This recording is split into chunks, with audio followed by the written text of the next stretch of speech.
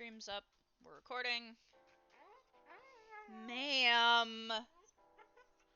Mother. We just started. Go tell your dad. Go tell your dad.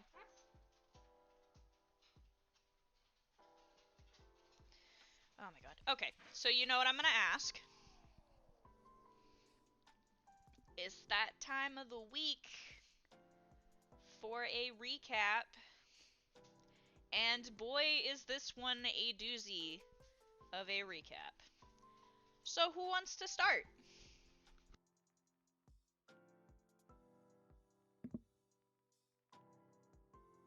Paige did her best Spider-Man crawl impersonation.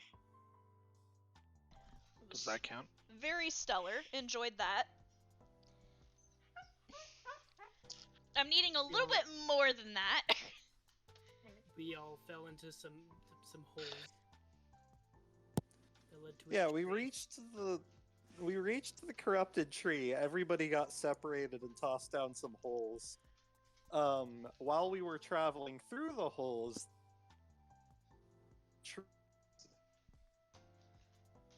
Oh god, he's gone. Hello? Oh. Up. Pridwin's dead. What happens in the hole stays in the holes. Apparently! God damn! Started talking about the hole and he just fucked off out of existence, I fucking guess. I can't hear you at all.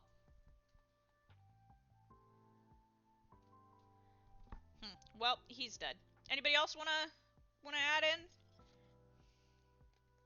While we were walking through the holes, we each heard a negative thing from the other. Oh, he left. Mm-hmm. Negative thing about her character from other people. Mm-hmm. The tree was trying to turn us against each other. Mm-hmm. And then it either took control of Katya or she lost her sanity due to black blood. it was black blood. Katya got a little wonky. She got a partied little too silly. hard. Can you guys hear me? Mm-hmm. Yes.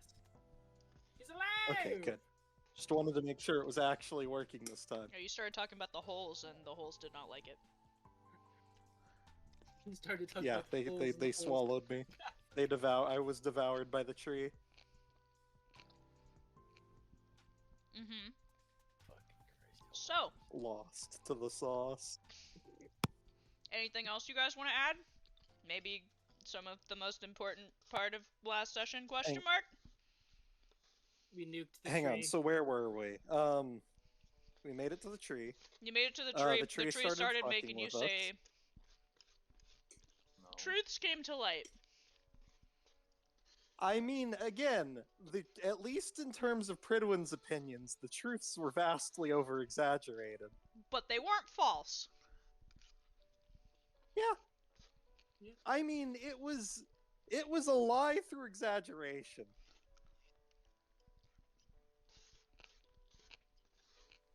Mm-hmm. But yeah, everybody's opinions got thrown at each other. Everybody got into an argument. Katya lost her shit and went black blood. We wound up inside of the room with the corpse of the former king. Slash founder of the kingdom. And Pridwin mega lasered it. And then the party got into a fight with the tree, which was trying to defend the orb, I guess? And after a very long, drawn-out fight, which also led to Soma and Solon trying to apprehend Katya, Soma jumping into Katya's inner room and pulling her back out, kinda, sorta, and having a talk with her demon, who, notably, isn't trying to take her over. Which is a surprise, because all of the other ones are.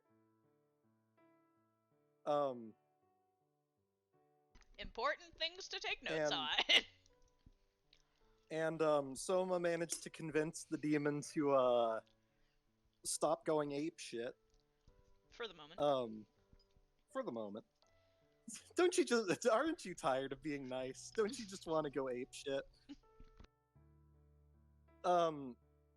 Katya demanded that Soma share the truth about what happened in Japan in front of the whole party, and Soma finally obliged. And he also lied a lot. And decided that he wanted to go supervillain. And that decision caused Pridwin to also go apeshit, and he wound up being possessed by one of his ancestors. And he tried to kill Soma. Soma jumped off the cliff, and the rest of the party stopped him, except for Brian, who decided to hurl himself also over the cliff. Well, there's only one way to get close enough to punch a bitch in the face. True. That'll be addressed in a minute.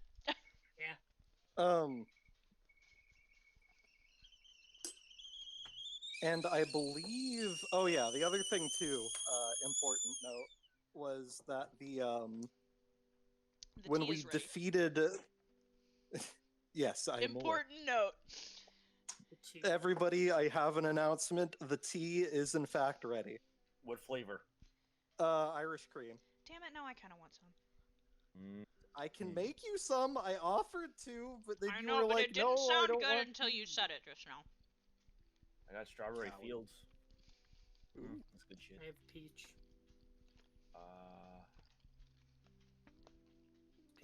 But anyways, yeah, Iris ends So- my comment. I would like tea.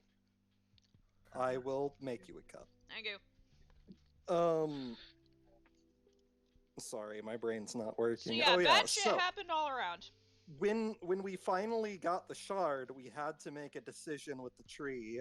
We could either destroy the tree, which would stop the spreading of the tree's blight, but would rain destruction down upon the roots of the other trees, where a lot of people were living. Or we could leave the tree, use the king's corpse to basically reseal the tree. But the problem is that the blight would continue to spread, most likely quickly enough that it would overtake at least several of the other trees. And so the party basically decided that the only option which would... I mean, we were basically split down the center. I think some NPC's vote wound up breaking the tie. I don't remember whose, though. Sadie was the tiebreaker. Right, yeah. So the decision was made that the tree needed to be destroyed, and Pidge decided to activate a big bomb, which destroyed the tree, the party running out in time to avoid being caught in the blast, and the tree fell. And a lot of people died, which was another reason why Pridwin got possessed. Hang on, I'm trying to... Oh, yeah. So, that happens, the whole breakdown with Soma happens, Soma jumps off, and then not, 10 seconds after Soma fucks off, Apollyon shows up, grabs Solon, and fucks off with him. Floats into the sky. Yeah, literally. That gif was grabs pretty him- accurate, I'm not gonna fucking grabs lie. him by the hand and It's slowly amazing. drifts away into the sky. With Solon screaming the whole time. Take me away.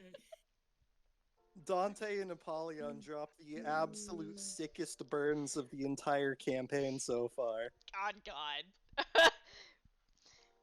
of that last part was my favorite. That was awesome. Oh yeah. Yeah, we ended on some of those sick ass lines. Which was pretty And great. oh yeah. Um, I think that was where we left off. Was the party was broken down, split apart, and we were sitting on the edge of a cliff. Yep. Ma'am! Something happened. I can hear screams from up Ow! here. Ow! Okay. She's not happy. Alright. Well, she turned herself into a scarf again of her own volition, so. Hooray. She wanted to be a scarf. She wants to sit where she can whine directly into the microphone. He wanted to look goddamn fabulous. She wants to play. Let her play. What's that? Roll for initiative? You want him to roll for initiative? Yeah? Already? Yeah? Suddenly a Scream. Trask appears. Demands Dear pain. God. She demands sacrifice. No. Okay, so.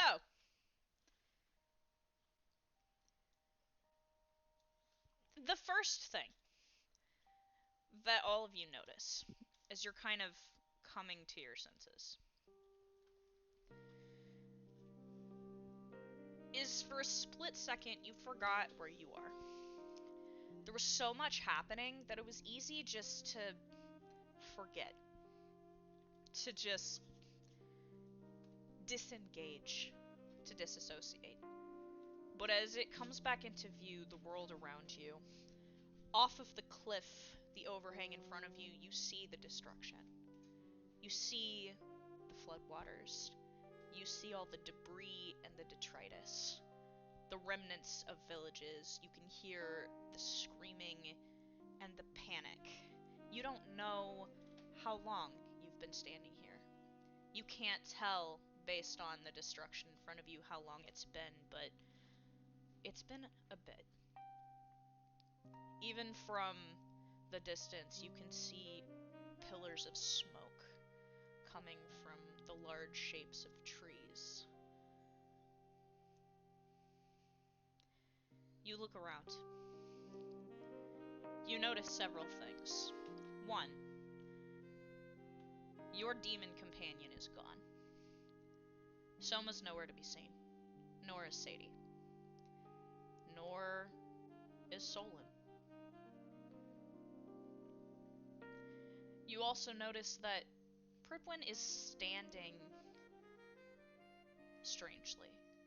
His posture looks wrong, and despite his body still looking the same, there's a sort of gauntness to him. It's him, but it's not him. And Lunala is pacing around him like an agitated cat, prowling, upset, her eyes flickering towards him and glancing back to the destruction here and then. You will also notice that Brian is laying face first in the dirt, and Katya is standing beside him with her arms crossed. Brian, you don't remember how you got here. You were jumping off of the cliff, whirlwind sprinting as it were, after Soma. And then you just weren't. Amani is crouched next to you, looking at you. She looks just as confused as you are. Okay, I don't know what I did to deserve it, to be face down in the dirt right now, but I probably deserved it. I think what you mean is you're welcome. You mean thank you? Why would I be saying you're welcome? That wouldn't make sense. She rubs at her temples tiredly. You see there is a trickle of blood coming out of the girl's nose. She quickly brushes it away, looks away from the rest of you towards the destruction once more. The rest of you are all coming back. The last memories moving to the forefront of your minds. What would you guys like to do? Just letting the tinnitus settle. Yeah, it was worse for you. You were one of the last ones to clear the tree.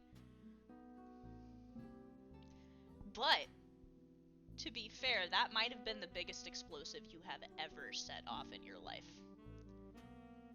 And it looked really cool if you can get past the results. I just killed a couple people.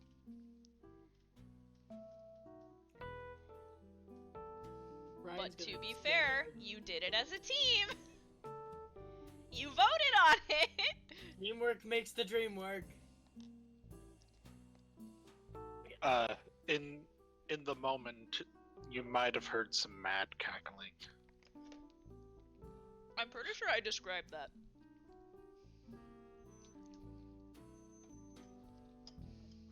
I did my best. Yeah. So, Miss Poppy, how are you?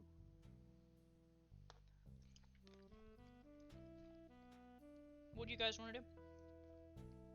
Ryan's gonna stand up and look at the destruction that was caused by the tree getting exploded. Mhm. Shouldn't we go down there and, try and help whoever and see if anyone survived? I mean, we did cause that, whether we voted or not. Shouldn't we at least try and see if there are some survivors?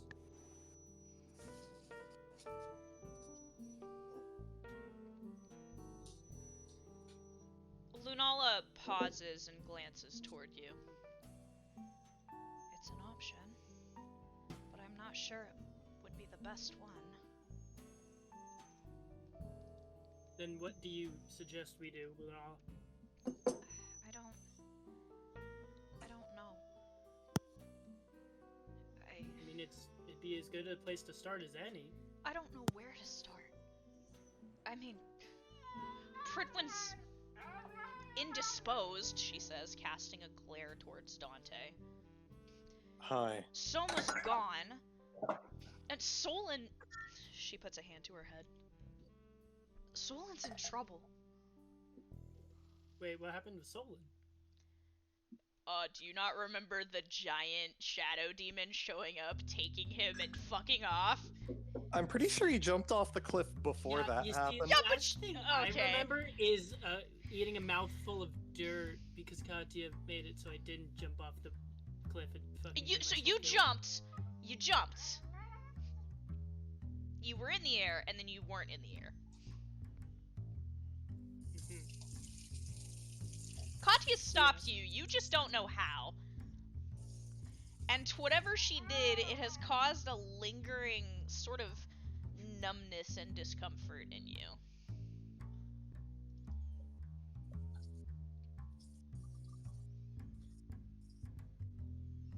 If we are well enough to walk, then I suggest we march down there and do as was suggested. If not, then we should make camp and do so in the morning.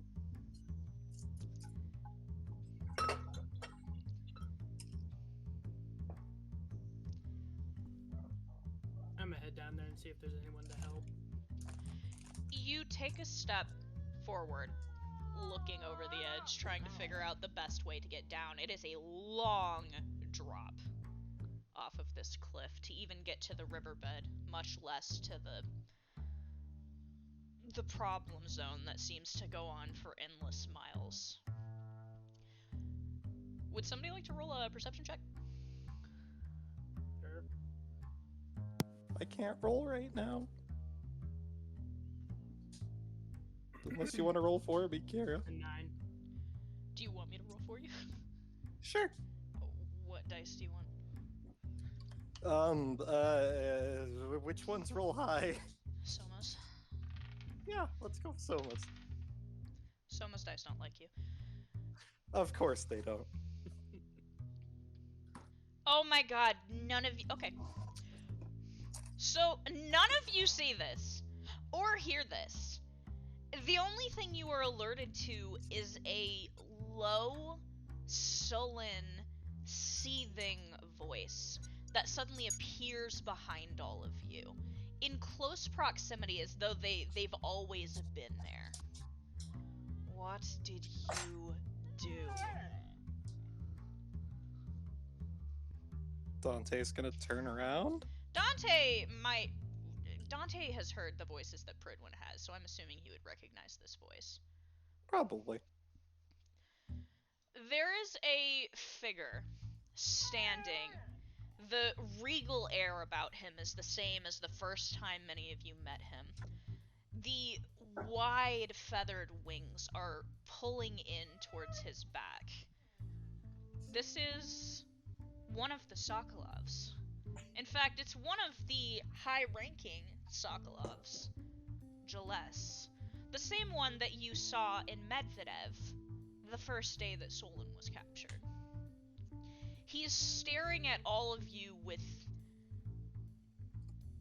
something akin to disbelief, anger, and disappointment. Like a father staring at a child. What did you do? He repeats. We solved the problem of the tree rot. Unfortunately, there were consequences to that. Noted. We've only killed... He looks like he was about to say a number, but his eyes trail past you toward the wreckage in the background. Unfortunately, the only other choice would have likely killed more people. Please tell me you have a good explanation for all of this. Do you want me to go over the details? Was it worth it? Probably not. I don't think it would have been either way. You see his eye twitch.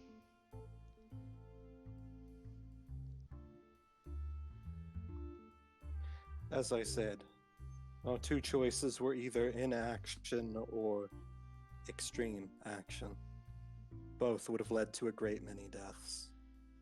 We reasoned that this would have the lower death count. I hate to know what the higher one would have been. As I said, we stopped the disease from spreading further. Were we not to act, it would have remained unchecked.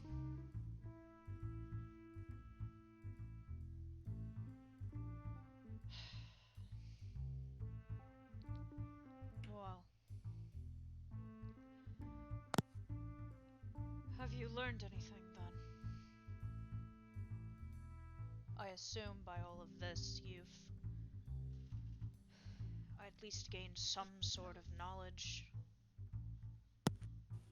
In regards to solving this curse problem, yes, we've learned a great deal. And there, you see, if you're watching his face, there's a flicker of, dare I say, hope that crosses over him. I would restrain any hope. Unfortunately, this path will likely be very, very bloody. The steely, royal look returns to him. I see. Would you like the story, or would you like the spark notes? I think the short version will suffice. Should it cover everything? The initial royal family perpetrated a crime against some sort of creature which led to them being cursed. All of the original royals were implanted with... He pulls the shard which he got out of the corpse out and shows it to him. These are implanted inside of their hearts. Each and every last one of them. You see, there is a realization that passes behind his eyes. It's almost too subtle to note, but for just a moment, there is a horror there. and then it's gone. According to the king, the original king, it is likely that the path to curing this curse is going to be retrieving all of these. Unfortunately, it is unlikely that, even with my grandson's surgical talents, it would be possible to extract these without killing the host, considering the terms of the curse.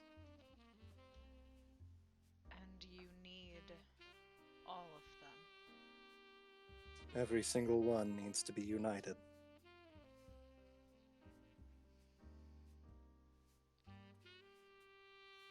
Well,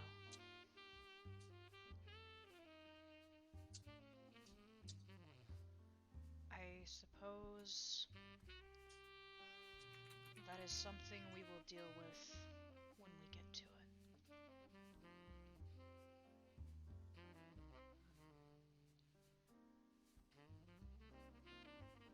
I may have a possible solution to your growing problem. Which one?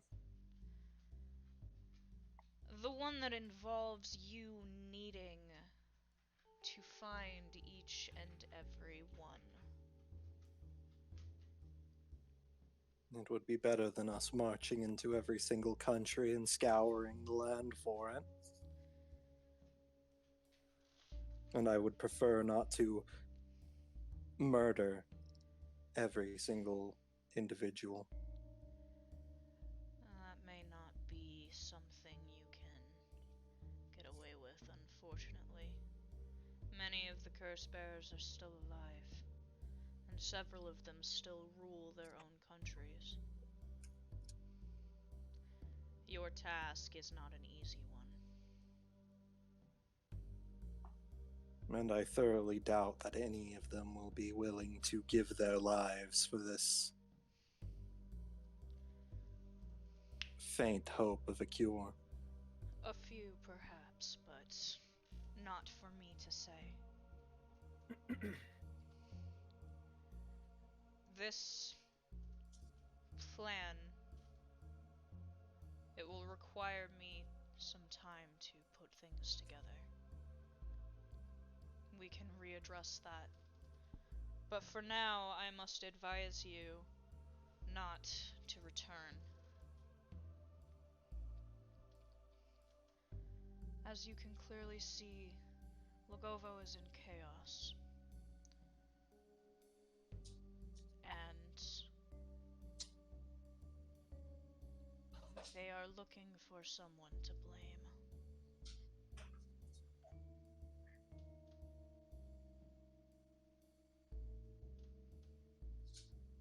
Then I suppose our hand is forced. We will not be able to return to the city. That would be best.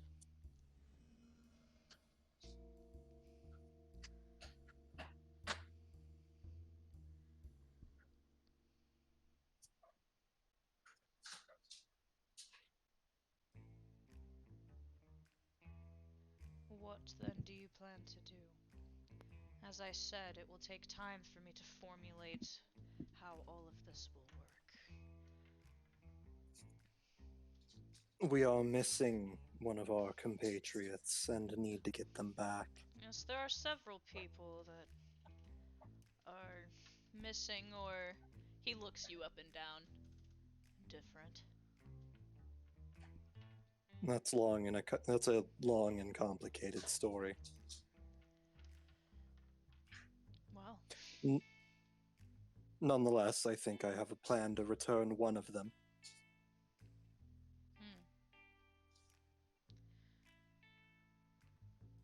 First order of business should be getting you out of Logovo. After that, I shall consider any requests.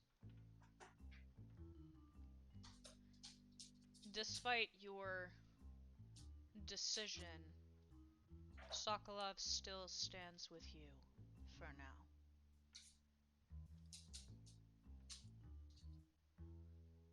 Do not mistake this show of mercy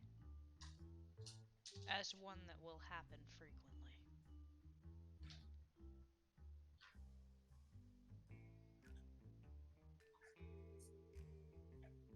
I do not expect you to allow us to do whatever we wish. We have an agreement, and we will continue to act in the best interest of that agreement. You hear Katya scoff in the background. He doesn't even react.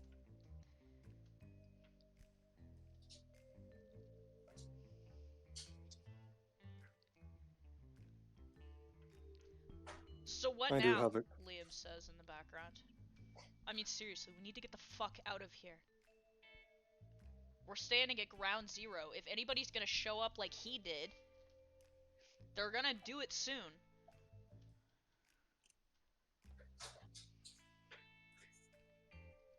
Should we return to Sokolov territory? It may not be the best idea yet. While I understand your motivations, when the rest of Sokolov hears of the current events, they may not be as understanding outright. And you being Then, imprisoned while it gets sorted out is going to mean even longer for whatever compatriots of yours are in trouble. then perhaps it will be best for us to return to the killing grounds.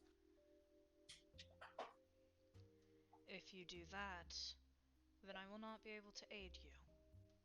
As you know, none of us conflicted, his wings flap a bit behind him, can enter the killing grounds without risk.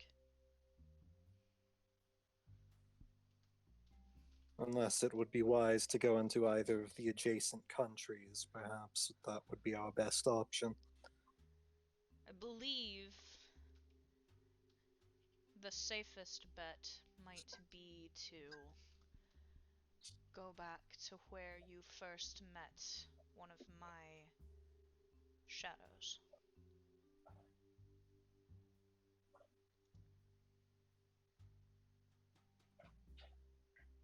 The Volkov territory? Indeed. There It was would a put us. city you met at, was there not? I believe so. Closer to the border, but that would be quite a distance for us. Well,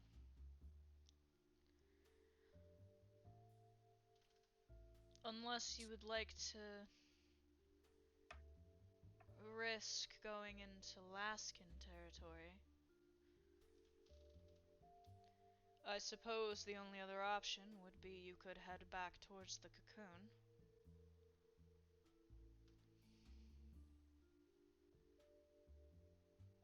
It would be a shorter trip to get us into Volkov territory. However, I don't know how well defended their borders are.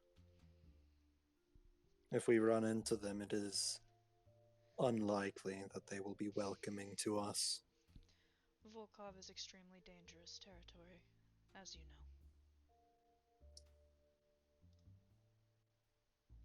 know. Then perhaps the cocoon will be our best bet.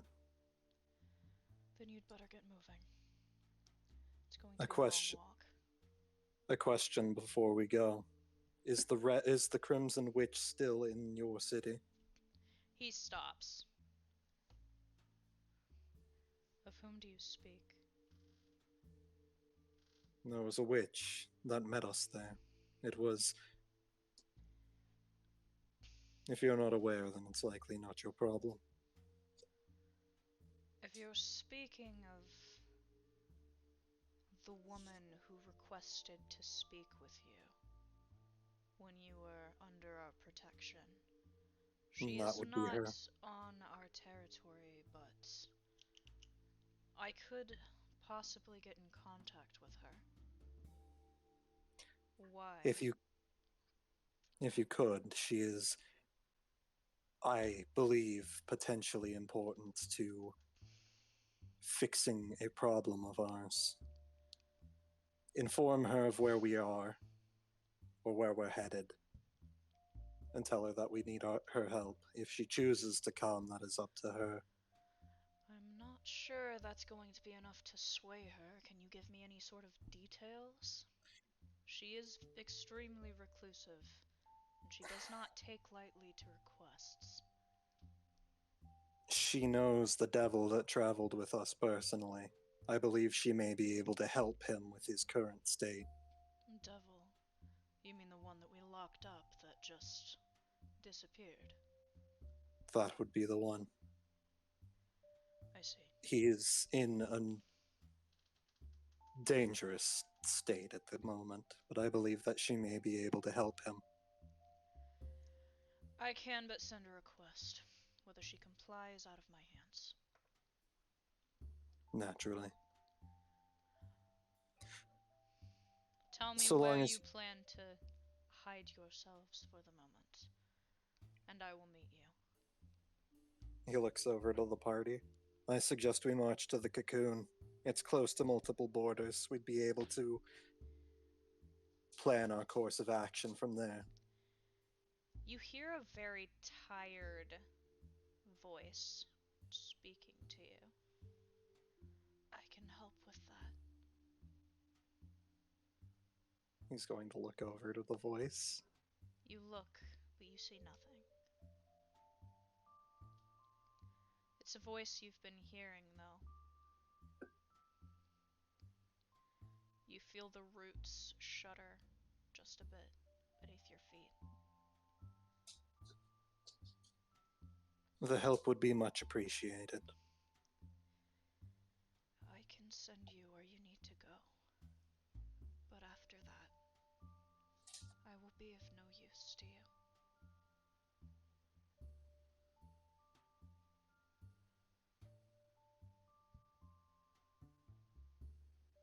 Very well.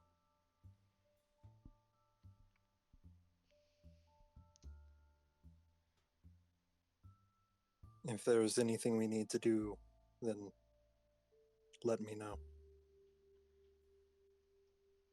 There is nothing. You have done enough.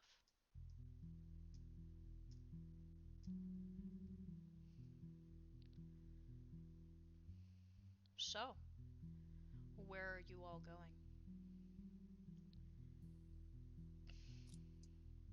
Dante suggested the cocoon.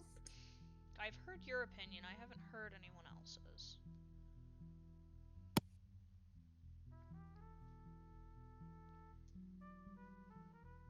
If anyone else has an opinion.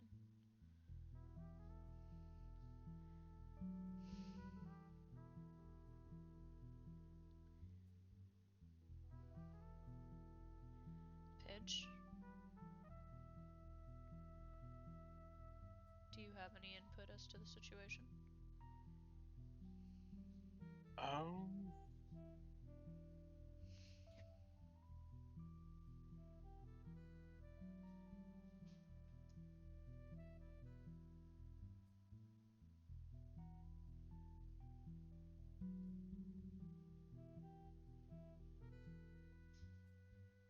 hmm,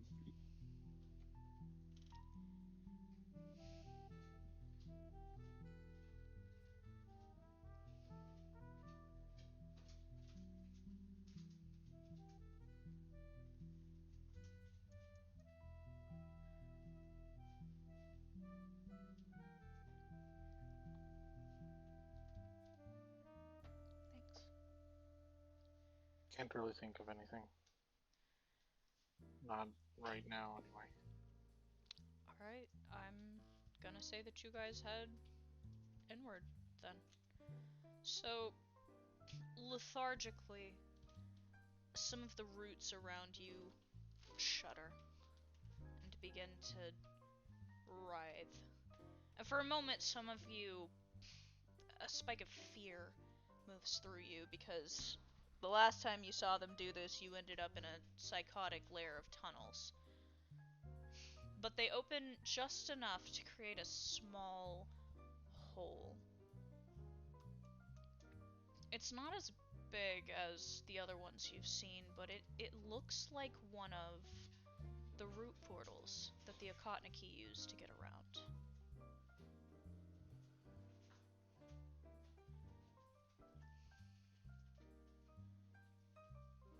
You see the air swirling, fragmenting within.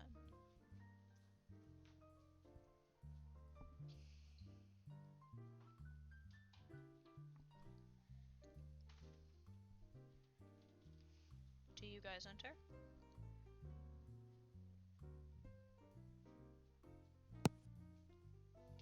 Dante will.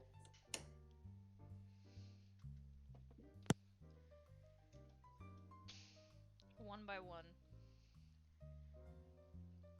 First Dante, and then Lunala, Liam and Minerva, Katya. Soon all of you make your way through the portal, Jaless giving you a look of warning as you go. And that strange sensation hits again. That feeling of inertia, of being pulled in every single direction until you step out and find yourself in the thick of the forest.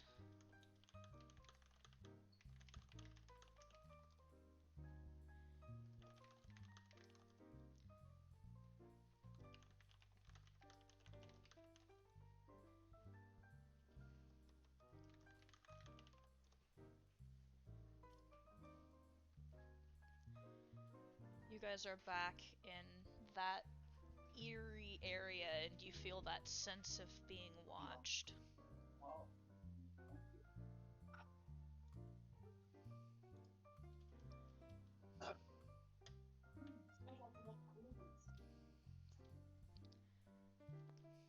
You guys going to make camp here, or are you gonna go closer to the border? I would say go closer to the border just in case anything tries to get the drop on us while we're sleeping. Okay. Objections? I mean, if everybody wants to keep moving, Dante will continue marching. You guys move further inward. Would anybody like to make me a perception check? Whoa.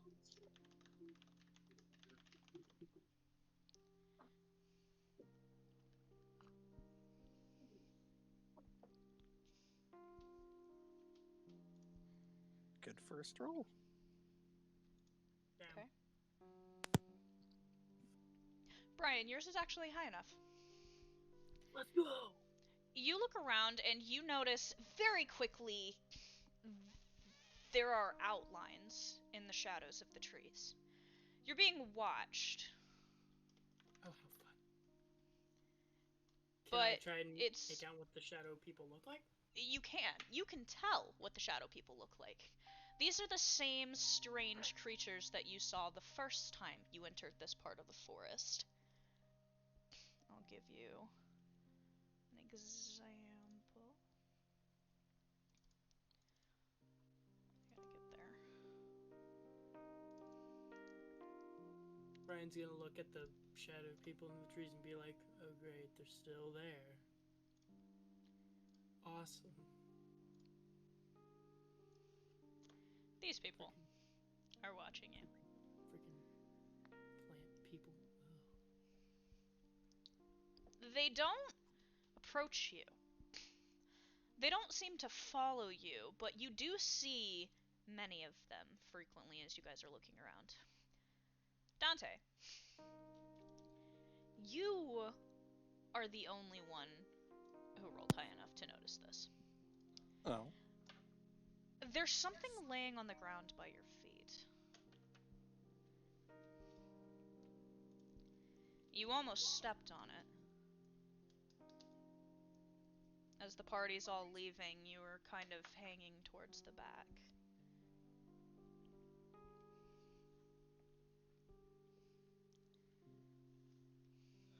He's gonna examine it?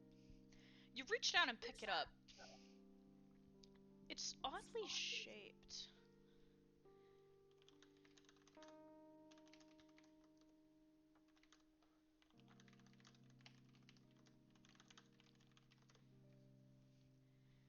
It's kind of roundish. It has a cross shape at the top of it. And there's some sort of liquid inside of it. It sloshes when you move your hand around. Is this a bottle of holy water? Go ahead and roll me a... Let's see, what would an insight check be? Investigation. Intelligence check? An intelligence check? Alright. That would be. Hang on, I need to check Dante's, well, Gridwin's intelligence real quick.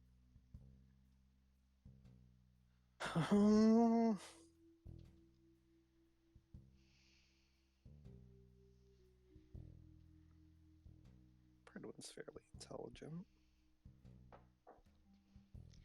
It's a pretty high check, but you can learn some things depending on how well you do. 28.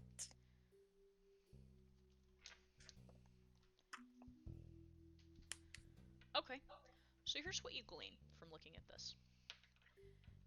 Knowing your background, Dante, you've seen enough holy water to know that you're pretty sure this is holy water inside of this thing.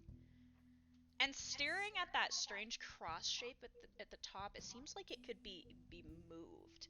There's something holding it into place, but it almost looks like there's some sort of trigger to that cross.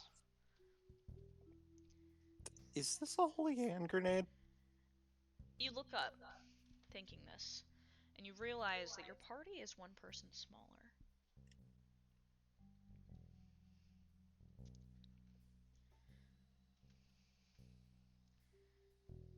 Wonderful. Another deserter.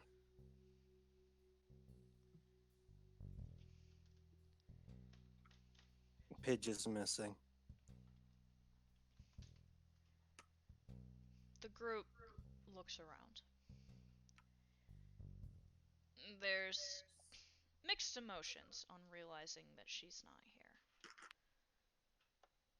There's a lot of looks of concern, some frustration, some surprise.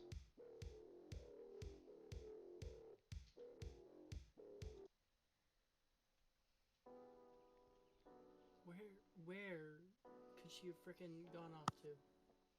Can Dante roll investigation to see if he can find any sort of like tracks or any sort of indication of where she might have gone? Go ahead. Ooh. Do I add my intelligence to this one too, or is this No, this is a straight roll. Because this is perception.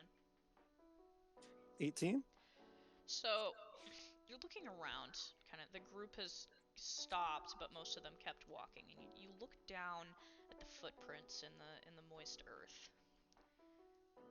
And you can kind of differentiate whose footprints are whose. There's a lot of varying shoe styles and sizes. But you notice very interestingly that all of the footprints have owners here.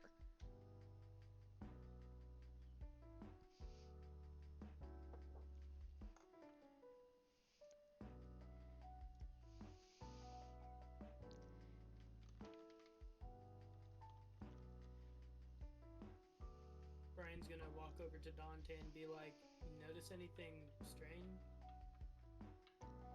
Did he see any tracks? Like I said, all of the tracks have owners that you're looking at. So there's nothing from Pidge. Nope. I don't think that she was gone willingly. Let me It would have hurt. rephrase. It doesn't look like she crossed with you. Oh, Uh, it appears she stayed behind. I'm assuming the gate's gone now, right? You turn around and look, and you don't even see a twist of roots. It's just forest behind you. You don't even know where you are, really, apart from the compass that...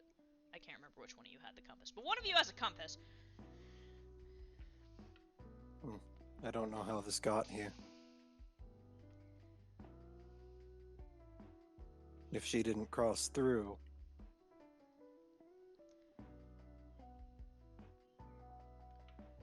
Is there? Well, I mean, there's not much we can really do about that then, can we? it would take us days to get back to that location. And if she willingly chose not to cross, then it's likely that she does not want to be found, which would give her many days head start in avoiding us.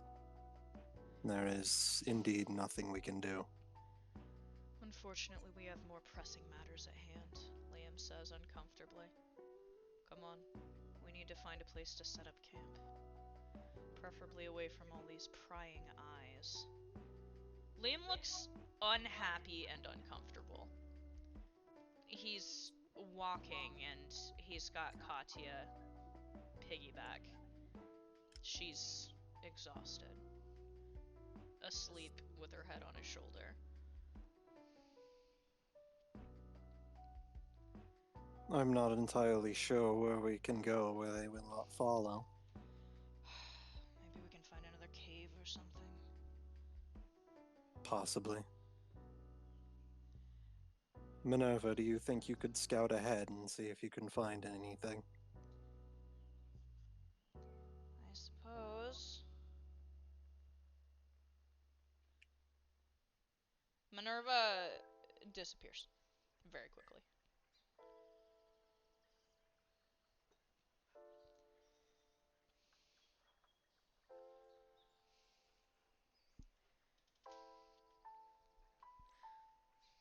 Brian's gonna.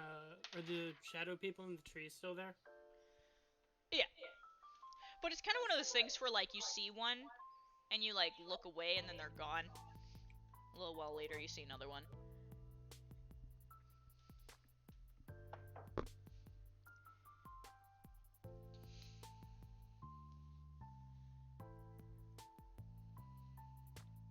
Brian's gonna. Which way did Minerva go? You don't know. I'm gonna Minerva go- has one of the highest sneak stats of all of you. She just kind of faded out of existence. Nice. I'm gonna go what I would think is the opposite direction of her and go left. Okay. You want to roll me a perception check, see what you can find? Sure. 15. Okay. So, you're looking around, and you see that the earth kind of rises and falls. There are some craggy areas, and in one of these crags, you think you spy a cave. I'm gonna walk over to investigate. You walk down, and you almost fall. The earth loose beneath your feet as it dips down into this rocky crag. Moss-covered stones, and you can smell the dank air of what appears to be a cave. It's very hard to see looking from the flat level of ground around you. It would be easy to miss and fall into. Brian's gonna yell into the cave. Hello? Is there anything in here? Anything that would like to eat a person or possibly murder us? Please tell me there's not. Your Does voice he hear anything? echoes.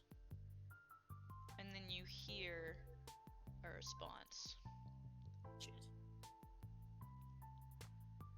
Well, I haven't made up my mind about murdering yet.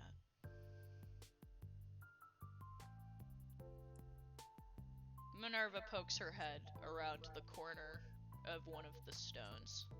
Oh god. Hi. Hello?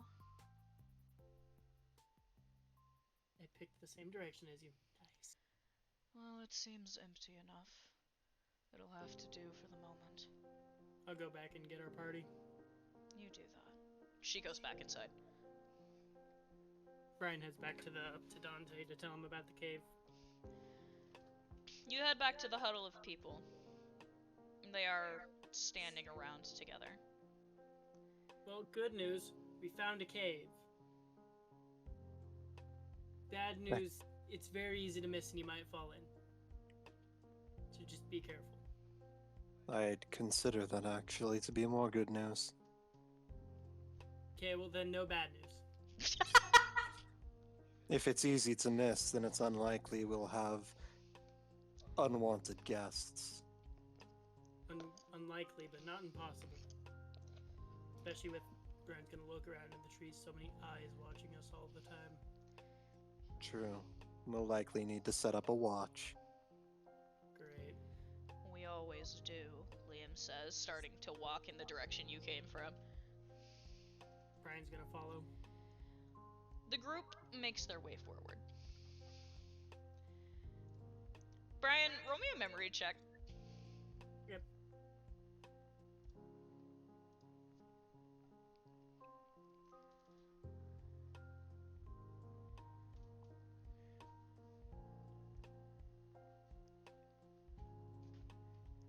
You rolled another 15? Damn, okay. I did.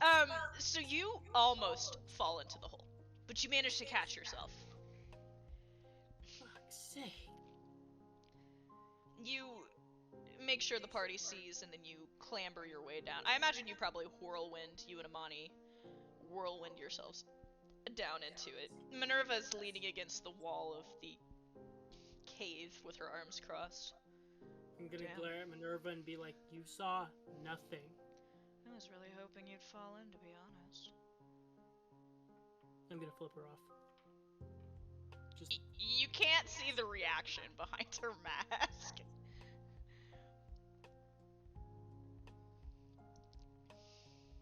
Brian's gonna go set his supplies down. It's about as far away as he can from Minerva, but not too far. You and Damani grab yourself a section of cave. The rest of the party makes their way down. I'm imagining one of you starts a small fire, and after everyone has settled in, set themselves up the way they want, you all kind of gather around your little makeshift fire. Because there are things that need to be discussed. Oh, does anyone have any crackers and marshmallows? What kind do you want? Liam says, opening his bag. Just like regular graham crackers and a big ass. I meant what flavor of marshmallows? He holds out a thing of graham crackers. Doesn't matter. Listen, if you don't give her what she wants, she gets cranky, Liam says, his eyes flickering toward Katya, who's asleep on the cave floor. Oh, that's awesome. She'll break your rib, you know. I'm surprised she didn't with whatever she did to get me to not fall into the ravine and die horribly. Oh, he's talking about the kid. I know, I thought we were talking about Katya. Oh, yeah, he's talking about Kat. Yeah. So, this is where I'm going to say some discussion needs to happen. Things are going to be a teensy bit different, as I explained to several of you guys earlier when we were going over some things. I'm not going to play-by-play the next few days/weeks. I want to know what your plan is. I want to know what you think you're going to need for that plan.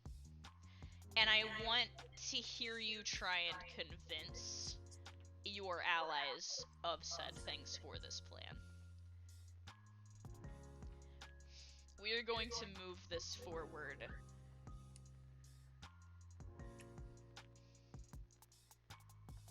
So right now I would say you're in the planning stage, so you have time to discuss things amongst each other and make your initial plan. And this is going to be very heavily led by you guys as players. Okay, so we're talking about our plans above game? I mean, you can do it in character, or you can do it above game. But again, at the end of this, I'm going to need to know what your plan is as a whole, and then you're going to have some convincing to do, like I said, on the part of your allies to get what you need. Also, if there's anything you guys want to discuss apart from the plan, might be smart to do it now. So do we have any general idea of how to get Solon back from Apollyon, or where would we even start with that, actually?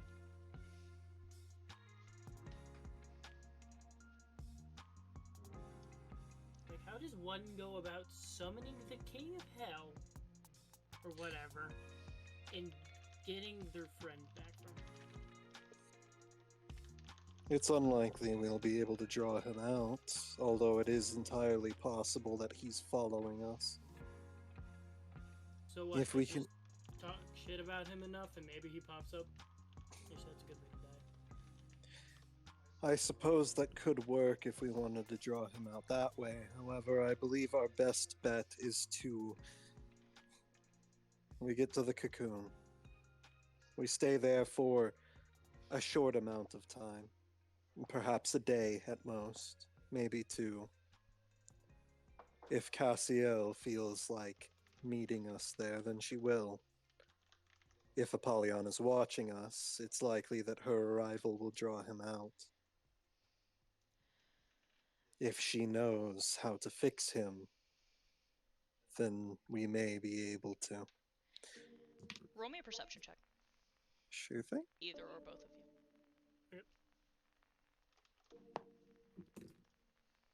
Oh! 16? 20.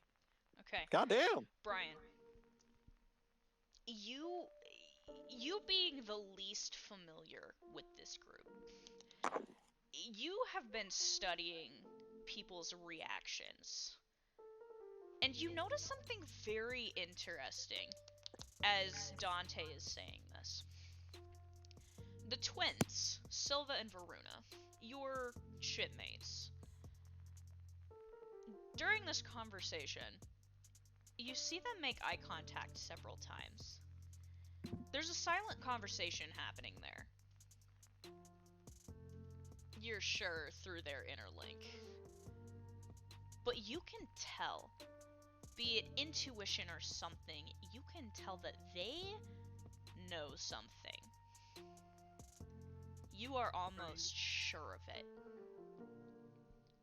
Brian's gonna look over at the twins and be like, whatever's going on there, share it with the group now. Because so help me God, if you know something, and that can fucking help us, and you're not telling us, I will shoot you in the face with a solar beam.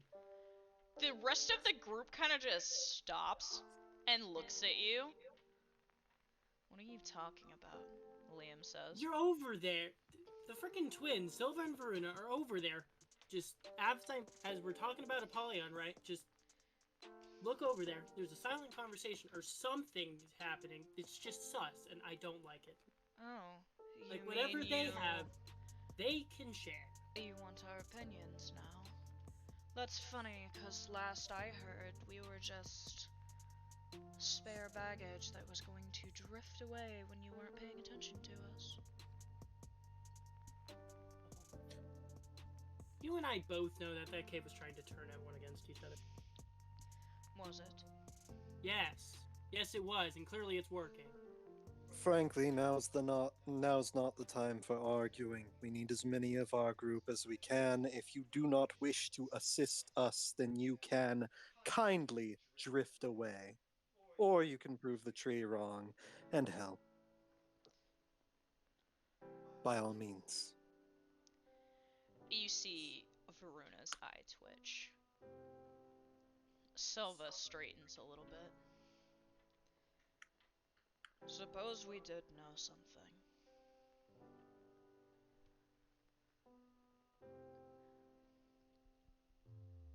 Then share. I don't see the harm in it. You're among allies here, at least. At least people who won't immediately frickin' murder you. That remains to be seen. I would like to know at least what you do know. Do you think this is a bad idea? Do you think there's an alternative way to get Apollyon back? Or do you have history with the witch or Apollyon?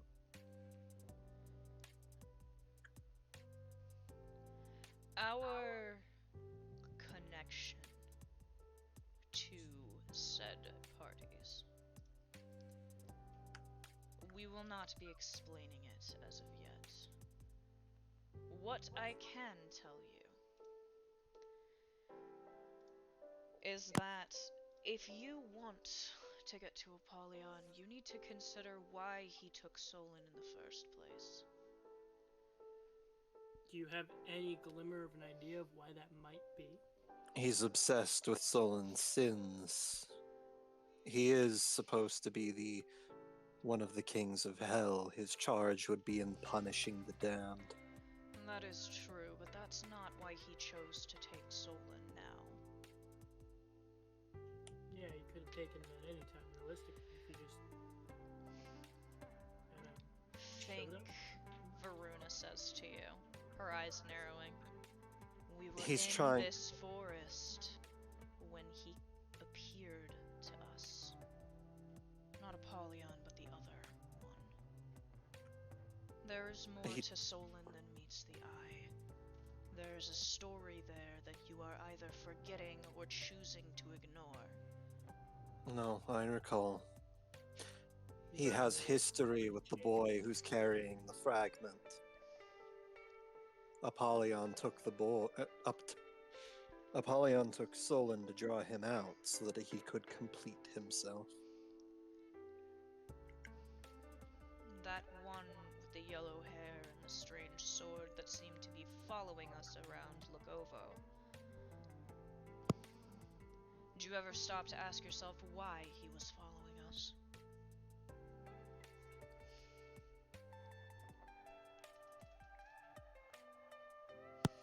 He knew Solon. I do recall them having some interactions, and during your bender, Lunala He glares was- at him. which I was unfortunately witness to. Ooh. He was quite transparent about his intentions with Solon. They have history. He was shouting. He wishes to hunt the boy. And if Apollyon took the boy, Then the boy is going to be easy to hunt. Or am I just completely incorrect? Considering that the sword wishes to find Apollyon and the wielder wishes to find Solon, having both in one place is an irresistible piece of bait. So we find his fragment, we find Solon. Indeed. If we can find the boy and the sword, they will be seeking Apollyon out. I First want to off, know Jesus what with your the blood. thoughts are about the Blood Witch. Very blood witchy. You requested Jaless try and summon her. What exactly are you plotting? She has made her intentions clear. She does not wish to end the world, at least in the manner that would involve her. He juts a finger over to Lunala. You see her lips rise a bit off of her canines. They look sharper than usual. She doesn't wish to kill her. She does not wish to bring about the blood moon. This means our intentions are at least somewhat aligned, meaning she is likely not to harm us. And what Furthermore, happened? she and the devil clearly have history. Seeing as when he saw her, he went catatonic and turned into this. Didn't we hear some kind of peace from him when we were in that freaky cave? I I think mean, so. everybody had weird memories that were brought up. You see Liam visibly shudder at remembering his own that was surfaced. He, well, he wasn't there, but that thing touched his cloak and we heard something. It Right. was vivid. The beast in the cave is also connected to Apollyon. The shell of his former lover, as I recall. This is another reason why I think that going to the cocoon would be ideal. Because if We would can't have- find the boy, then we could use them, maybe? Well, I have three theories regarding these three potential options. Yes, for We once it seems that we have multiple options, which isn't necessarily a bad thing, but at the same time, Liam says, glancing away. We find the fragment, and theoretically, if they were to recombine, it might stabilize him. Although it is extremely risky because it very well may make him more unstable. If the fragment were to take control, we would simply have a stronger, equally as obnoxious enemy. And perhaps a lot more angry at us. If you do nothing, Varuna adds, you're going to have to deal with the same problem. Precisely.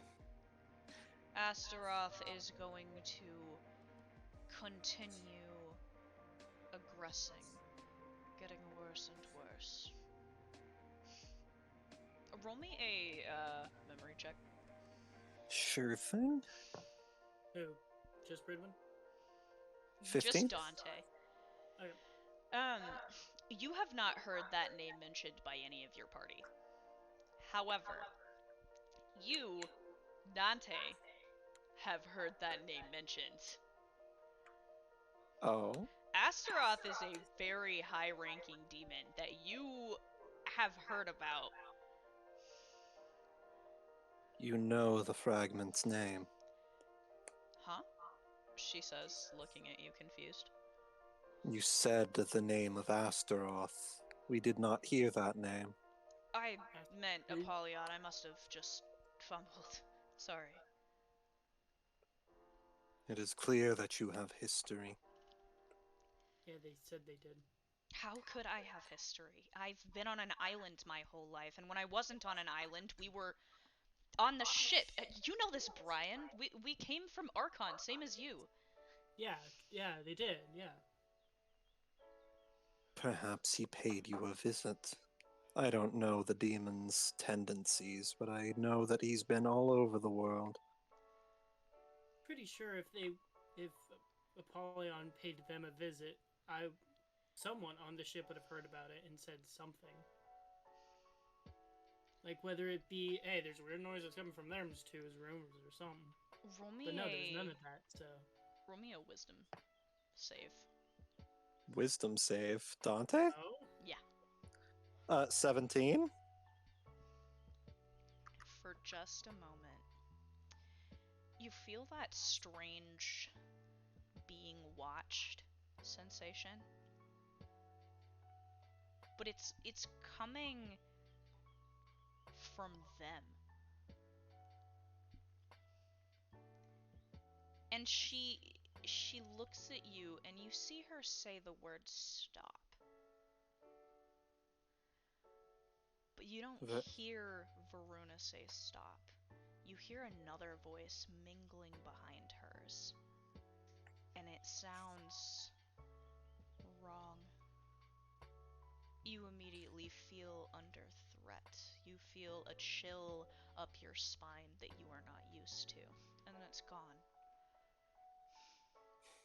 Stop, seriously, Varuna retorts. I don't know what you guys are talking about. I really don't. Then I will not press further for now. The point is, we need the fragment. As one of our options, at least. Combine it with Apollyon and it may stabilize him. Additionally, if it does, it may make him stronger. And considering his normal state was friendly with us, he may be helpful. The other two options, which we may be able to combine together, are to either get Cassiel's help, which it's could help stabilize him if she knows some manner of magic, or even if seeing someone he has history with could snap him out of it. The third option involves the husk. If we were to lure him down into the cave, it might snap him out of it as well. Alternatively, seeing it in the state that it is in could also make him worse. Or option 4, Liam says from the side, we just say fuck it and pick a fight. Killing him would be difficult. Even though he is but a fragment and a shadow of his former self, this. He kind of like shifts uncomfortably. This vessel is far from my original capabilities. And even with all of us combined, it is unlikely we would be able to win a fight with him, not without severe consequences. Well, I'm sure Pridwin would be glad to know that you don't think he's adequate, Minerva says to the side under her breath. I mean no offense in saying this, but you all have much less experience than I did on the day that I died.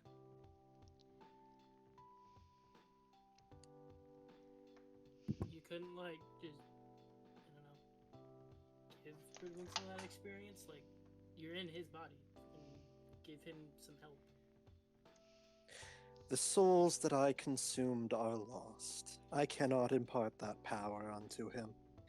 I can teach him things, but I cannot give him power, if that makes sense. Assuming he's willing to learn, you hear Silva say. And it would be better than nothing. He's already learned a great deal from us, although I can certainly extend the offer in teaching him more combat, but I am more used to wielding a weapon than being one. The handful of times I was wielded, it was in the form of the shield.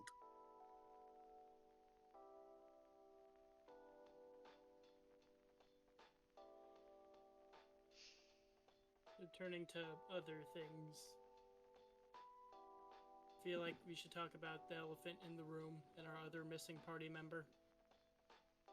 What is our plan to deal with Selma? I Do we even have a fragment of a plan for that? I recognize that he has a great deal of emotional importance to some of you. However, I stand by my opinion. He is dangerous, given the choices he has made. And given the choices he has made, regardless of what he wants, he will continue to be a threat. Not just to us, but to the world. He has made a deal. And that deal cannot be broken. Not by him, and not by the other who he made the deal with. So long as he lives, he will have the choice to make that deal come to fruition. And he will have to take that choice. If we can kill him, at the very least, we can safeguard his weapon form. Alternatively, imprisoning him would be an option, but he is slippery, and also frustratingly lucky. And wouldn't that just give him more reason to go about the deal? This feels Precisely. wrong, Lunala says. we're sitting here talking about him like we didn't spend the first part of our lives as students with him. He may have made bad decisions, and I agree they were terrible, and I hate him for some of them, but he's still just a kid. A kid who murdered 3 million people. He didn't do the murdering of the 3 million people, from what I understand. He just made the choice to allow something else to do it, when he could have stopped it. I do not hold any emotional attachment to him. Okay, but we And- do, Liam adds from the side. He may be a bonehead, but he's our bonehead, okay? He's one of the few people that I trusted. And what did he do with that trust? Let me paint a picture for you, boy. He goes, runs off on his own because he believes he's protecting us from the consequences of his actions. Eventually, he's either broken down or he is forced to fulfill his deal. A gate to the hells is opened.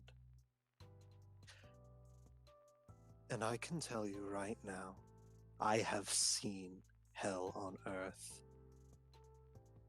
Not a single soul will live without horrible consequence. The earth will be made to suit demons. It will be inhospitable to life, and all things that lived on this earth will either be dead or enslaved. Soma believed then. that we could live together. Soma always believed that there was a way for humans and demons and witches and warlocks to live in peace with each other. That was what he was fighting for. Perhaps, but in the current state, if those gates are opened, the things that will come out of it will not care for that dream.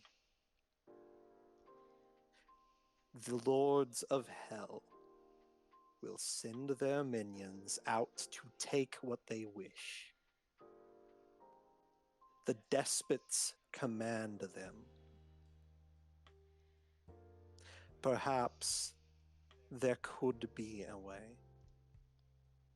But I'm telling you now, if a gate is opened, it will be war. And it will be a war that humanity cannot win. And you're forgetting the worst part, Liam adds.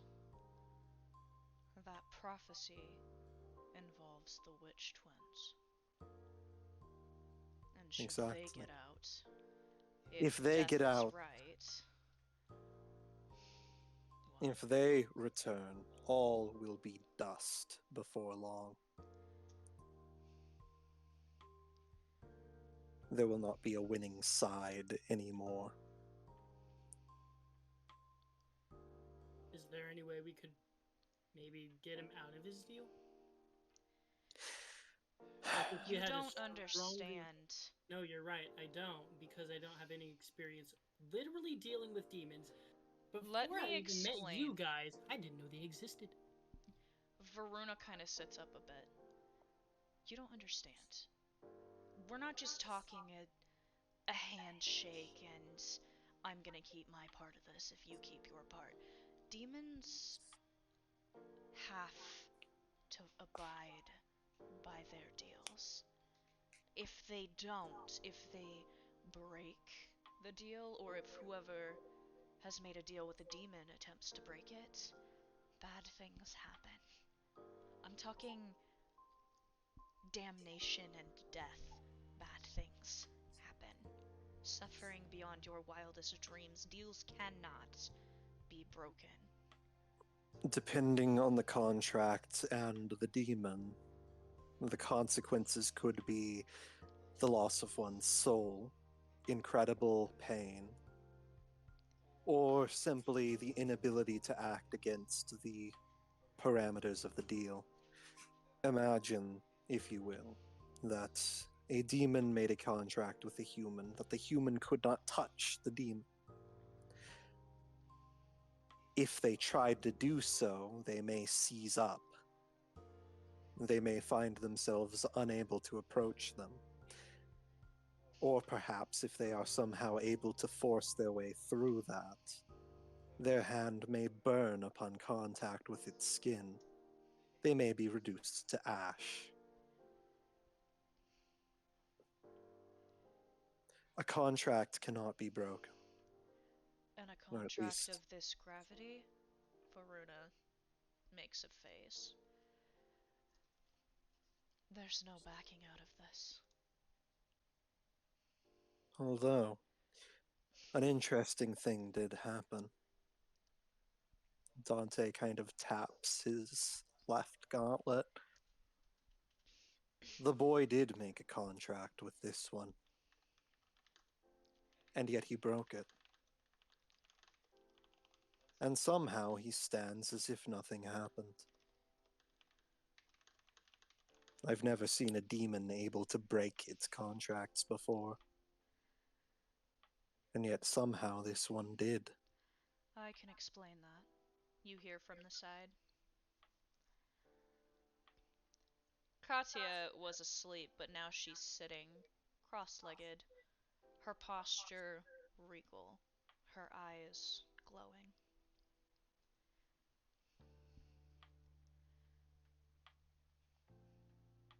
It was a punishment.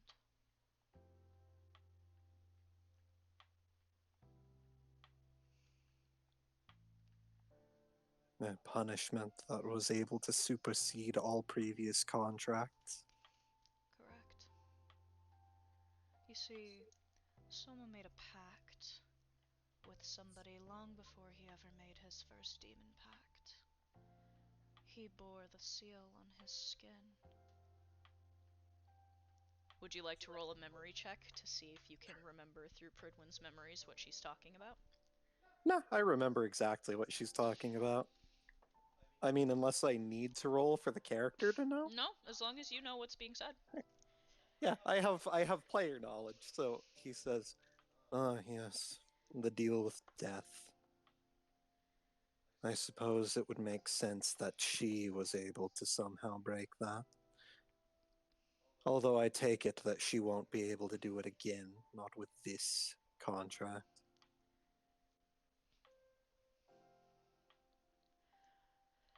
I know not what level of power she contains.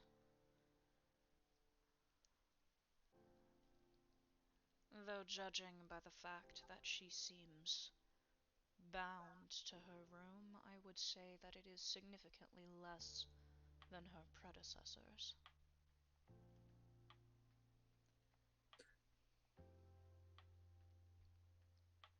I suppose that Pridwin did have a better idea than just killing him.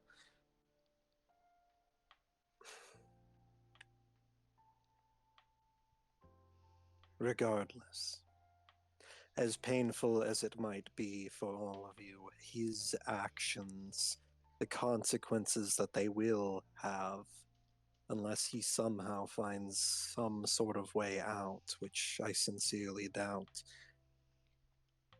The only way to even have a chance at preventing the course that he has set himself on would be to kill him and seal or destroy his weapon in any way possible. Well, you remember what the child said. Nobody gets to kill him but her. And you do know how upset she gets when she doesn't get her way. Quite frankly, I do not care who gets the killing blow so long as it's done.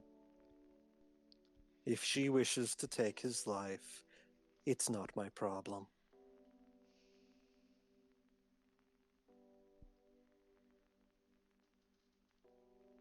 The weapon needs to be secured.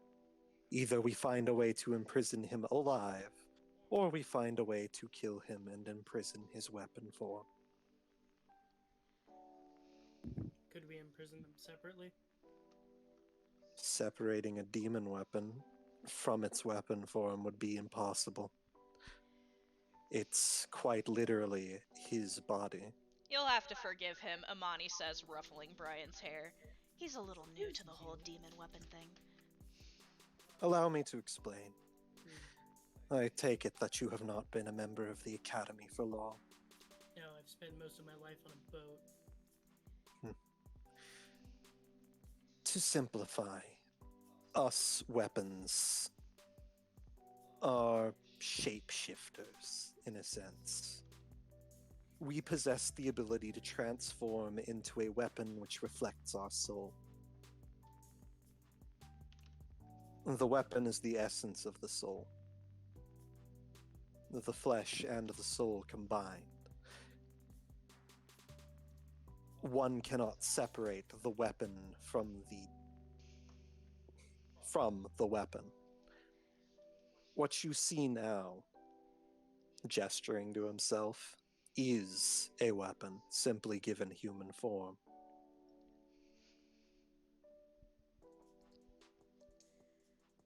Thought. That's gonna keep me up at night. Walking, talking sword, man. That's accurate.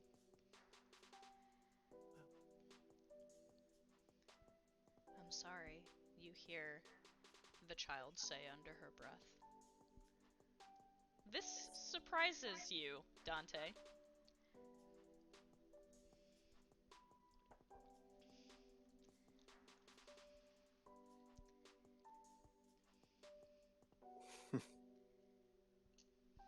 You're apologizing for the situation we're in. Not you. To the boy.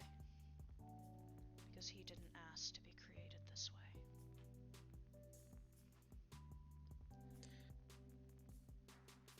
None of us did. And yet here we are. She gives you a wary look. We can simply do the best that we can.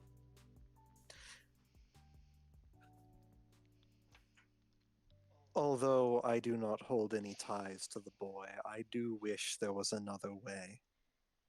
If we were to find one, perhaps we could pursue it, but unfortunately, he's made his choice. Regardless of how anyone feels about it. There's a chance that Kat's dad might be able to do something, Liam says under his breath. They are close. I mean, Soma took his last name, for God's sakes. He's just a human. I don't know how he'd be able to, well, just a weapon. I can't see how he'd be able to subvert a contract. Not a demon contract. Unless there is some sort of loophole which would allow him to get out of it, but from the sounds of it, he did not give any conditions, which means we cannot find a way for the opposite end to break the contract.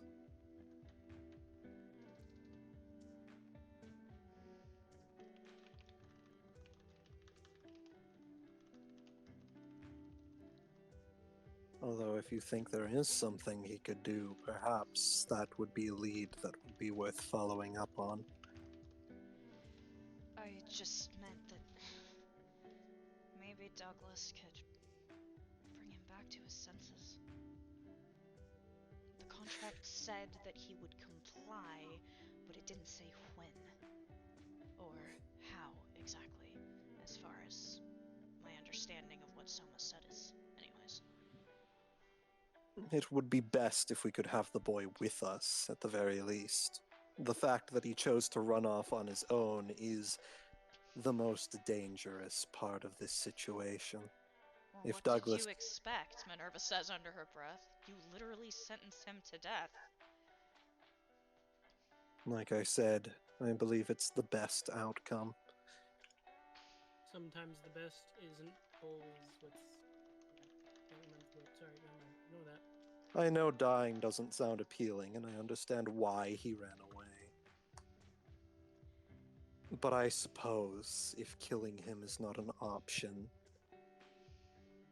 then keeping him under our watchful eye certainly would be. Consider the option of killing Ooh, your voice is really quiet. And Is it? robot-y. And Oh. the robot, you know what? I'm just gonna leave it be, and I'll be back. You hear Robot, Silva robot, chime in, and he says, "Have you considered the option of killing the other member of this deal?" I suppose. Is Dante able to? So I'm trying to not metagame here from what I know about Soma's contract and the prophecy. Are you wanting Would to roll to find out what he knows about a certain cryptid? so I'm trying to decide if Dante would be able to tell through the connect, because I mean I already know that the contract is to open the gate, right? And Pridwin knows about the whole. You don't know what the contract is. All Hmm. you know is what Soma told you, which is, I made a deal that I know he my said that he was sister going to could kill Death. have all of the souls as Right, long but as he complies with what she wants and as long as Death is killed. That's all you but know. He didn't he did say his sister though. Yes. So I'd probably be able to make that conjecture. Okay. You don't know as Dante. I mean, as Pridwin, you've probably heard some things, but Dante doesn't I know mean- too much about the prophecy. So Pridwin knows about the whole Soma and his siblings are supposed to open a gate to hell. Yeah. So Dante tapping into that, because Dante does watch through Pridwin's eyes during most of the important conversations. I suppose if he made a deal with his sister, regardless of what the deal was, killing either contract maker would end the contract. So long as the soul was destroyed in some manner and she was not returned to hell. Considering how many people she's killed, that should be an objective for you anyways, I would think, Lunala says to you. Killing her would certainly be ideal regardless, considering that her goal is most likely to open the gates of hell. Killing her would certainly solve a great many problems. It would break the contract, and it would have one less enemy for us to deal with. If we could kill her, that would be preferable. But he will not be able to act on that. He is not allowed to kill her, given the fact that his contract requires him to help her. Unless, I suppose, he were to find some way to suggest that killing her would in some way help her out, but most demons know about that loophole. I don't think that he would be able to harm her, or take any action that would assist in harming her. Which means we would be alone in stopping her.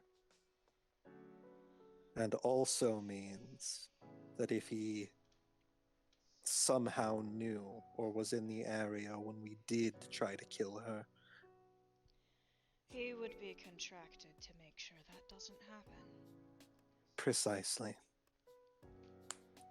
Which means our options would either be to hunt her down and take her on while he is elsewhere, or we would have to fight both of them at the same time. A word of warning, though. assuming that he is required to protect her, one would assume that she is also required to protect him.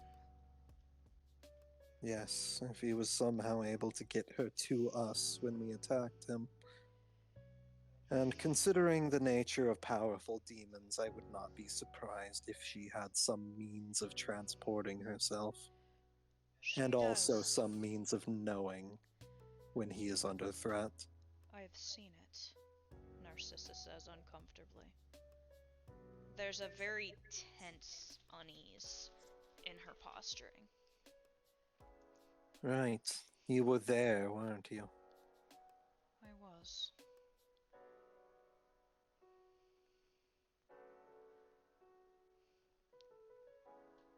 She,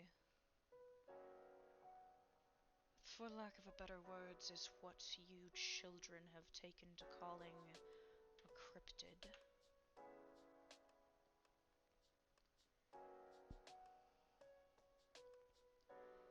I do believe the child was mentioning something of a chant children used to say to each other. He mentioned the name Bloody Mary, but I am unfamiliar with it.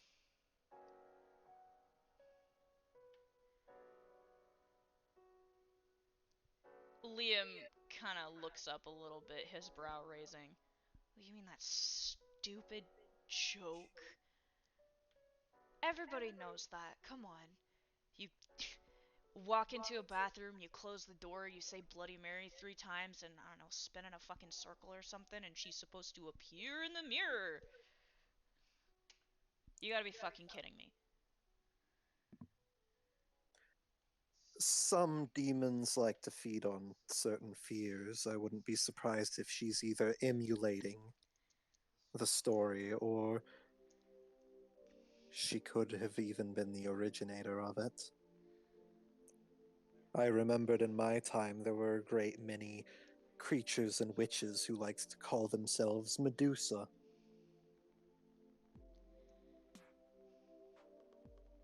Please tell me you did not see a lady with actual snakes on her head, Liam says under his breath. Please tell me if you did, you just killed it. Maybe one or two. One There or is two, a I'm mutual grimace from several people around the fire. Are they all dead? Any name that bears a great deal of legend around it has people who like to take that legend and run with it. This has been the truth since the beginning of time.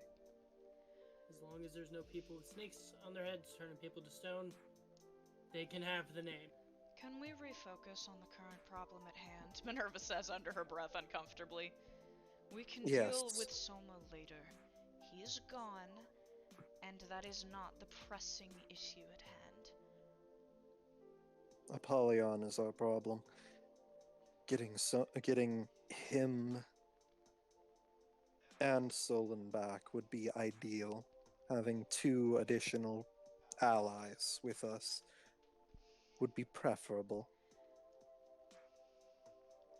Although doing so may be difficult. This is why I think going to the cocoon is our best option.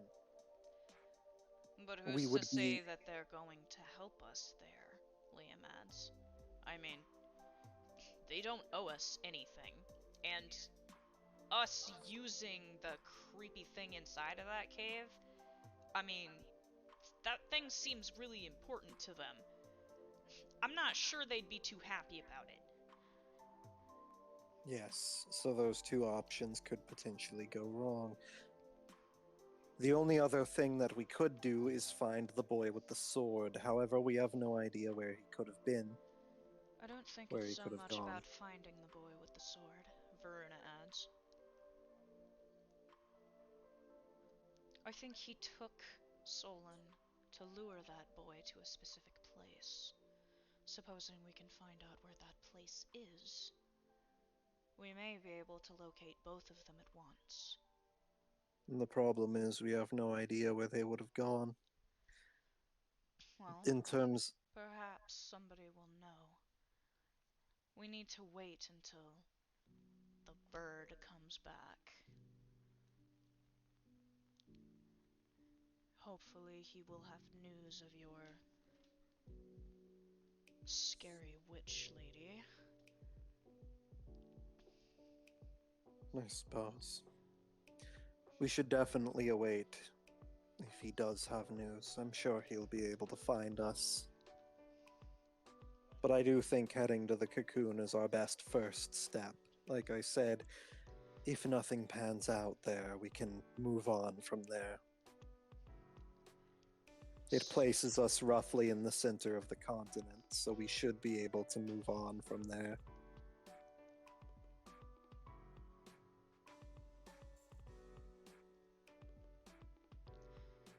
Although, if there is somewhere else that we all believe we should go, I am open to suggestions.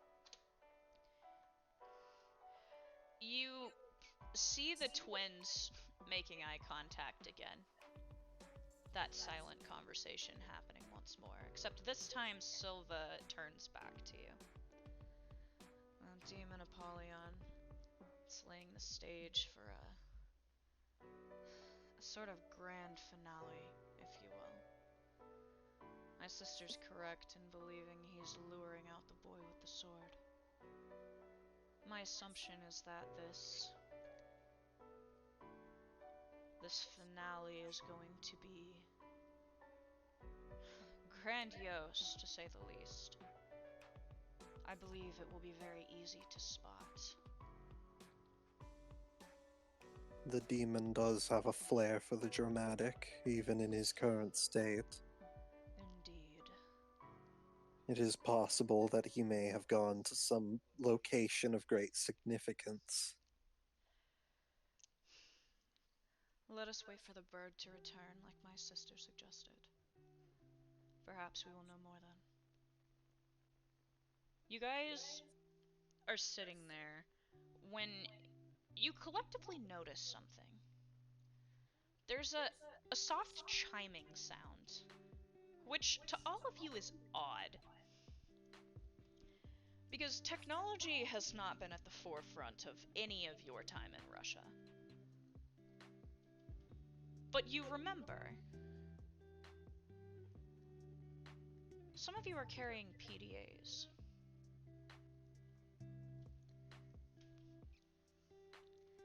Dante's gonna pull his out? Dante looking at the piece of technology that is well beyond his time. Yeah, he's using it like an old person who I'm imagining was he's holding very... it like this, like the two Yeah. finger, like Yeah, he's got 2 fingers on the edge of it, like holding.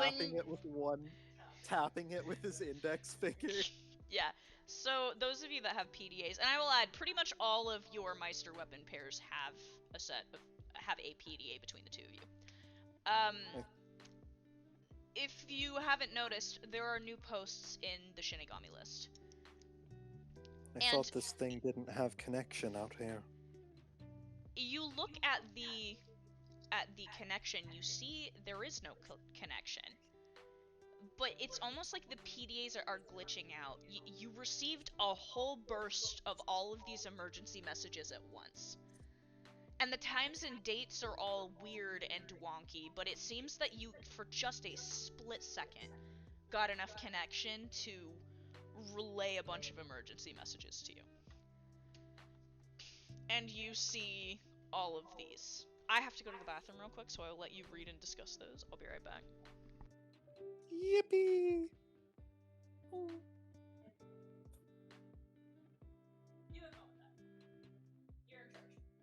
Oh boy. That. Alright, so are we reading these out loud, or... I'm in charge, so I want to know if Kira put me in charge, so I just want to know if everybody wants to read these out, or look at them individually. I mean, each of those have one that's pertaining or close to dealing with them, so they could read that one. Like, I know there's one somewhere in here that's about, from Admiral Talon's source and being like, another ship has gone missing from the fleet, you know? It's like Brian could read that and be like, what the fuck? And notice that his names are among the missing peoples.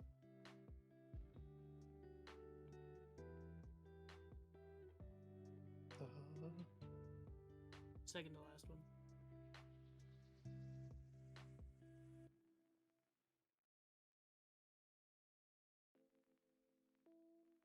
So would that work, or what do y'all want to do? I mean, we could read them all out, or I'm letting everybody vote. Although I think I think it's just the two of us because Yeah.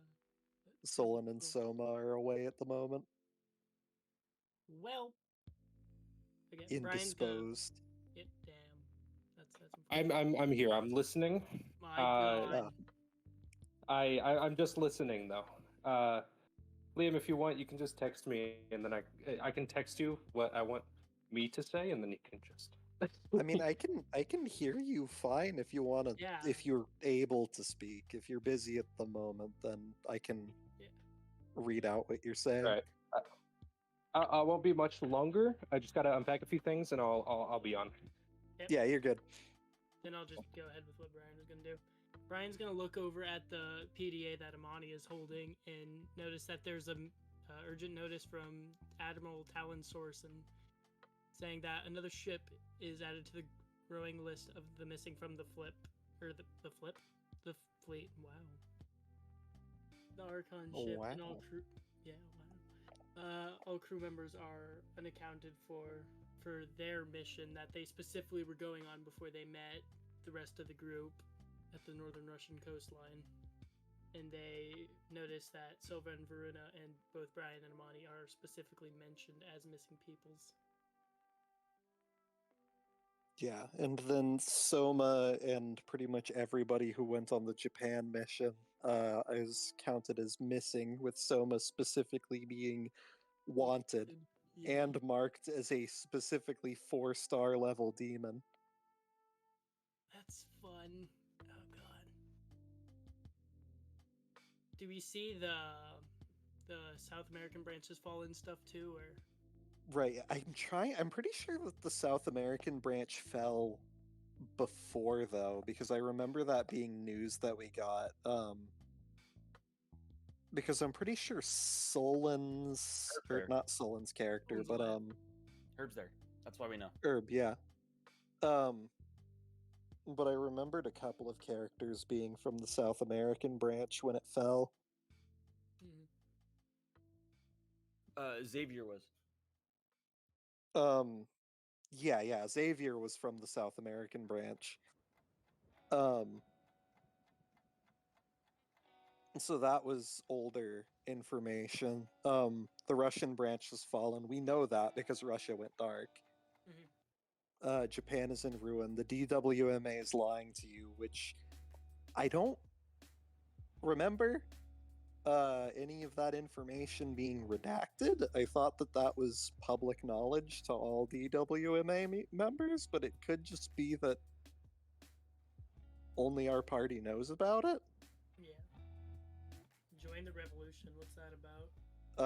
I know that there's the join. So the circle is the kind of underground group that Soma and a bunch of the party members made before I joined, so I don't know much about it, but my character would probably take note of that.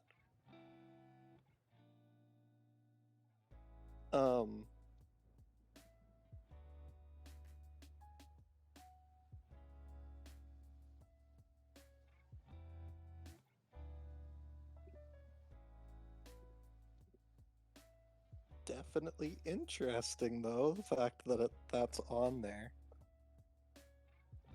So I have the suspicion that Soma's trying to start a revolution. Oh joy. 4242564. Do we have anything we could call Beth on and ask him what he thinks we should, or she thinks we should do next? So the way to contact death is I thought it was on need a mirror. we'd was need it? a mirror, yeah. Unfortunately, we don't have a mirror large enough to contact the death on. Yeah, you mean a small hand mirror wouldn't work? Yeah. It needs to be large enough for you to actually write out 42, 42, 564. Yeah, I always imagined that it needed to be basically like either the size of a bathroom mirror or larger. I mean, it doesn't, It doesn't have to to a be. mirror, it's a reflective surface. Yeah, and it doesn't have to be a mirror. That's also true. Like So if there's a has- big enough puddle. Colt knows that because he saw something terrible happen regarding that. God, I did? I mean, Oh, do you not remember? unfortunately, No. Do you not remember your first party members that died in order to create a reflective frozen surface? Oh, yeah. Oh, I do remember that now. Uh-huh. And it literally solidified a man into solid Yeah. fulgurite? Yep, I remember that now. Because it called the fucking teachers. They opened a portal for the teachers. Yep. Yeah, I remember that. Yeah. Herb and Soma. yeah, I As remembered. farmers, we know a thing or two because we've seen a thing or two. I remembered seeing that during the Soma brain dive. Rest in peace, Dead Quaid. Rest in peace, Declan. Never to return to the land of the living. Okay, I have returned. So, does everybody have a sort of game plan as to what you guys want to do? I mean, currently my plan is, I mean, technically we'd still be inside of the border too if we went to the cocoon. I will So, also add, to clear something up, you are right next to the cocoon. You're already there. Yeah. You just aren't standing in the glade. Yeah, so my recommendation is that we head into the glade. Or, like, into... Basically, I mean, if we're, like, on the edge anyways, then we can basically just camp out there. Dante's recommendation is that we stay there until we get news.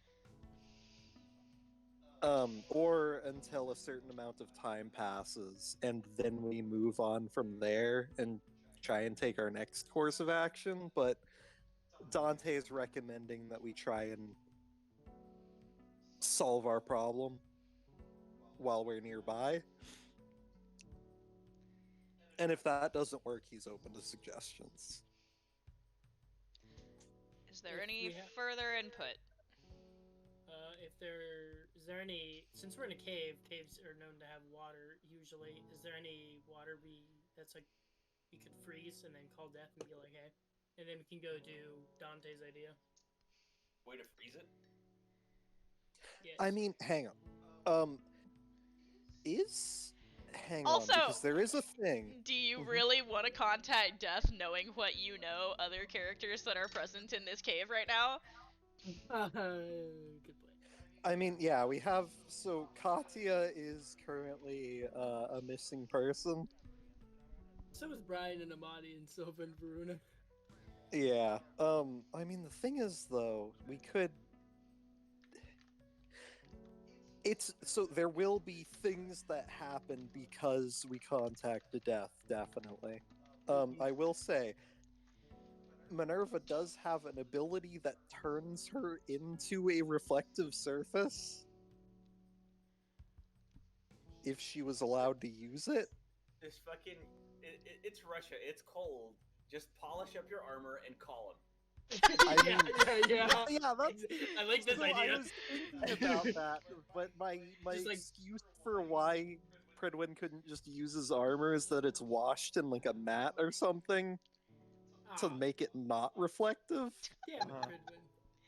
Just to give us an excuse not to have ready access to a mirror at all times. And again, I must stress, are you sure you want to contact Death in your current condition and party? This Dante decision doesn't will- involve me. I'm not there.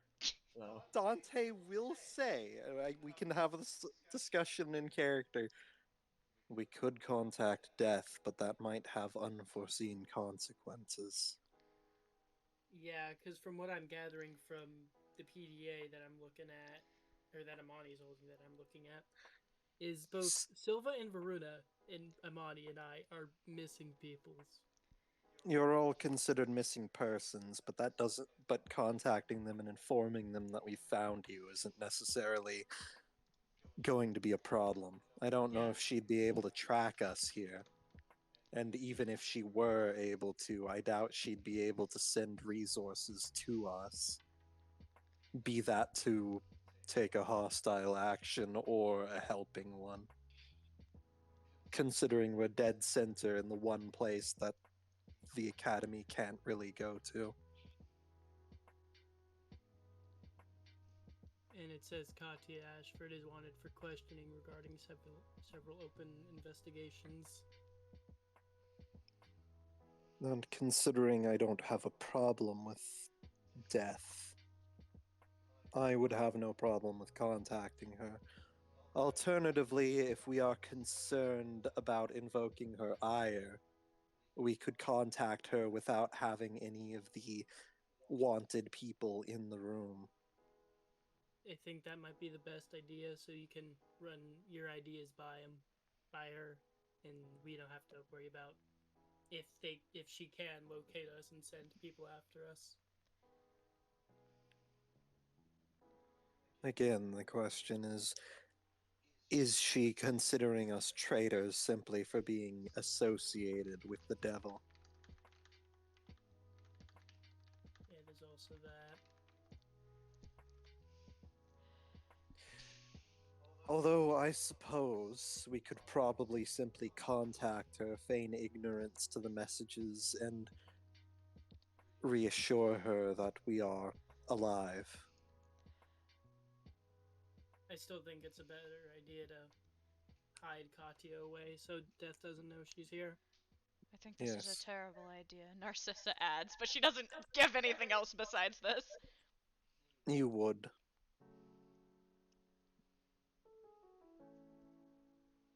Well, I mean, it's not like we're all wanted, it's just Soma that's wanted. Even though Yes, we are that's... associated, we can, like Dante said, feign ignorance and pretend like we And, don't know about the messages. and you, Silva and Varuna, technically aren't even associated. You weren't members of our group. We simply found you after being stranded. Oh, I don't care about being a risk. I just think it's a waste of time, Silva adds. I mean, There's no well, sense in contacting her.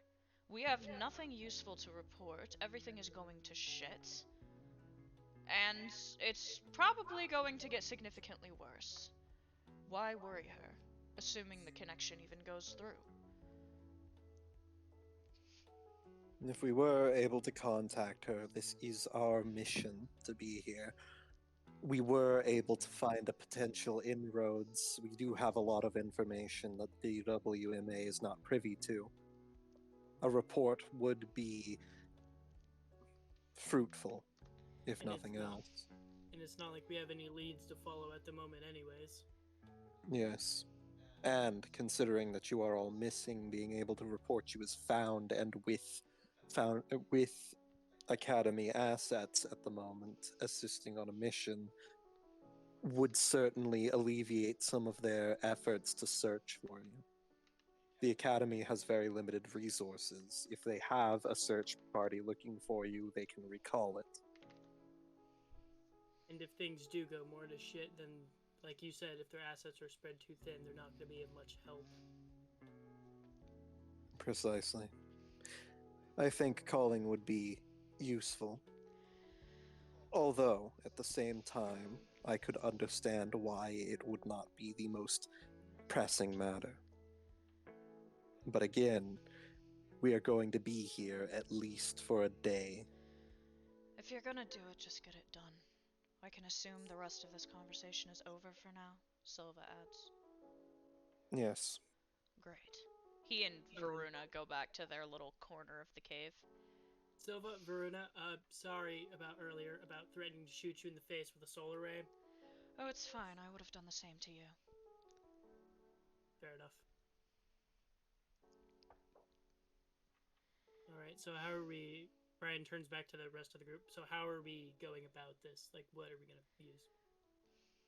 I suppose I could try to polish a piece of metal.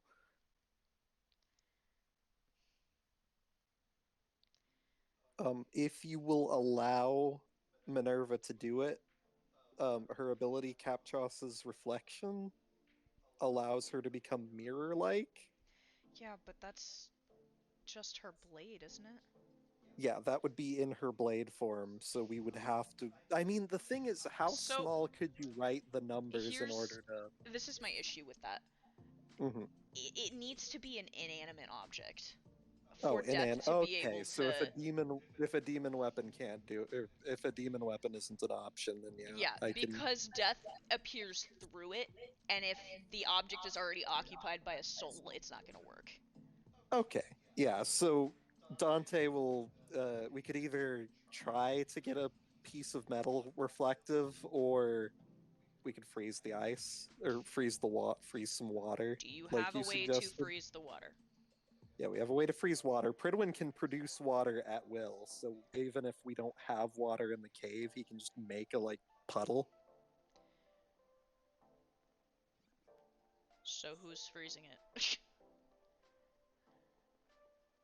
I have an ice thing somewhere. I think it might just be hailstorm. Snow. Cause your ice Yeah. user is not here. Yeah, we don't have Soma who's able to create cold Hmm. unless you have we- some someone sort of could- ice related ability.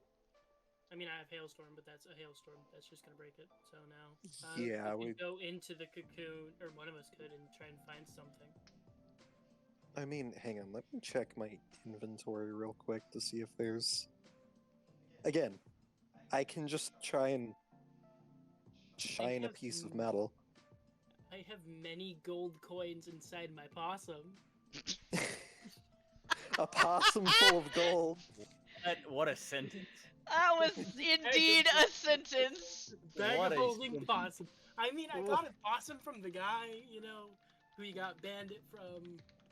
And Oh, he's that's. a shitload of coins. No, He's yeah. Yeah, Brian's gonna grab his possum and be like, "If I have to take a lot of coins out of you, I'm sorry, little man." I don't think the coins are gonna be reflective enough to be of much use, Liam adds. Yeah, it is an opossum. That's a good point. I'm just gonna I put it mean, on my back. the PDA, if turned off, would have a reflective, like, face. The glass would be reflective. How would we go about polishing a piece of Pridwin's armor? I mean, Pridwin would carry around a cloth specifically for cleaning armor. Well, then let's try that first.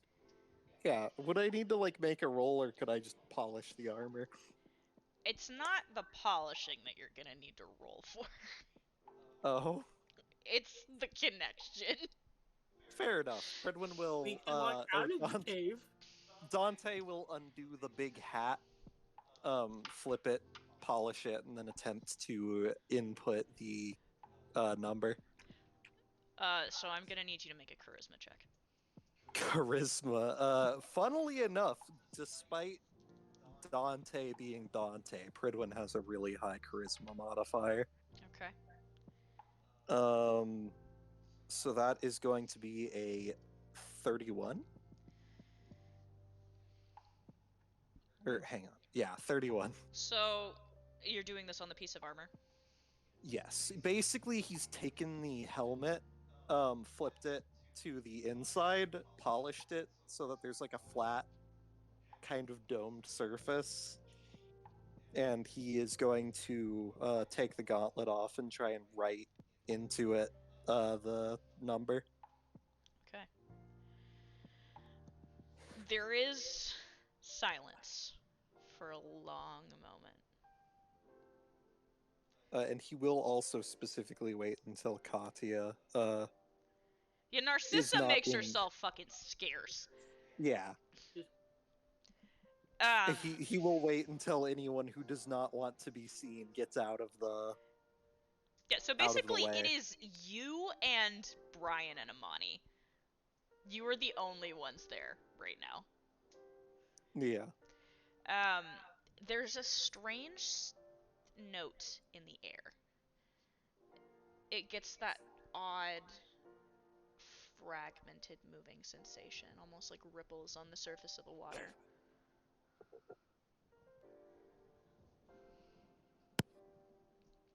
Well then, that's an interesting. You hear a voice coming from that weirdness in front of you. But you don't recognize it. Oh. It sounds far away and distorted. You hear me? It's a male's voice. Who is this that I'm speaking to? Who is it that's called? You answer our question, we'll answer yours. I don't think that's necessary. This is Dante Rhizostoma. I must be having more connection issues than I thought. Dante Rhizostoma is dead. For about 300 years, yes. Yeah, believe it or not, he's kind of standing right next to us. Pridwin is indisposed at the moment. I am taking charge. Pridwin, then you are with the Russian group. Indeed. Very well. This is Death Scythe Cassius. What do you have to report? I'm trying to remember which one's Cassius. Izo and Cassius are Death's right hands. They are considerably the strongest Death Scythes in the entirety of the DWMA. And I they are remember Death's Izo. personal guard. I remember Izo. I'm just trying to remember if Pridwin's had any prior interactions with Cassius. I don't know if Pridwin was there when Izo and Cassius tried to kill Douglas. No, Pridwin definitely wasn't for that. Then I'm just yeah, trying you to don't remember if... recognize Cassius's voice at all. And Cassius does not speak often. Yeah. I'm trying, because I remember there was a Death Scythe that spoke to Pridwin when he first brought Lunala onto the campus. Izo and Cassius were probably there, but you probably would have spoken to Izo, because she does all of the talking. No, I remember somebody else being a complete asshole, but it wasn't Izo. Oh, yeah, it's not him. It was not him. It was homegirl with the fragments is who you're talking about, and yeah, right, she's a little goofy. Yeah, if it's not her, then Yeah, Dante you do will... not recognize this voice at all. Yeah. Only the namesake, and only through Pridwin's brief knowledge of some of the most powerful Death Scythes in existence do you recognize that name. Given the fact that Dante served death in the past, would he know if the communication between the death room could be intercepted or scryed in any way? As in, could somebody listen in? Yeah, No. Does he know if somebody could, like, listen is, in on the connection? It is not possible to break the connection from a caller to the death room. Noted. Whoever is speaking to you is currently in the death room right now. Yeah, so he's going to say, yes, we are currently... There have been a great many complications, but we are still on track for our mission. We've also found several of the missing individuals that you are looking for. Silva, Varuna, and Brian and Amani have been found. We discovered their ship destroyed in the center of the Beastlands. We have no idea how that occurred, but apparently they were attacked on the shore. And what of the Russian branch? The branch is gone, to our knowledge. There is a disease currently ravaging both the Beastlands and central Russia. To our understanding, there is some sort of witch and a group which is under her, which are currently attempting to use this disease in order to take control of the country. I wish I had aid to send you, but unfortunately yours is not the only pressing cause. I am aware. I did not expect any aid to come, but I felt that informing you that we were still active would be important. You were alive quite some time ago. You may know something about this. What do That you know of corpses rising from the earth? Like undeath. necromancy? I know a great deal about problems involving undeath. That depends entirely on what is causing it. It could be a necromantic witch. Do you know of any? You want to make a memory check? Sure thing. Oh my god, that was a natural 20. Holy shit. There is a chill that runs down your spine. Because you remember dealing with undeath a long time ago.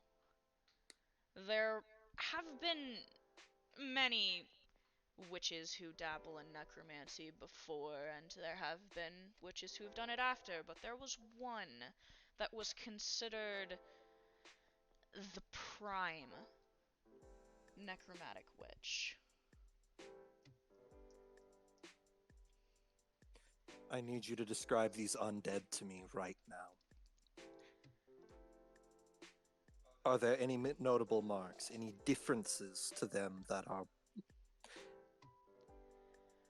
Unless you completely dismember them, they keep coming back.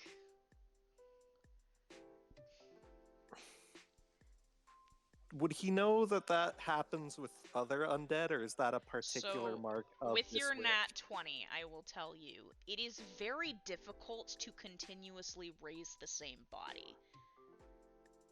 Once you raise a body, it takes a lot of power and energy to raise somebody from the dead.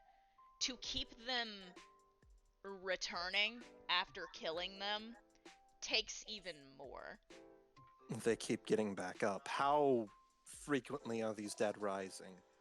What are the numbers? I Are we talking armies or small groups? It started as small groups, but their numbers seem to be getting larger as they kill. And the delay between resurrections. How fast do they get back up? You mean the ones that we don't manage to dismember first? Yes, when a body isn't completely destroyed, how quickly can it get back up? Within minutes. Sorry to interrupt. I'm back. Welcome back! Yay. Dante is going to say, you're dealing with an extremely powerful necromancer. I don't know if it's the one that I faced, but she very well may be the same one. If she is, then this is a serious problem. Believe me, I am aware of the gravity of the situation. Was there any method you had of keeping them from coming back, apart from completely dismembering them? Holy magic helps prevent them from getting back up, but if you can't, I would suggest putting as many of them into a cart as possible and then burning them. I will Consecration notify or Gabriel. burning. Those are the only two methods that we know of, or that I remember using. I'll alert the Exorcist branch. We'll see if we can figure it out. For now, you need to focus on dealing with the mess over there. Allow us to worry about the South American branch.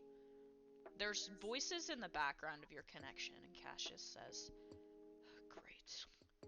I need to go. Try not to get yourselves killed." And the ripples just disappear. Wonderful. Just one problem after another. It's always something.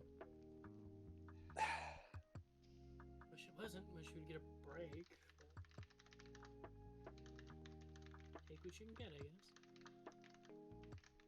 Would Dante know the name of the necromancer?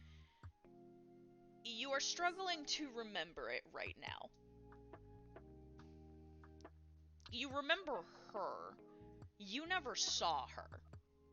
But you dealt with... How to describe this?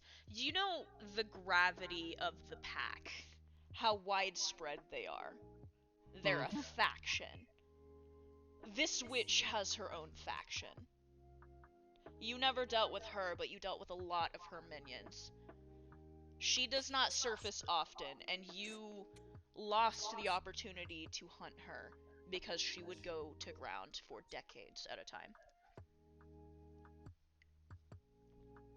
She is very secretive, but when she's after something, she gets what she wants.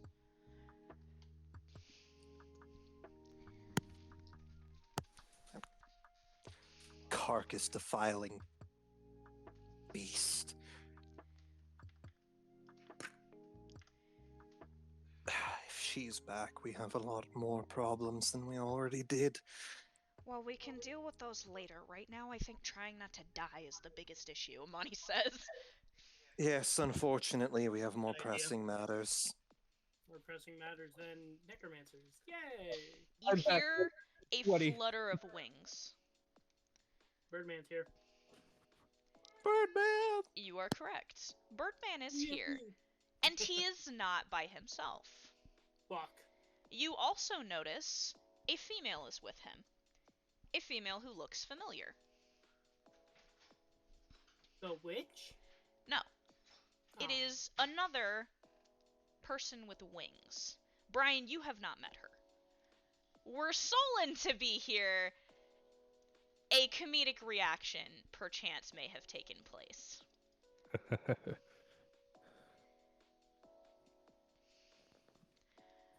Gillesse straightens, and Akara steps up next to him. I feared you would be difficult to find, but, the others were instrumental in guiding me to your location. You mean the creepy shadow people in the trees? Yes, they are rather protective of their land. Understandably so. Yeah. I bring news. Well, I guess we should gather the group again.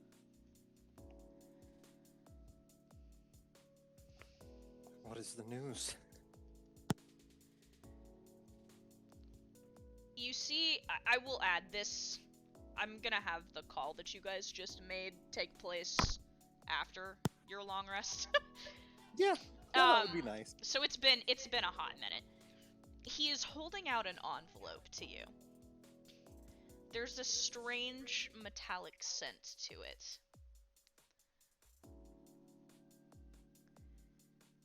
Dante will take it and look at it. You delicately unfold the letter, the metallic scent growing stronger as you see red script.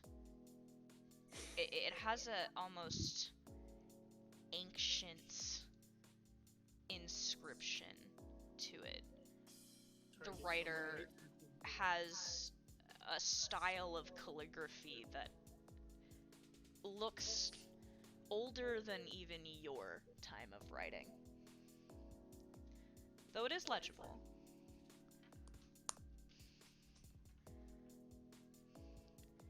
It simply says, "Not for you, but for him, I'll be there." That's it. Nothing else. Excellent. He'll close the letter. Did Brian get a chance to read the letter before? You he did said not. it? Dante just opened it, if- said excellent, and then closed it. If Brian is Well? trying to look, Dante will begrudgingly pass the letter over to him. You've been passed the letter. Brian opens the The letter old and Solon reads it. charm coming into favor here. Brian reads the letter and is like, "Well, that's not cryptic, but where?" Presumably at the cocoon.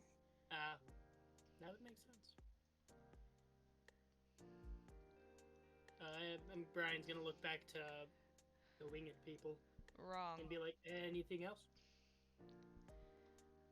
I told her to meet at the location this will be going down. You know of the location. It's hard to miss, Akara says from beside him.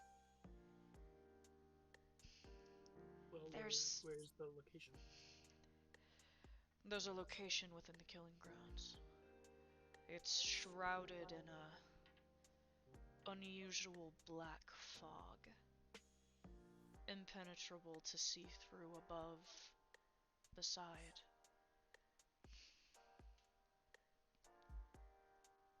So he set up a stage. It appears so. Brian's gonna look to Dante and be like, are demons always this dramatic? Most of them, Yes, yes. you hear like 4 of your party members say in unison. Ever just Usually they don't drop the act unless they're in genuine peril. And even then, most of them are showmen to the end. Well, on the bright side, that means searching for him won't be hard. Now, hopefully, we can just get him to come to his senses and help us kill Soma's sister. But that's gonna be easier said than done. All of this is So, easier said than done.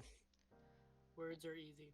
what Actions, exactly that's difficult. is your plan here? Celeste says. The Blood Witch will likely be able to help us with dealing with his problem. We're hoping that with her help, alongside reuniting the demon with his fragments, we should be able to stabilize him and bring him back to his senses. On top of that, we're hoping to free our friend from his clutches. Ikara looks upset.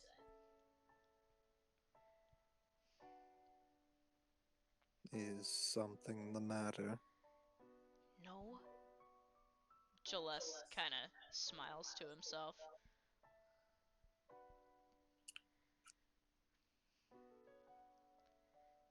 You wouldn't happen to know, Brian's gonna hold up a hand about as tall as Solon is, about a person yay tall. His name is Solon. Her cheeks flare just a bit with red. I know him. Is that a good know him or a bad know him? She takes a half step behind Celeste. You don't have to answer that if you don't want to. He's I don't want taken, to. and also a wanted criminal. Are you saying that about Solon? Oh wait, I thought you said Soma. Never mind. No. No, I almost did. No, I was talking about Solon. Sorry, I completely misheard that. Yeah, disregard that. Disregard that state. Strike it from the record. Cheers. Strike it from the record. I didn't know that about Solon. I mean, he was a wanted criminal, and he was imprisoned. He still technically Yeah, but that is, but was- I mean, it's I was fine. gonna say I don't think that was ever clear. You're That he's just moved still a away wanted from that. criminal. Dante really will just say he left. is a wanted Just did the criminal. Homer Simpson leave. Dante, you mean the wanted criminal? Yeah. That's what Solon did. Although then again, I do think that the consensus was that he was falsely imprisoned. Yeah. Or that he was set up, one of the two. Solon would never do that, Akara says under her breath. He just wouldn't. Get falsely imprisoned? Because, I mean, he did. I think she's referring to the crime. Oh, yeah, no, we know that. I mean, Right, they didn't release him. He was released by the tree. Never mind. Yes, we're going to free him. Ideally, regardless of how this goes, that much will be true. Hopefully, we can get the demon back as well, but worse comes to worse. I have brought something to aid you, though I'm not pleased with the repercussions that it will cost us in the future. Oh. If at all possible, and it's in one piece, so we might be able to return it. I don't know what it is, but maybe I should wait to when it is. He turns and glances out the mouth of the cave. Bring him in. There's a shuffling of feet and a dragging sound, and you see two more birdmen that you don't recognize walking in, dragging a figure between them. There's a chain around his neck, and his wrists are shackled together. The birds are gripping his upper forearms as they drag him in. Make a memory check, actually. I would say Dante Pridwin might remember this person's face. Is it Axel? No. No. Okay. Hang on. I Brian think know is this it. person? What do they look like? Yeah, fucking pull up a picture. Hold on.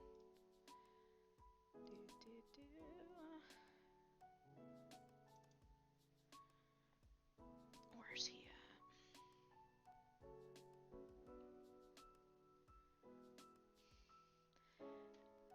You recognize... I gotta find him. Where the fuck is he?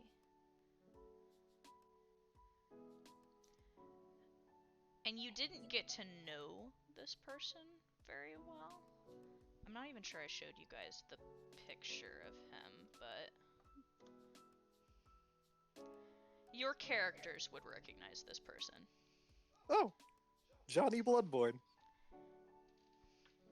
Wait, what? I rolled a 12 on my My god. history, so I'm not don't- sure.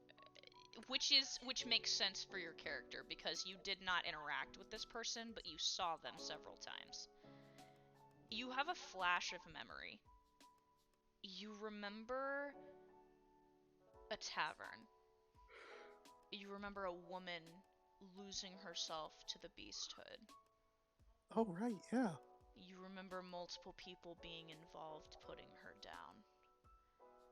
You remember the Akotniki are known for their strange apparel choices and the crossbows that they wield.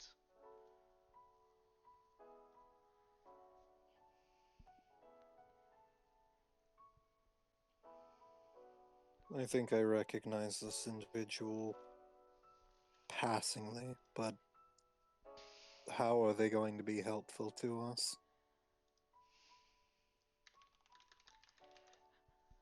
Because this one knows how to operate the root system. And he's gonna do it! He turns and smiles at him. There's a slyness, a predatory gleam in his eyes. Right? The man doesn't say anything, but he kind of glances to the side shamefully. You get a look at him and you can see that this man has been through it. The coat hides it well, but this man has been beaten. He has wounds, deep ones, all over his body. And I am curious what he gains from this. He gets to live, and that's enough.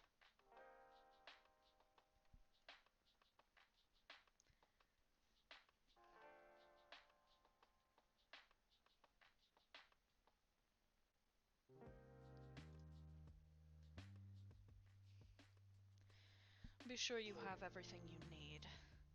I'm not sure he has it in him to do it more than once. Dante will look back to the party and say, "Gather all your things, we're going to be marching." Give me a moment while you're doing that. Okay. Quack. Quack. Hello. How do I sound? Normal. Okay.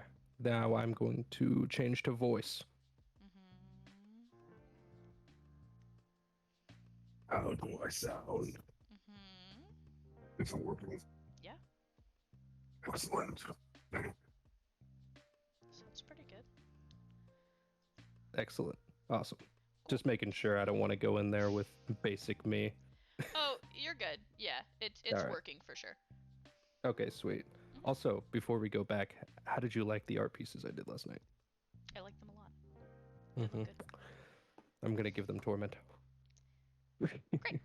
Okay. Excellent. All right, we can go back. But yeah, you'll probably be talking as Silva and Varuna, or as Yeah. Silva. I'll voice Varuna for the time being. Yeah, no worries. I was just practicing voices real quick, making sure he's all up to date. Yep. All right. I return. Okay. Hello, I'm back. Now I'm mute. So you guys have gathered all of your supplies, all of your things, and you're led outside. And the two birds standing guard of this man on either side of them force him down to the ground. He stumbles face first into the earth.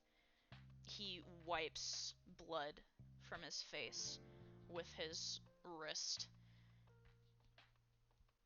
He reluctantly places his hands into the earth, and you see that strange glow. The same ones that you saw from the other girl. The one that was very interested in Solon. And you watch as the trees around, almost seeming to object at first, begin to bend to the will of this man. His body seems to weaken as he puts more and more into this, the roots beginning to twist and churn. They form into that archway. Well, that is certainly something. You can see the roots have pierced through his hands. His blood is leaking onto them. The roots seem to be draining the life out of him.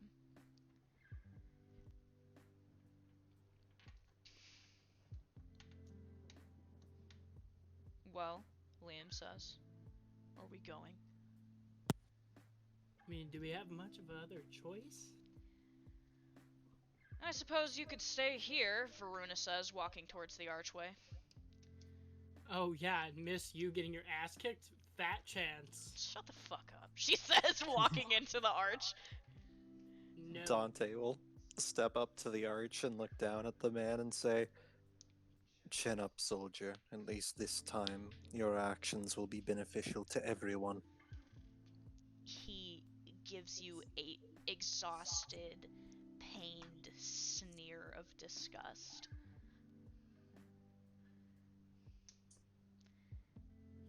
At least you get to live. At least he gets to live, Gilles says, and plants his boot squarely between the man's shoulders. He hits the ground hard.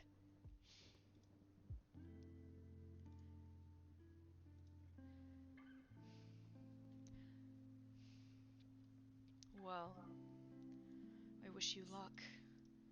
Could I provide you further assistance, I would. Unfortunately, this will have to do. Any assistance is appreciated. You better bring him back. Ikara peeks out from behind. He better not be hurt. Is that Zukar? Just a metagame? I don't remember. Nope, it's Kara. Oh. Hold on, I have a picture of her. Oh, that is No, not no, the right no, one. the hunter. Oh, the hunter? No, you do not recognize this hunter. This is his I was just curious. code name is Sword. Ow. Thank you for biting my thumb. You're welcome. So it's not the Hat Man. It is not the Hat Man. No, He I just thought it was- happens to I have. thought it was Damn. Jiskar's brother. No, The Hat it's Man not owes Hat me Man. money. it is not Iskar's. It's not Iskar's brother. Dude, fucking Solon and him have beef. They really do. I would not have picked him for this. He wouldn't have gotten caught so easily. Stay away from my sister. Oh, good old Zukar. Don't worry. The boy will be in one piece, at the very least. Doesn't make me Well, feel you better, never she know. says, looking up to Gillespie. I'm gonna Gillespie whisper goes, to him. I don't think it was supposed to. I'm gonna Dante whisper to just him, "Don't walks through the portal. Oh, Oh, never mind. I was gonna be like, No I mean, clarification of heart beating or anything, just one piece. In one piece. that's Dante's personality. Dante doesn't give a fuck. you never know. He has Axel trying to murder him. Could just chop him up. 0 fucks given. Okay, Brian's also, gonna follow. I'm gonna take a moment, Solon. Have fun. Oh, you know I'm going to. This is gonna be interesting. This is where it all comes together. I was given my Oh yeah. preliminary Oh, mission before this started. I have planned it out. Good luck. Yeah. So, you've said what you're going to say. You step through the archway. And immediately, you are surrounded by fog. It's so thick you can't see through it. You wonder if maybe you somehow got stuck in between. A place in between places. Because it feels so wrong. Jesus Christ. Ugh, I You hate know, demons. if this is where we die, I'm just really glad I met some of you. I Brian says, wish I... looking around. He looks to Brian. Silva looks to Brian and he says, I wish I had not met any of you. That's why I said some of you. Noted, Liam says from behind you. I wasn't As- planning on dying in Russia. As long as we are coordinated, soldier, we'll all be walking out of this. What are we supposed I to do? agree. Hold hands while we go through here and sing Kumbaya? You hear a voice from somewhere beside you. No, I was thinking more the Macarena. Dante's going to start glowing as bright as he can You to try and Like diamond. You try to light Pridwin's helmet up, but you notice the glow doesn't pass more than a few inches around you. Mhm. It's Nice. like Even the- this is a liquid, almost. Even the team flashlight won't work. disgusting. I don't like being here. Let's get this over with. You start I- walking in any direction. You're not really sure where you're going. How do you propose to keep together?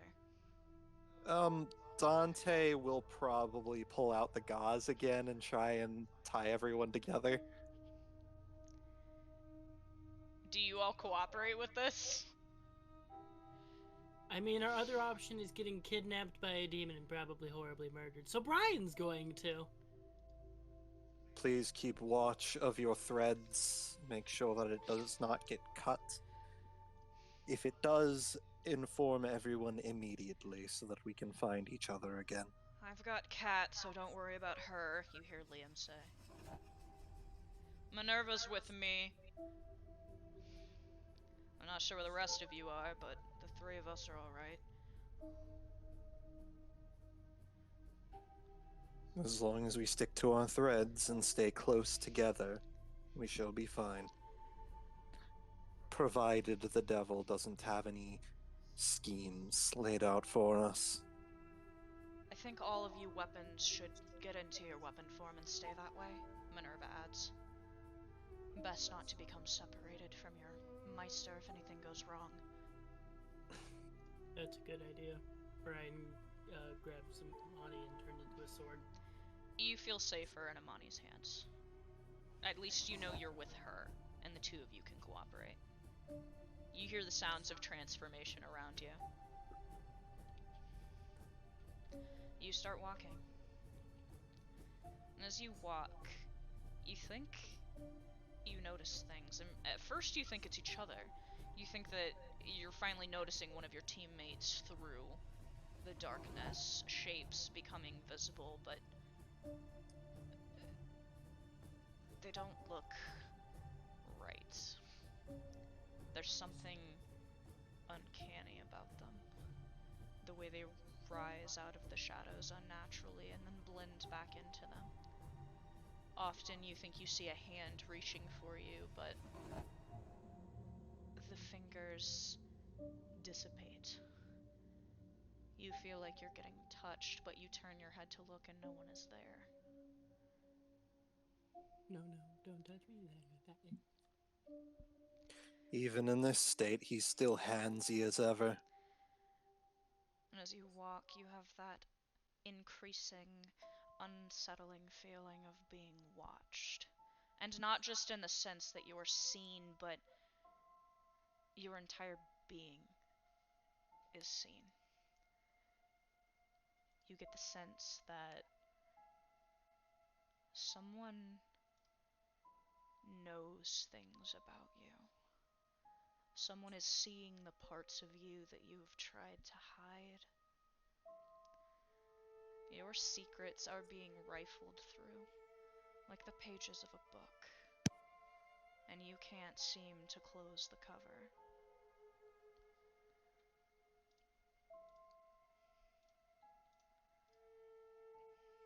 Well, how does this place just get more unnerving the farther we walk into it?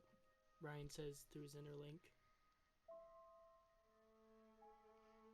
I don't know, Amani adds. I've never really dealt with demons, but I'm gonna be honest, I kinda don't want to be here right now.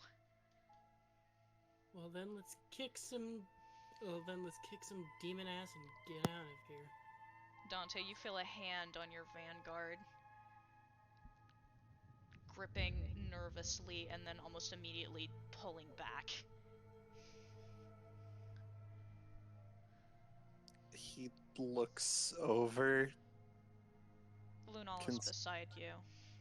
She looks scared.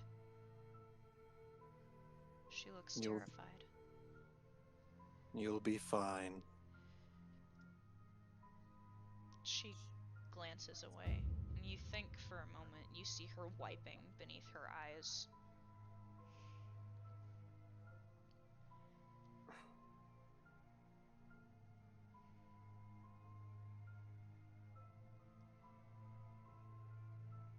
He doesn't say anything. He just keeps walking, making sure that she's still near him. And Brian, roll a perception check to see if you can see anyone else or like. Go ahead. Solon Roll me a perception check. 17. You focus on the darkness. You're trying very hard to pick up any shapes or the sounds of people talking. That's kind of how you've been judging where Amani should walk. You think you hear someone. You think you hear a voice, but it sounds like it's coming from behind you.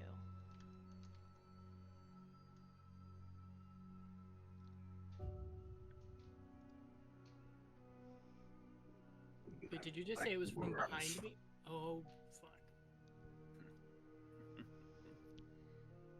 Brian's gonna say to the group, guys, did you just hear that? Hear what? Liam asks you from somewhere far away. You know when we first met, when I first met Apollyon and he kind of was just hanging on that tree? In the killing grounds? You heard his voice. Yup. He's toying with us. Just keep your guard up.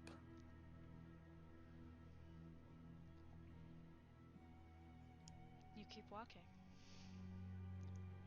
You're making your way forward, and it's so thick now that it almost feels like you're trudging through it, like it's of substance. It's no longer just fog, it has a weight to it.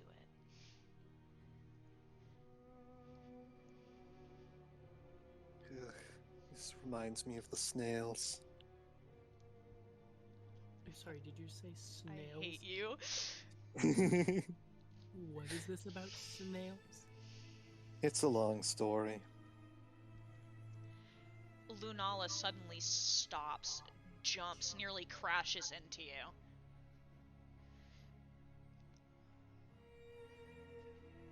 He looks over to see if she's okay. She's staring off to her side, gripping her cloak, pulling it tight around her. You didn't Oh, hear yeah. that just now? I heard nothing. Do you listen? He will? You start focusing.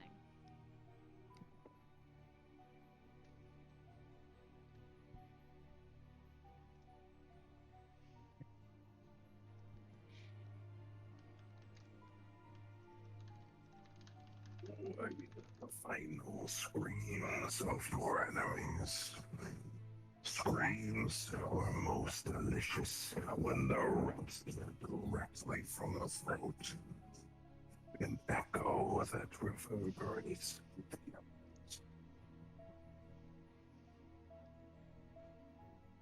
Did everyone hear that, or? Oh yeah. All of you are starting to hear it now.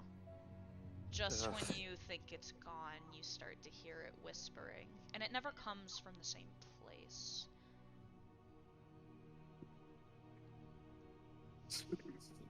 Two, no, maybe three of those citizens at your arrival. However, it seems you took care of that yourselves. You also notice something else as you're walking. It's not just that voice you're hearing, there's two voices now. You begin to hear someone else in the distance. It's hard to pinpoint exactly where, but you recognize this voice. Ah, Visitors, how unexpected. is that? Guys, did that sound like Solon? Is that Solon or? Uh-huh. Oh boy. Did he get possessed? This is going to be a problem. What exactly are we supposed to do? Liam says. Well, considering none of us are exorcists. I mean, We've killed a witch before, Linola says. We can do it again.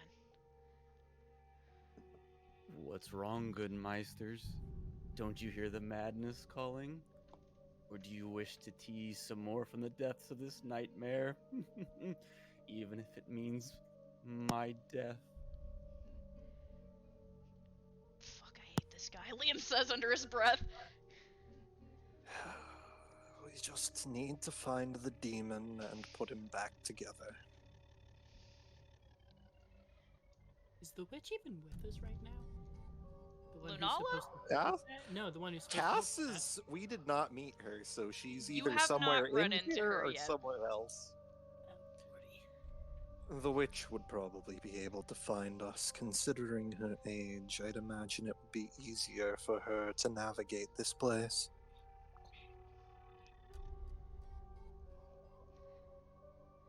Well, what now? Do we keep going forwards? Or...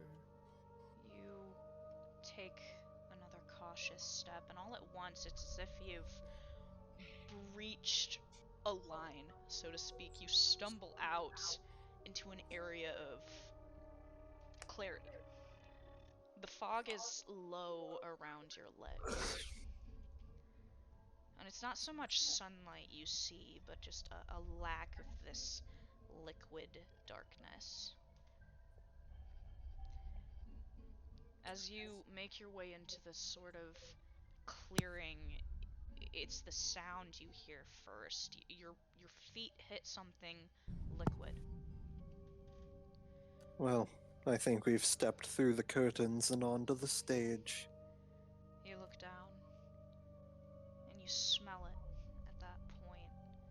It's blood. Oh. Pools of it.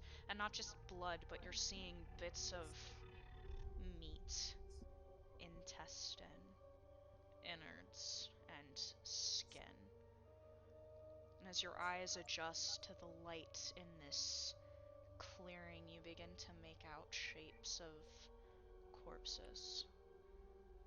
but not normal-sized corpses. And Brian, you shudder at the memory. These are massive beasts that have been rended in half, laying in pieces, a leg here, a tail there. At one point, Brian, you actually stop walking and look up and find yourself in the massive mouth of a creature.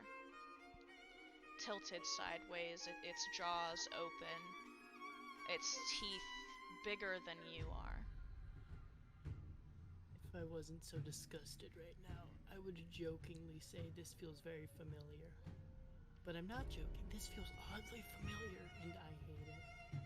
Dante's having war flashbacks right now. As you should. In fact, Brian, you should be remembering this, because this area does look very familiar to you. There Can I roll memory was... check to see if we're in the ship graveyard? You don't even have to roll for it. No, we're in the ship You're graveyard. there. Ah, guys, I'm gonna... Where's Silva and Verona? They're nearby, you assume. All of you have kind of stepped out, and you're all kind of close to each other. Guys, be very careful. We're in a ship graveyard, and the last time we were here, there was a big monster. I don't think we have to worry about that this time, though. Good Meisters, lost in a nightmare. What do you think of that beastly legend and those ailing wards of Russia? I know what you did to them. It's not your fault. The nightmare held them and now they're free. But what about you? Have you profited at all? You can hear the voice, but you're not sure where it's coming from. You keep moving through the corpses. And all at once you see it. There's a massive tree, but the bark looks sickly, ashen. It seems to be thriving, but not off of sunlight and water. This tree is surviving on the blood of the corpses around it. And Was not here last time. sitting in front of the tree, his hands gripping at the sides of his head, his hair curled desperately into his once white hair. You see Solon laughing. There appears to be a shadowy chain bounded around his neck. He's laughing hysterically, his hands are bloodied, his eyes are dark and bloodshot. The nightmare, the curse, it's everywhere. There's no way to get rid of it. Once you're in, there's no leaving. And then you start hearing that other voice again.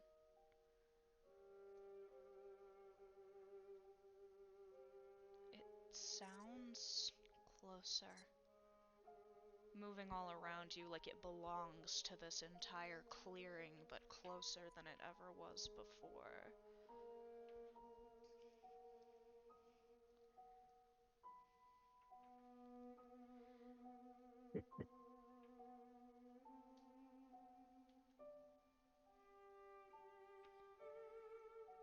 Your eyes follow upwards. Looking up into the branches of this tree, you see... Roll me a memory check. Any of you that wish to try and comprehend what you're looking at. That was a natural 20. Not enough. Yeah. I'm sorry, but you needed to roll a 40 or higher. Yeah. I'm sorry, but you roll needed a to crit. Do you have your Well, glasses on? Dante did. Oh, hold on. I forgot that I'm visually impaired. Ah, no. You are staring at this thing, and you realize you're looking at a cocoon. But this cocoon looks wrong. And as you're looking at it's you who realizes it before anybody else. The wrappings of this cocoon are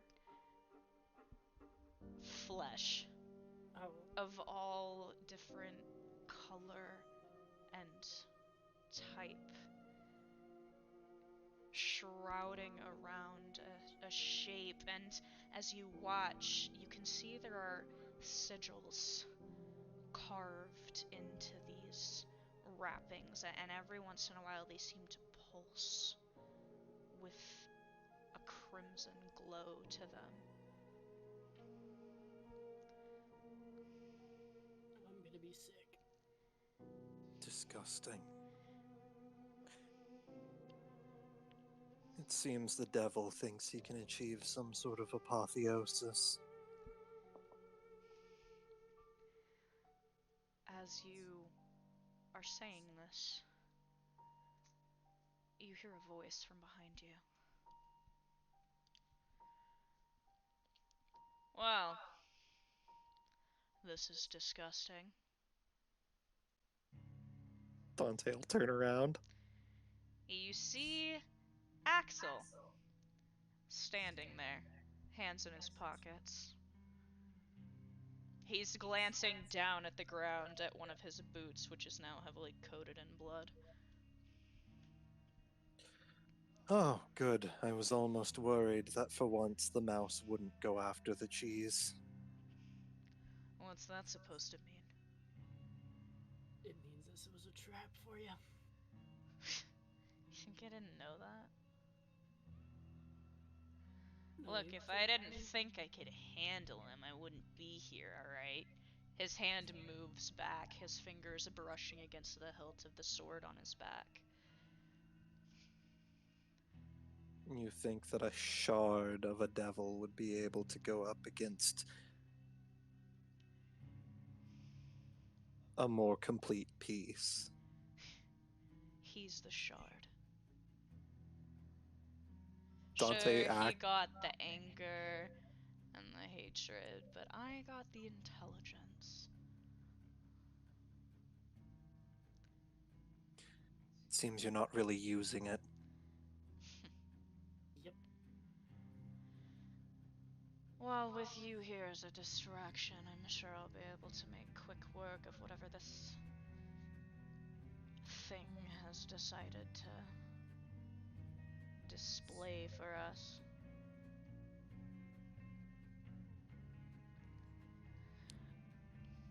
Dante's gonna look back at Solon. Solon is tearing at his own hair. There is a wide, maniacal smile that he can't seem to tear off of his face. Can Dante try and touch the chain? You are a ways away from the tree. You're not like right there. You would have to go all the way up to it. Well, I have a feeling something terrible will happen once we approach that thing. So, shall we?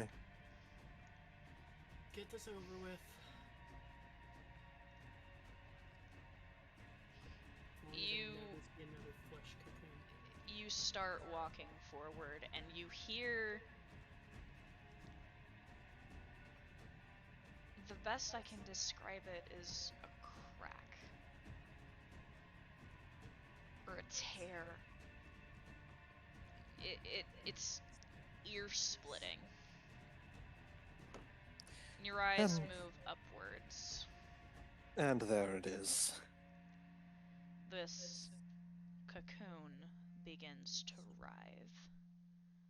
Brian and Amani are gonna try to get behind something for cover. You'd love to get behind something, but there's very little in this clearing. There's a few corpses nearby if you want to lower yourself into them. Nope. Nope. No, Hide inside of a carcass. The Empire Strikes Back. As you watch, the wrappings begin to extend, and you swear you see a hand pressing against the wall of the inside, dragging itself away. A moment later, you see what looks like a face stretching the wrappings. Its mouth opened in this awful scream. But you don't hear anything. We probably could have handled whatever he was before, but if that's him, whatever's about to come out is going to be difficult to deal with. He's coming. Should we be concerned Solon's right under that? All of a sudden, a hand bursts from the wrappings. Shit. You see an appendage that is dark, like coals of a fire.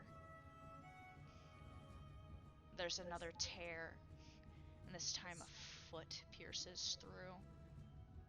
The toes clawed. The creature inside writhes until the entire cocoon bursts open with a splash, an explosion of liquid shadow and blood. It bursts outward. It covers Solon and the roots of the tree around him, and he doesn't even seem to care. He stands there in the rain that this has created around you, doing that awful laugh that he is.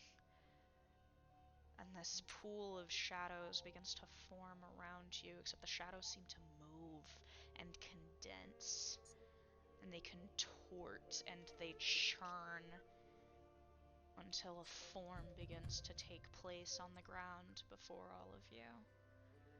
Ryan's gonna look to Axel and be like, "Are you sure you can still take him?" Axel's eyes are wide, and he's staring at the creature. This thing that the shadows form into it isn't right.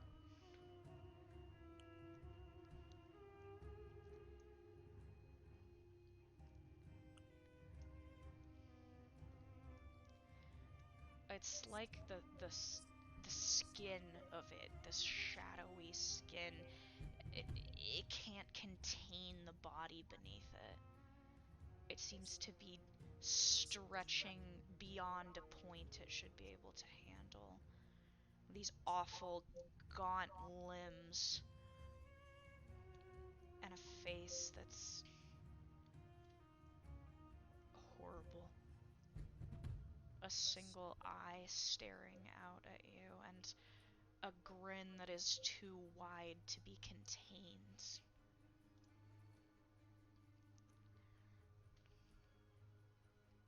You see wings, one sprouting, bursting out with a splash of liquid shadow, and then another, and then a third, and a fourth. And you feel, despite what you want to feel, despite what you know you should feel, you are filled to the brim with an all-encompassing fear.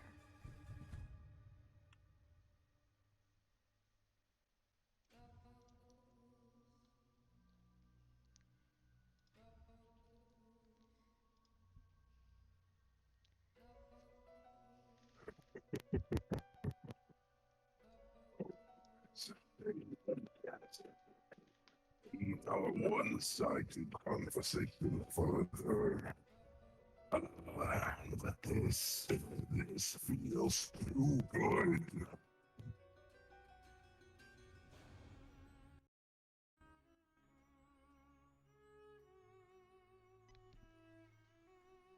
You all have been confronted with a nightmare itself in flesh. What do you want to do?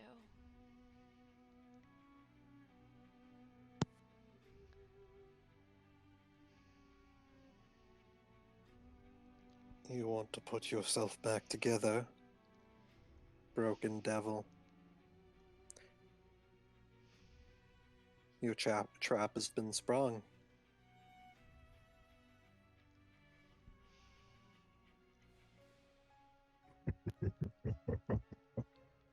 I've been waiting for this. No, you were all right. Nothing to you. Sins, they run deep, cold in your blood.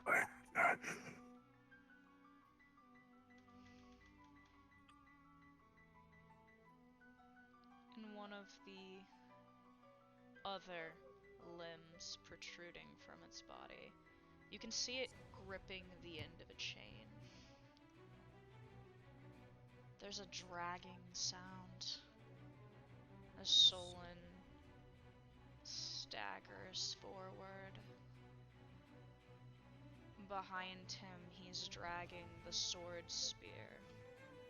But Xavier looks wrong. His blade is dripping with shadow, and it doesn't seem like a Meister and a weapon working together. It looks like Solon is controlling him, is dragging him unwilling.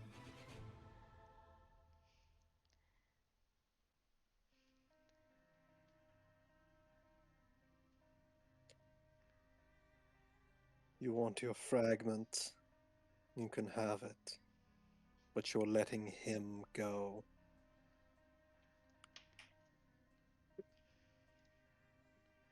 My pet.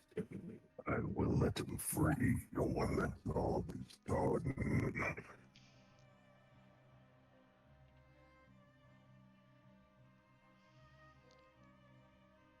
So what? You're just gonna let him go if we tango? Is that it? Axel says. It will never be the same. I will have much fun haunting those nightmares.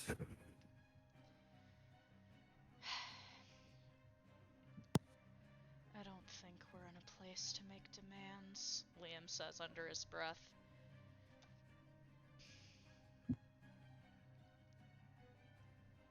For once, I'm gonna have to agree with that.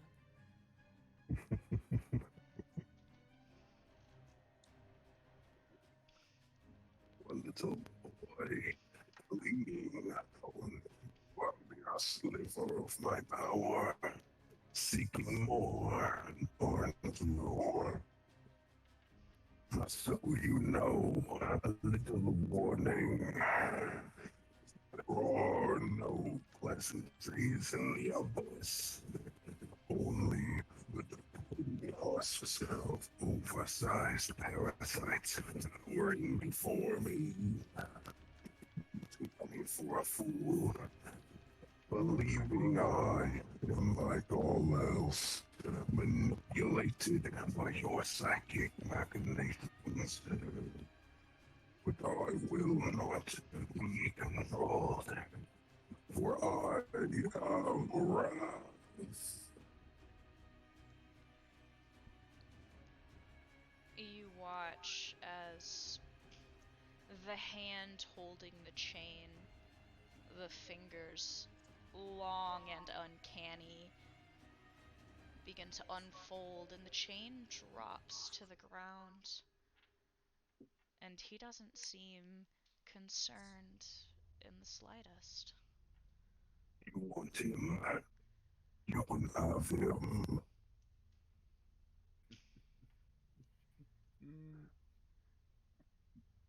Solon. Dante? You take a step forward, your chain dragging behind you. You're not being held anymore. But do you really care?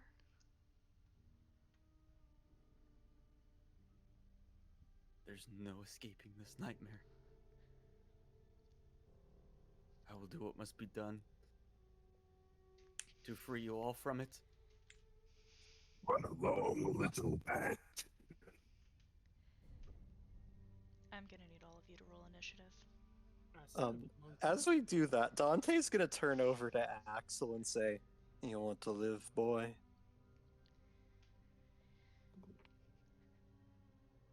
He looks back at you solemnly. That blade is going to need to go into him. If you can do that, it might put him back together. I'll deal with Solon. Interesting. Axel, for a moment, glances back to the blade. Dylan, I don't know if you have any interesting comments from her.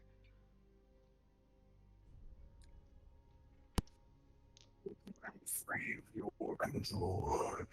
I do whatever I please.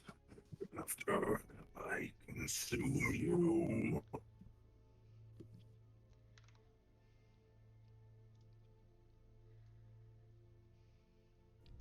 Let's see.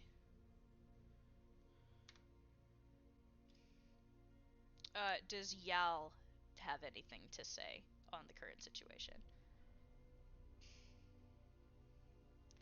Knowing her. Probably, yeah. She would probably be very mocking. I accidentally put Dante's initiative at 165. Oh.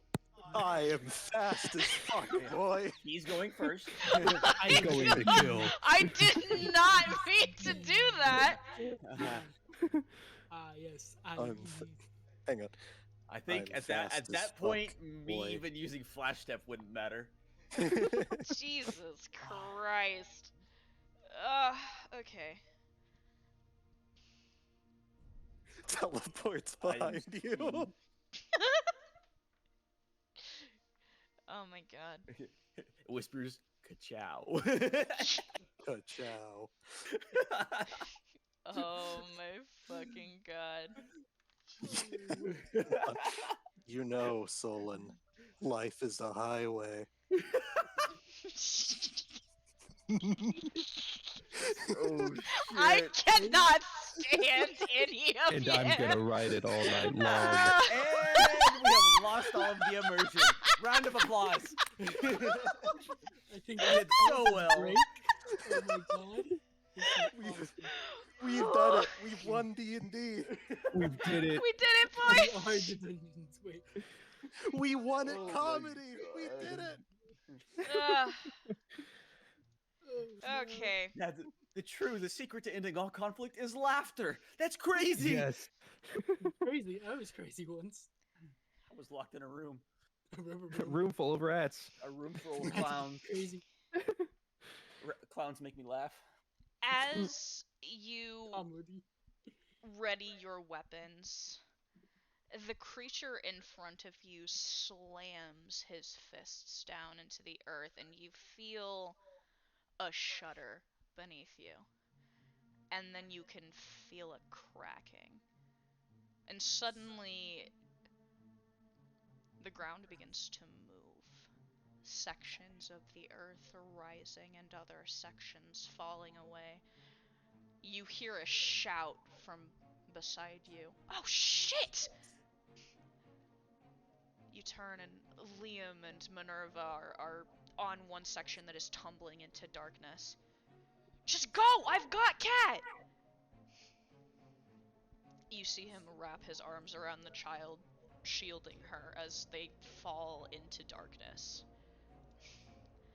Silva and Varuna are on another section that is jutting upwards into the air.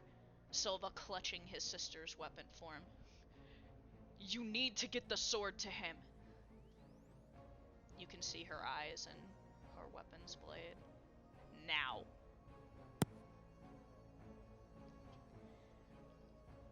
The earth around you is a series of platforms of earth, blood-soaked.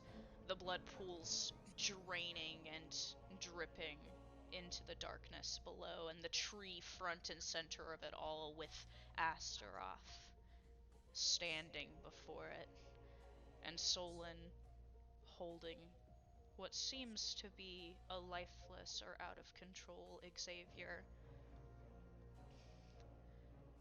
And unfortunately for all of you, Astaroth is going first. This is my final act. Welcome to the stage. This is your final act, but oh boy, guess what? It's just beginning. I have a question Oh, regarding one of Pridwin's abilities. I'm listening. So, here, you have his page, right? Yeah, it's open. I need you to look at Master of Puppets for me real quick and tell me if I can use it as a reaction. Let me find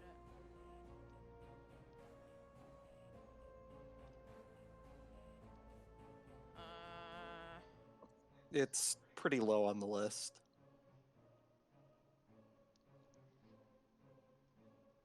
Ha!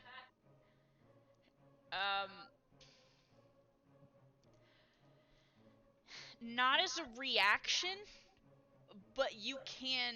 It's gonna be an action. But I'm saying, does it supersede all other people on the turn order, or do I need to wait for my turn? You would have to wait for your turn. Damn, okay. Unless. Mm-hmm. How about this? Normally, you have to wait for your turn for this to happen. Mm-hmm. However, if you come over here and roll in front of me and roll high enough, I will let you use it before everybody else. Alright, totally I'm down coming for over this. there. I guess Astaroth, is it going to be competing speed rolls? we can compete. Yes. If he succeeds, I'm totally fine with this. I have a really cool idea in mind for how this looks. All right. Let me Uh, It is speed. I hate it here. Ka-chow. Oh. No. Oh my god. I can't imagine Um, either of us have very high speed, so this will be interesting. No, both of us are turtle boys. Dylan, roll. What did I teleport? All right. roll? Wait.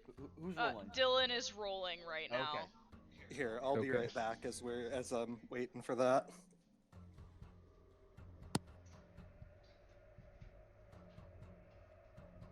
Mine's a 14. Is that added to your speed? Mm-hmm. Yeah. He beat you. He rolled a 19. All right. This is okay. Okay. What does that do? So, he has an ability called Master of Puppets. I made it. It was Let me pretty fun. describe it. Never mind, he wants to describe it. Oh, there's a song. I mean, he'll describe it in a minute when he comes. Okay. So, as Astaroth, as you are getting ready to move to do whatever it is you were planning to, Dante holds out his hand beside him and raises it aloft. As electricity begins to charge around it, this spectral energy wrapping around it as a figure begins to form. A long pole, ghostly blue, and from it, a tattered banner. The coat of arms of the Rhizostomas flowing in this wind. And as he slams it into the ground, electricity pulses through the floor, jolting out, conducted by the blood, wrapping its way around everyone's feet. And Master of Puppets activates. The user utilizes his electric current, boosting his party's speed and allowing them to rearrange their initiative order. Oh yeah. I allow this once per combat, so I will let you discuss exactly who you would like to go where. So, Dante would like to go first? Did we have Brian go before Dante? Well, If he wording uses, is your parties. Yeah, it allows me to rearrange the entire party's turn order. Meaning your party. I wouldn't think it would. I'm pretty Solon sure doesn't it count. counts for myself. Oh yeah, Solon Right, would your party. not. Yeah. So So basically, I can. Astaroth's going first. Period. For my here, let me explain where I'm coming from. Hang on. I'm saying you have your initiative slots. Astaroth's going first. The wording is your party, so I'm saying you can only move people in the slots you already have. You cannot go first. I mean, the problem is that's really a weak ability. If it's worded like that. I mean, I'll- that's my activated interpretation because- of the wording. Of course, I'm not the final say here. So, I will put my DM boots on. Because I know how powerful Astaroth is, I have no problem with him not going first. Fair enough. Yeah. I mean, I yeah, have no that's problem with it perfectly either. fine. Yeah. I'm cool Yeah, with that. it's considering how dangerous this is, and also that ability is kind of expensive, and Yeah. It's very Fair enough. expensive, so I can I'll only let it do happen. it once per. I can only do Yeah. it once per combat. It's expensive, and if somebody rolls like an enemy rolls really high, it's basically useless. Yeah. That's fair. Mhm. Okay, so So, who is Um, going where? so Brian, you said you wanted to go first. if just so I can give you the static air buff, so you do 2 times electrical damage. I mean, It depends no, on what that's he's in your gonna fire. use, though. yeah. The Yeah, thing yeah. is, Dante specifically, his plan isn't really going to be combat oriented at the moment, so you might want to buff somebody else. Mhm. And considering, I don't feel like this is metagaming either, considering Dante is technically the one rearranging the order. Mhm. So yeah, I'm thinking Dante first, and then Brian, do you want to go second? And then we have, Well, no, I don't know who I'm gonna buff. That's the thing. That's why I was like, hang on, who? Because we lost Silva and Varuna, So Yeah. currently, and we lost your Liam and group Minerva. right now is you and Lunala, Mhm. Brian and Amani. You have Silva and Varuna. You don't But know they're where they above are. us. Yeah. Yeah, okay, so And then, if... Solon and Astaroth are both apart from you guys. Axel is also on this list, but he's not part of your party, so you do not get to rearrange him. Okay. So, alright. So I'm thinking, Brian, I will give you turn 2, and then Silva and Varuna, as long as they're in the turn order, I'm gonna put them up there at like turn 3. And then hang on, so I'm trying to remember who all are basically I'm going to arrange us so that we go before Solon and Astaroth.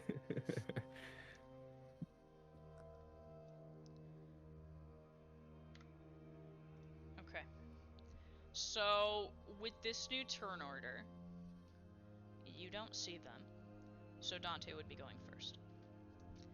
If they Alright. do something in the fog of war, that's what they've done. Yes, that's Things- basically exactly what happens. we used the mist against him.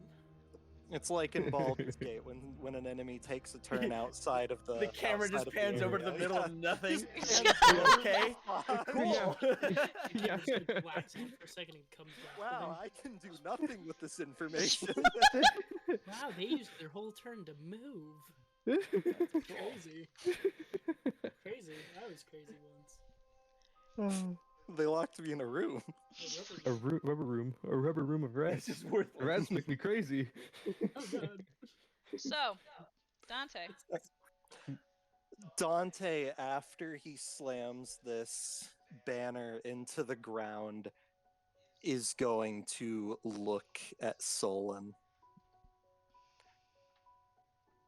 And he's going to step forward, slowly marching towards him at first, as he says, "We were surrounded. The night never ending. Monsters all around us. Hell on earth.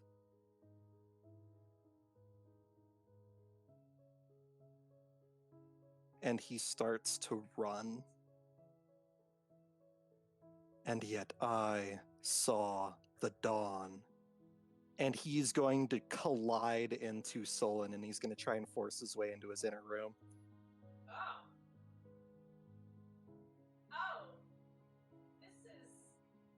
This is unexpected. You sure that's Wait, what happened? wise? Dante thinks it's a good idea. Well, Someone gotta do it. this is gonna be a conflicting roll. You guys are gonna have to roll counter. Mhm. Solon, Do I add anything? yes, but I'm trying to decide what exactly it's gonna be. I wanna say Be this is wisdom, gonna be I would think. wisdom. I'm leaning wisdom. Wisdom's usually associated with willpower, so that seems like it checks out.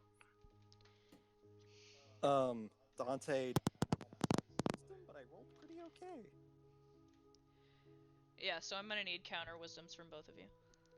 Go ahead and put them in Okay. group roll. Sure thing. Totals out to a 23. Oh, I win. Damn. 33. Woo! Fuck. Good lord. What did you Oh, man. roll, man? 15. Where's your Hang on. whiz? My wisdom's 18. Can I add Lunala's wisdom to my roll? That's what I did. You are I added Because my not. full one. because he's using both his combined wisdom, I would like to argue. I that also I have my used- weapon, though. Here's the thing, though. Sure. You did not ask I mean- Lunala to help you, and Lunala is not happy with you, and you charged forward in human form by yourself. Yeah, That's my alright. argument for that. So Solon, you just get headbutted. Yeah, so he's still gonna basic attack damage you. Yeah. He just Mhm. doesn't get into the room initially. And at the same time, if Dante dies, that means Prin also dies, so... Yeah, Oh, by the way, can I word this specifically as non-lethal damage? Because this is gonna hurt. I mean, it's a basic attack, so... Yeah, it's a Lethal basic attack, and he's doing blunt damage technically, so... In his face. Oh, I mean, I I know rolled a this nat is definitely... 20 on dodge. Oh! Oh my god, okay, Oh, well never oh. mind. Solon, stop. Jesus. Oh, We probably holy should have shit. rolled hit first. Fuck! That probably should have happened. Solon, Yeah. stop. I mean, I thought that the roll was gonna count, but yeah, I didn't roll a natural 20, so yeah, that does miss. Good God. This is the first time Colt has rolled well in a combat situation, I feel like, Yeah. out of Wow, the gate. of course the one time he gets to roll well, it's against the party. Oh my God. I'm just It's the remembering madness. Herb and fucking Soma's initial Every combat. fight ending up in a bloody pile. Every God. fight. They couldn't roll above a 10 for like the first 8 combat scenarios. Alright, You well, guys should definitely watch out for Solon, though, because he probably has the madness damage. Yes, and I have a lot of hits. Yeah. Oh. oh boy. Keep an eye on Solon. Yeah, that's Yeah. Dante's turn, so I'm pretty sure it brings us down to Brian. Yep. As your opponent, You definitely want to take care of that. I am a threat. What do you want to do first, the giant fucking demon? You're so I am a weird. threat. And I I was need not someone- told how to stop being a threat, so we're gonna keep I being need a threat someone until to told otherwise. incapacitate him. Oh, I ain't gonna be helpful with that shit. It's such a bad. Hold on. I am a threat. Why does it look like me? I hate that. Oh my I god. don't know. I hate that that looks like me. Oh my god. Okay. All right, what's next? Brian. It's my turn, but I don't know what to do. Do something. Well, no Do a funny. Yeah, do a funny. Do something yeah. funny. I will advise that you guys should probably work together or it's not gonna end well. If any of you have played Destiny and have specifically went up against a tormentor, that is what you're going up against. Oh boy. Unfortunately, I have. Yippee! Mm-hmm. I'm gonna look to Axel and be like, what moves can you use? Like, what is your specialty? Fire what? Death. I Not hit helpful. things really hard. Oh, this will buff. That's what he tells you. Just- If you start silencing people, Dylan, I'm gonna be a little bit salty. Hitting people with the silence. Oh my god. I wish. I'm gonna look to Axel. Come on, guys, we Okay, gotta do where our do you need damage to go? phase before he activates his totem of annihilation. Dude's just He's fucking gonna Rook. team wipe us. Oh god. You're gonna get the damage phase, he's gonna walk over and kick you. Okay. He's got the stop mechanic. I'm just a really big Dark Justiciar from Baldur's Gate. Oh, God. God. I hate those too. Why are you evil? You awful. So what's Nice. happening, Brian? I'm trying to find What's your plan, Brian? Your turn timer's on the clock. 20 seconds. Oh god. Can I, Blessing of the Storm, fly farther, or can I roll one step farther? Because I can roll one step 100 feet. Okay, as his opponent, could I give him an idea for something to do or no? If you want to message it to him, maybe. I am going to say Dante did request for assistance incapacitating. So if you've got anything that okay. can slow down or stop somebody from doing something. Yeah, he did. I as the DM, I will add that you have been requested to deal with Solon specifically. Specifically slow down or restrain in some way. Brian's gonna... Would deafening him help? I don't. Which move? I'm gonna be real with you. I don't think so. I can't hear. Which, hold on. Which one?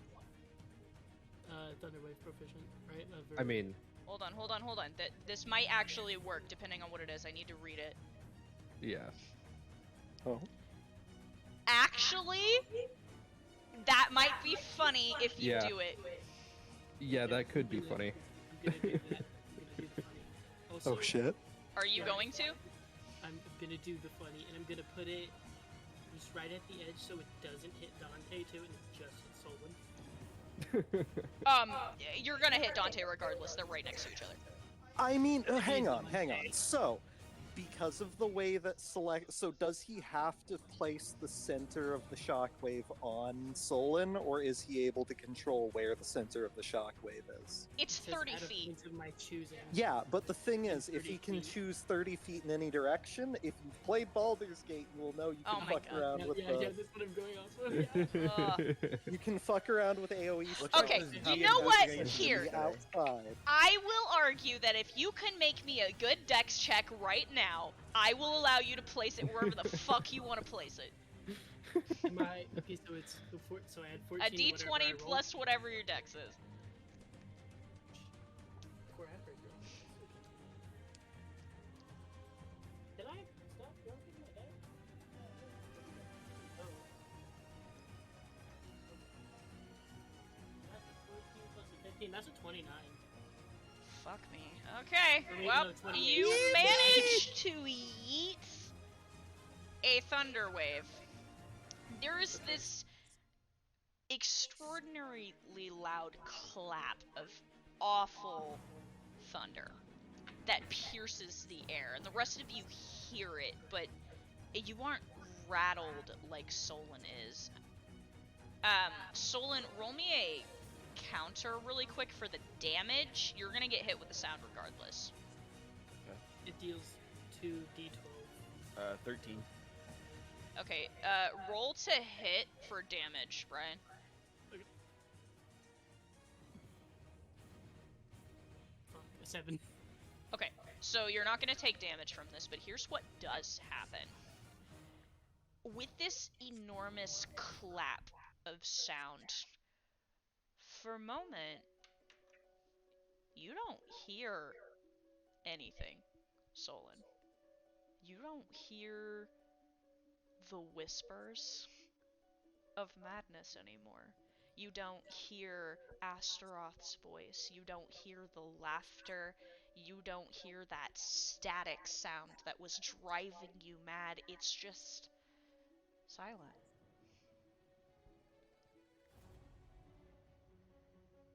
Would you like to roll a wisdom save to try and get back some semblance of your sanity? Sure. 17 plus. This is full or just mine? Just yours. Just mine. Okay. 24. For just a moment, you think you can piece through the haze, but it's not enough. You feel yourself lapsing slowly back into that laughter and into that madness. Astaroth, Yes, it's your move. it's my move. Okay. What I'm going to do Is a funny? is a funny. Oh boy. Is it safe? Astaroth doesn't have a safe word. He doesn't have a safe word. Avocados. The safe word Avocados. there is none. He goes in completely raw. Okay. Whoa, hold on. All right. I'm incredibly uncomfortable with this situation. I'm very uncomfortable with the Oh, yeah, energy so we've I'm gonna created in the message you studio real quick. today. Excuse me, sir. I am married. Okay. Okay, hold on. What am I thinking? Okay. First move of the day, what do you want to do? So, he looks Surrender, over. That's What? what you want to do? Surrender? You want to surrender? Here, I'll even give you my flag. He's not gonna go whole hog just yet, but. Phrasing, please. Okay, who is everyone that I'm currently looking at on the opposition? I mean, you can see everybody, but your target is very visible. Mhm. He recognizes Brian as interesting, but also a threat. He looks to Brian. Kira, I'm going to use Soul Drain. I'm going to attempt to use Soul Drain on Brian. Oh boy. That makes sense. You did no. almost take his pawn away. That does make sense. Yeah, Yeah. it checks out. You trying to Mhm. fucking suck his soul out like a fucking one of those From I where? need you Harry to roll Potter. to hit. But from Yep. where? Can I roll? No. Yes, you will be Yeah, rolling you're, to you're dodge, rolling Brian. to dodge. It's Yeah. just a Please straight tell- d20. Please tell me he's not running on fucking Kappa rules. That is a 19. Brian. I only rolled Oh. 15. So here's what happens. That's fine. You're watching this creature, who, by the way, is in art if you would like to see what he looks like. Mhm. All of the sudden, you feel something, Brian. You feel something move through you and latch. And the only thing you can think of is a harpoon. Because that's the only thing you've seen that could even relate to what is now piercing through you. And suddenly you are being pulled.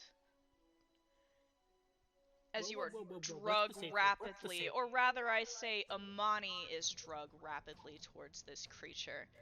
Astaroth hooks two of his claws into you, and you feel yourself... It's like your life is beginning to pour out of you through this creature's fingers. It hurts so much. I need you to roll a Can I- d4 or something. Can I add to this description? Yeah.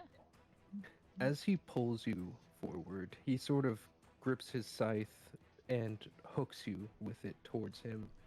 And with one of his forearms, he places the palm of it on your chest, and you feel and see an energy being sucked from you into his body. And what happens? I just rolled maximum. Ah! Which one are you taking away? Brian, you receive a -4 penalty to speed. Oh, Roll another d4. Yes. You said a minus what? -4 to your speed category, which will affect what abilities you can use. Yeah. And I. Oh shit, that's math. Ew. Yeah. Brian just shrivels up like SpongeBob inside of Sandy's dome. I have 14 speed total. That's nice. That's... I can't. And it lasts for how many turns? It lasts for. Is it? It's a d4. It's a D4. It's a D4. Here, let me check. That is a 2. It lasts for 2 turns. Okay, so for the next 2 turns, you have that -4 to your speed. And that will bring it to... Huh? How much damage do I take? That's the interesting part. You don't take any HP damage. Yeah. That's the neat part. You don't. And as he finishes draining the energy from your soul, he sort of tosses you aside like you're trash. And Which his probably head- hurts worse than everything else, honestly. Yeah. Okay, Wow, not well, even gonna Drew, call him back? You could at least buy me dinner first, I say to him. Wait, hold on. God. I suck on the first dates. Yeah, but you didn't buy me dinner, you little shit. Where's my steak, motherfucker? We've got it, boys. We officially know Apollyon does in fact swallow. What the fuck? We have to make jokes. It's the only way to stop the dread. Yep. No kidding. As he Yes. tosses you around, his head jolts around looking for his next target, and that is the end of his turn. Which brings it to Solon. Yippee, boy. yippee, yippee, yippee, yippee. Okay, I have a question. Ask. If I do the 1-2, do I get the second action this turn, or do I have to wait a rotation? Hold on. It'll be next. I remember we've always had you activated on 1 turn and then it lasts for the rest of combat. Well, because that was like I was doing triple combo and combo. That was just basic attacks. This is an actual action, not limited to basics. Oh, you're That's why I'm right. asking. You're right. Okay, so here's what I'll do. Here's what I'll say with that. The first action is you initiating that. The second action will be Right. So I your get. second action. I wouldn't. So you get an extra action this turn, and then you'll do okay, 2 cool. actions That's my, from now on. That's my Yeah. question. Cool. I'm gonna cast that. Okay. So you see, like, Solon, for just a minute, he had a moment of clarity, and then it's gone. It's gone. The light in his eyes is gone. And then so cast that, and then I'm going to cast. Oh, I also would like to add something. Okay. Your Well of Rage is at 50%. Oh shit. I was gonna ask you're that, but I starting at half rage. Oh god. I didn't want to bring that. I thought about it, but I didn't want to bring that into this. Yeah, you're well of rages at half. Can I just Okay. thunder wave him again? Can we not, please? Can we Yeah. not? I am going to cast After Image after that Okay. as my second action. I gotta double check what that is. Utilizing Flash Step, you create several images of yourself, utilizing them as decoys. Did I ever make you roll for how many? I don't think so. I think I never have cast this before. Okay, I'm We gonna add a probably number in should. there just so we're gonna say it's an adept ability, so you get 1d6 copies of yourself, so you can roll for that. Oh my god, 4. wait, he can do copies of himself? Uh-huh. I now Oh, have. Solon, I'm texting you. I'm texting Oh, you! God. All right, use our Bro hasn't even answered my freaking message. lovely. Oh, Ancient I'll chat. text you. I was like, "What's your idea?" And he just ignores me. He never That's my told bad. you! Nope. It's because Dylan's more turned on by Colt right now, okay? Let him Yeah. let him be. Good lord. Listen, Oh man. shit! Okay. He So gave me a there's- rager, so, okay? Clarification. 'Kay. It's 4 plus me, right? So there's 5. Yes. Okay. I'm gonna note that. 1, And 6. I'm pretty sure if they take damage, Plus. they dissipate. Yeah, it'll be like 1 damage, they'll be gone. So, but you all are standing there, and all of a sudden, like, Solon is no longer standing in the place he was. And there are now a whole bunch of them. There's 5 different versions of Solon all around you, all laughing. Oh, this is going to be difficult. This is going to be difficult. This is for your own good. You cannot survive this nightmare. I cannot see it happen again. Leave while you can. And that'll be my turn. Okay.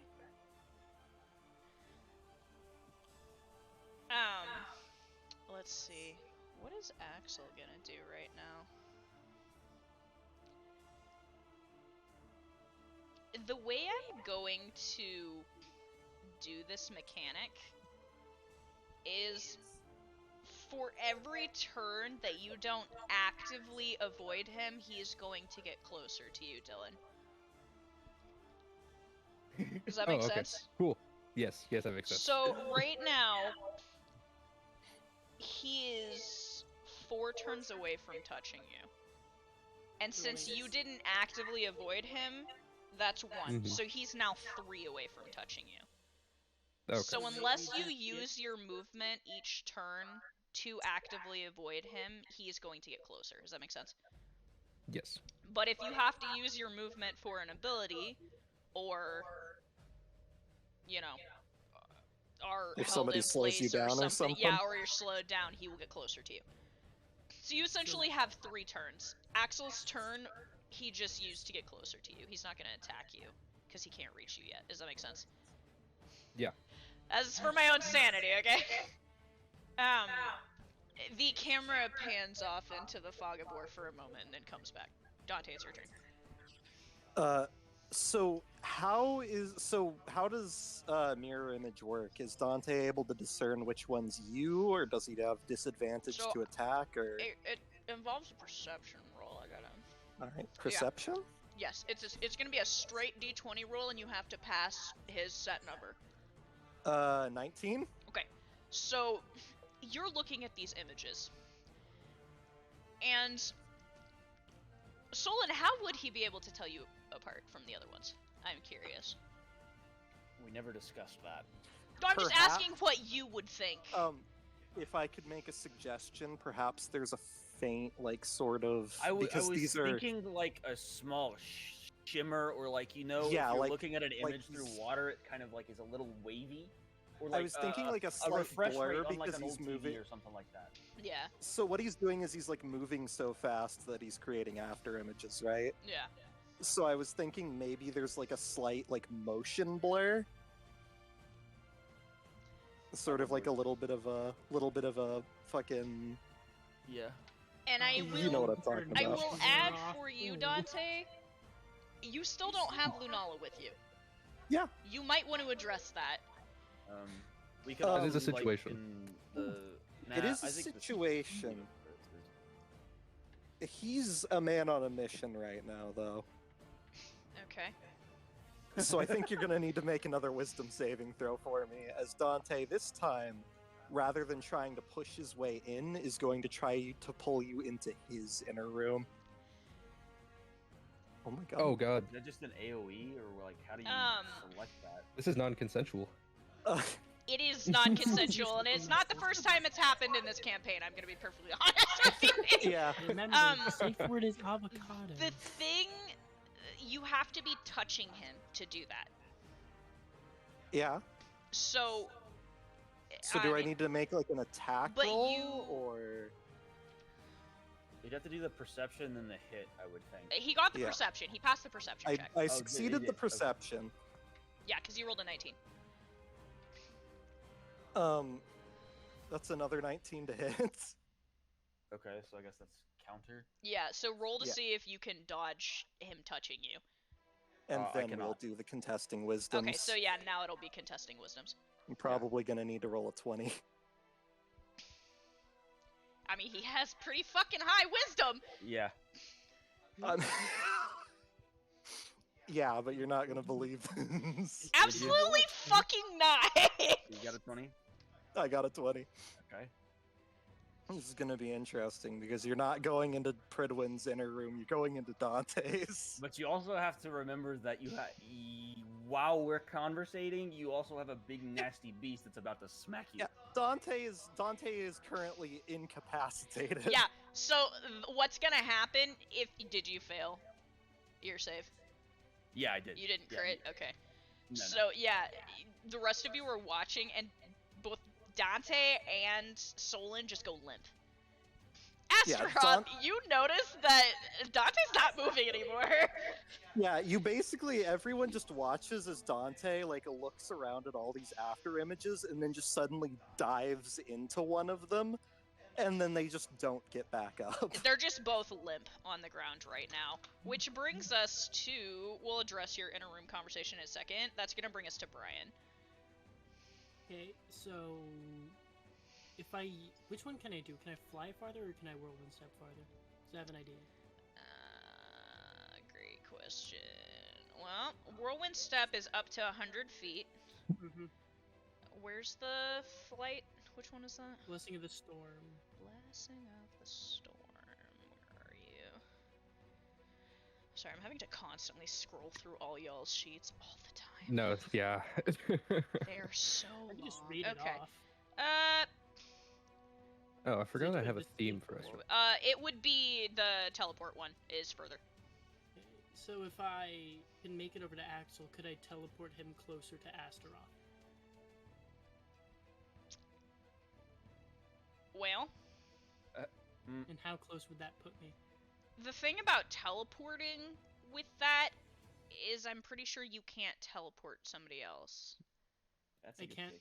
But I've done that before. I've had. Have you? Did you do that? I thought it was the other one that let you. No. The fly no, one. We've done that before. I mean, I've done both.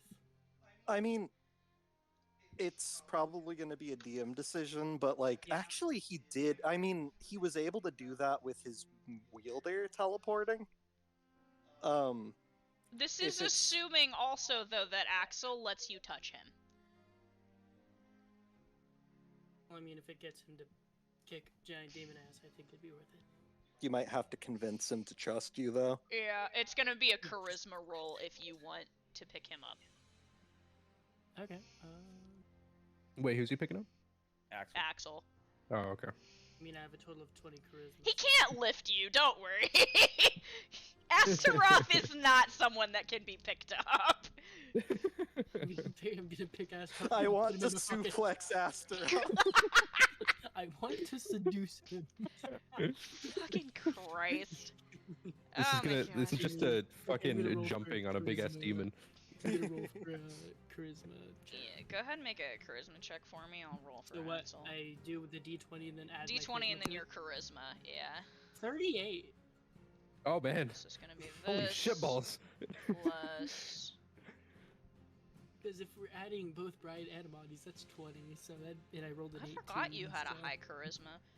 Yeah. Yeah, you're Oh, yeah. actually gonna convince him. So you get over to Axel. What do you even say to him? I'm curious. Okay, idea. So Idea. we're supposed to get the sword into that, right? So if I teleport you, you can stab it. But Ooh.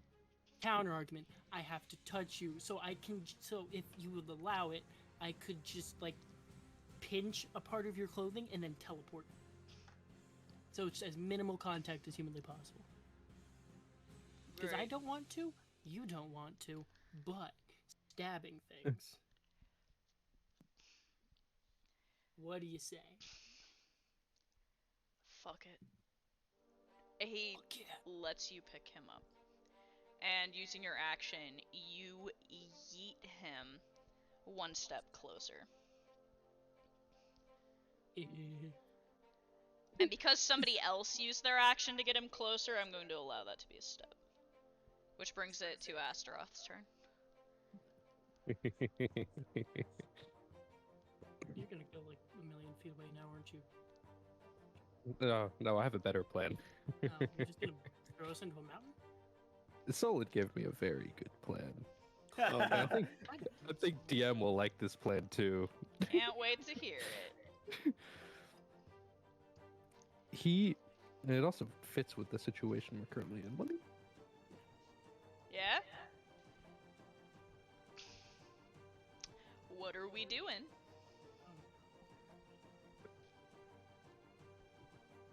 Oh, Dylan just died. Oh no. No! Oh, there it is. Oh, all of you and your strategies. I like it. I like them better when they fight. And he's going to use. Hold on, let me get rid of it here myself. Okay. He looks to all of you. Looks to Solon with a wide, wide grin. Two of his upper arms come together and converge on some sort of hand seal. And he speaks. All I'm getting from this is just Astaroth is pissed. Alone in the And he's going to cast Horizon of the Fallen Sunstar. Oh no. Oh no. What? He's activating the yes. malevolent kitchen. Malevolent kitchen time. Oh no. Millennium Pyramid. You could blame Solon for this. Oh, I'm Solon, I hate you. Which one? I'm going to use Shadow Garden. Okay. Yeah, I figured that's where you were going with that, but I wasn't sure. So, do you Can want you to smell describe what how the this devil's looks, or do you cooking? want me to? I will describe it. Okay, go ahead. First, I'm going to choose which one. Okay. Okay. Would you consider Astaroth to be large or colossal? I would consider Astaroth himself to be large. Okay. That's fine. Yeah. He's going to summon 2 large copies of himself. Okay. So you see as he places his upper arms in a hand seal, and suddenly this waft of liquid shadows begins to pour out from him. You see all Oh god, he's Uh, leaking.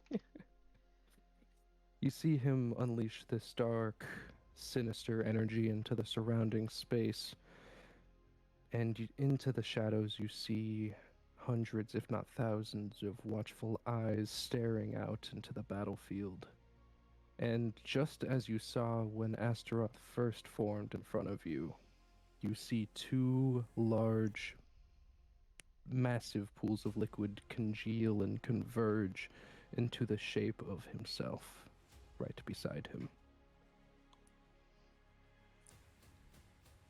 3 times the Astaroth, 3 times the fun.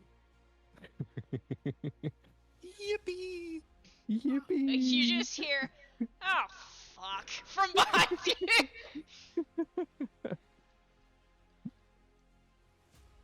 And the wide grin on his face grows wider as he once again picks up his scythe and prepares for combat. That is his turn. Okay. I need to do something really quick Yes. for my own purposes. Yeah. Because Dante went all off by himself. Okay, her normal. Whose HP is whose on your sheet? That's Cat. Oh, That's Pridwin. so the yellow is the yellow is Lunala, red is Katya, and blue is Pridwin. Look at my sheet.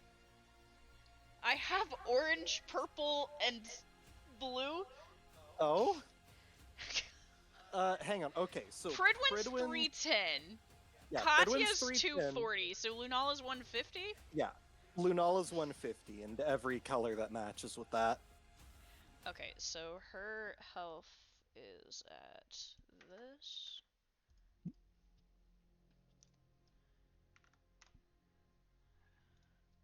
And then I need to put this on her sheet, but...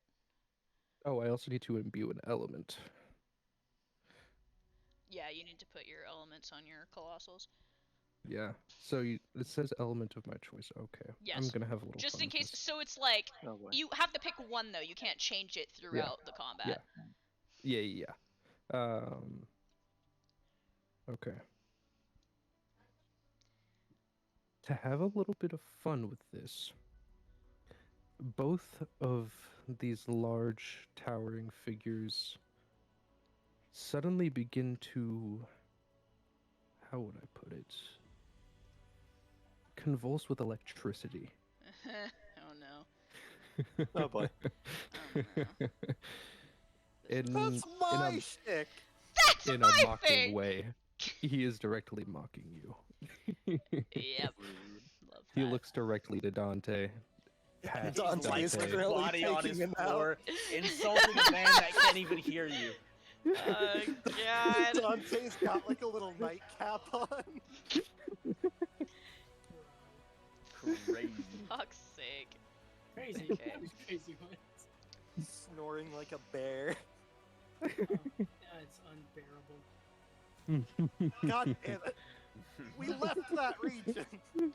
He's going to kill you with his bare hands. I hate all of you. I guess you could say this is some bare knuckle boxing. Okay.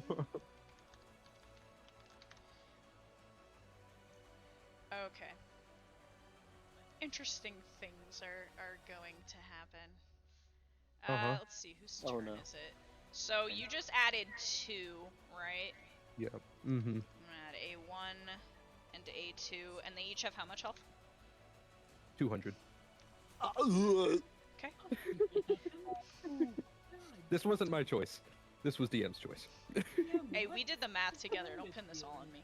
I mean, that's as much health as the coral constructs have. That's what we based it on. We based it on the coral construct. Oh god. What sucks? One of my So, characters. here's the thing. Stealing all my shit. You're gonna have to hold me in the inner room, because if I get out, I'm just affected again. So you either have to knock me out or hold me. So Brian's the only one dealing with these guys. Yep. I'm gonna beat you I am next. going to ask you specifically, Liam, a question. Mm-hmm. Would you like? I haven't given her numbers yet. Oh. Makes me very anxious. Hang on, what is the question?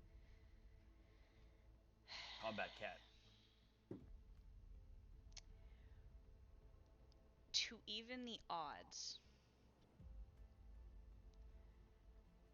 Oh, hang on. I think I know what you're talking about.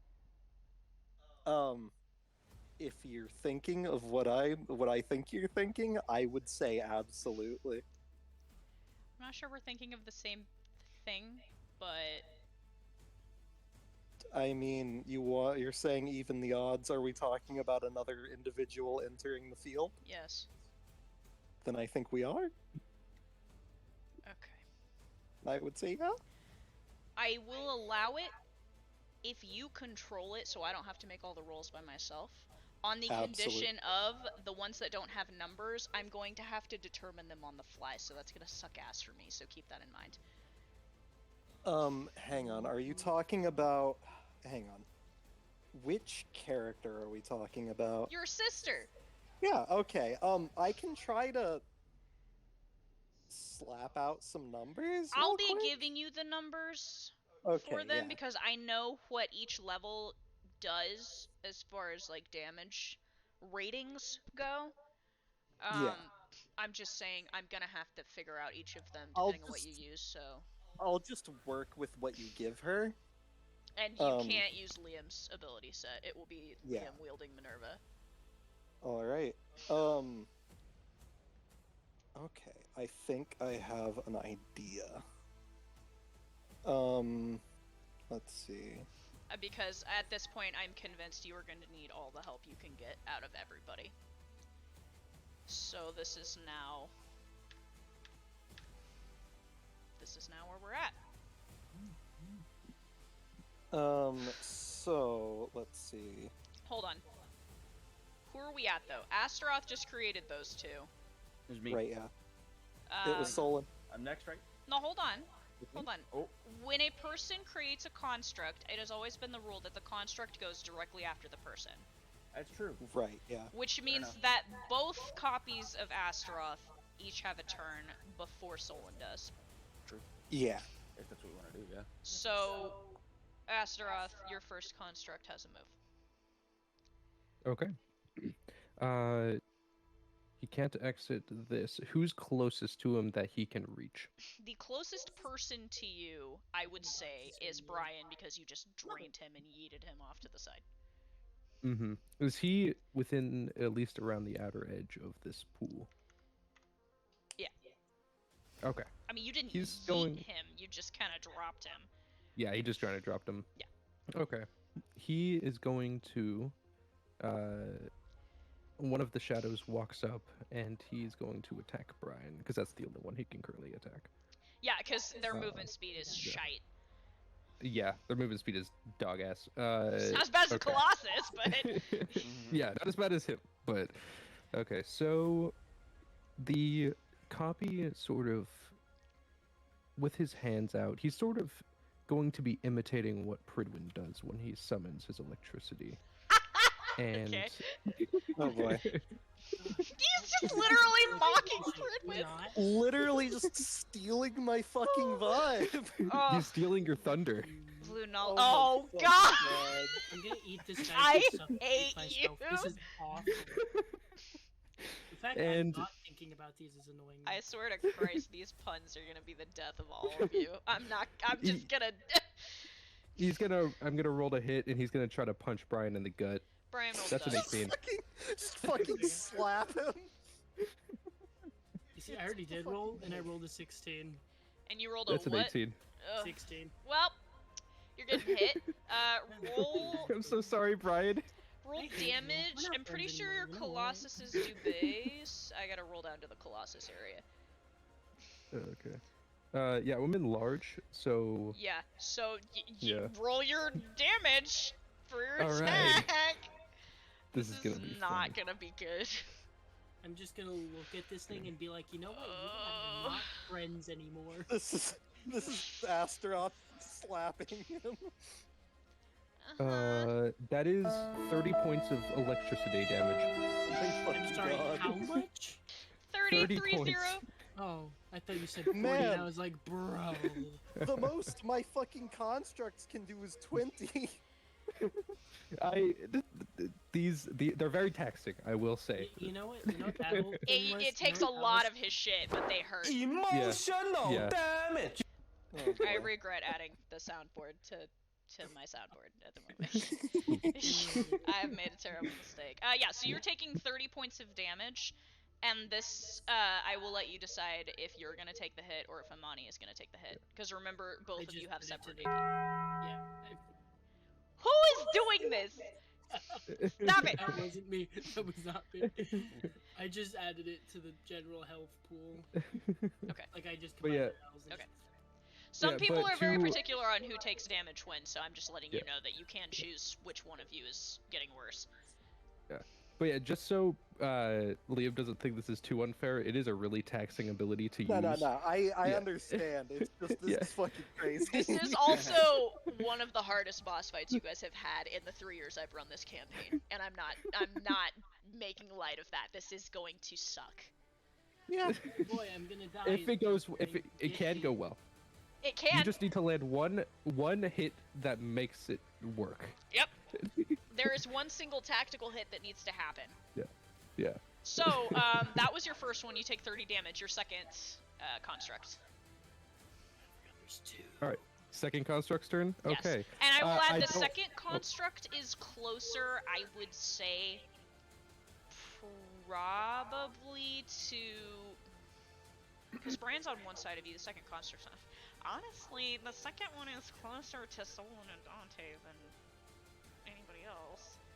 Yeah, I feel like Astaroth just fucking with Oh shit. Okay, I'm gonna roll for if I'm going to have Astaroth be a dick or not.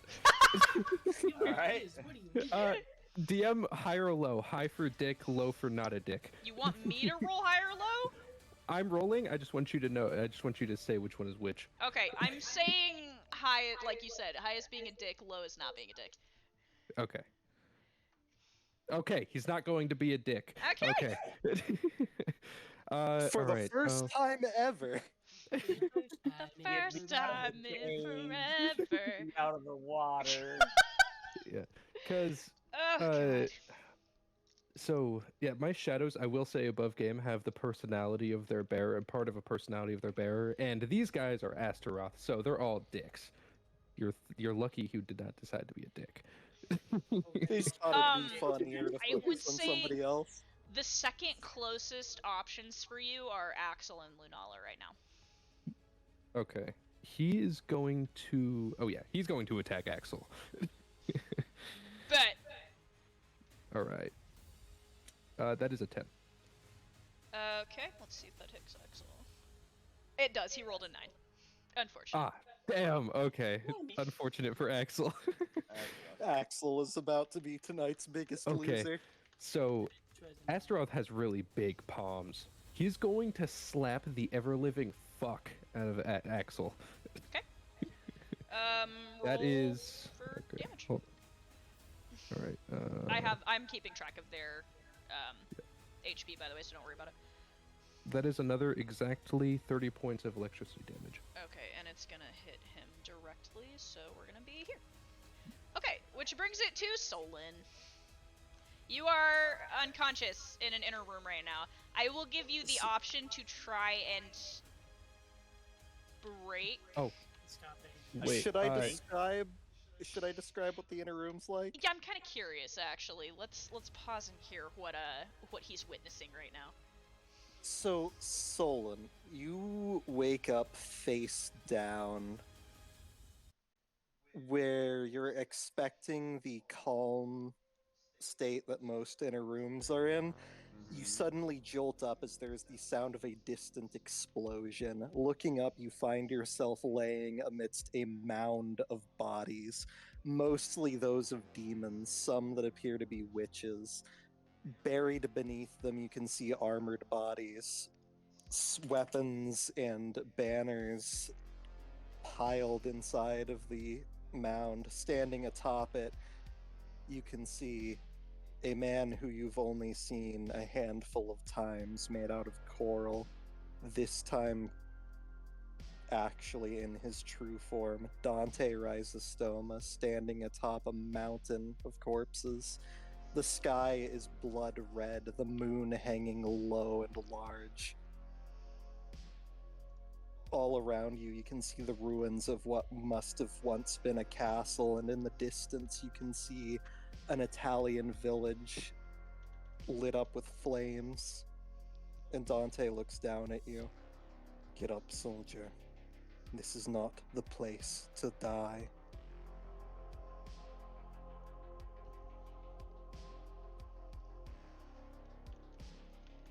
Where are we? You're in my memory. My last memory.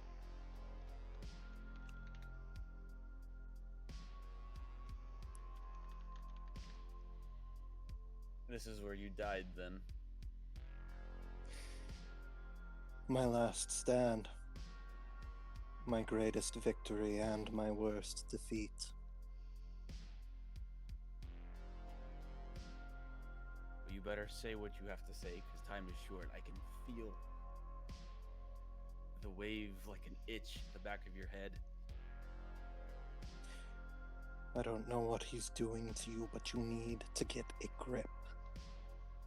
I'm hoping that what I tell you here might help you. I know precisely what you're going through, boy. I had to go through it many times. I was a general for death. I led many men, most of them not even meisters or weapons. Most of them. He looks down, staring into the dark slits of a helmet buried beneath the pile of demons. Most of them were just men.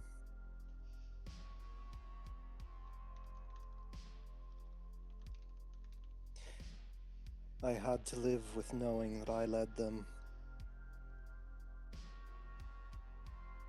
It was always my goal to make sure that they could go home, but sometimes we marched to their deaths. And yet I never died.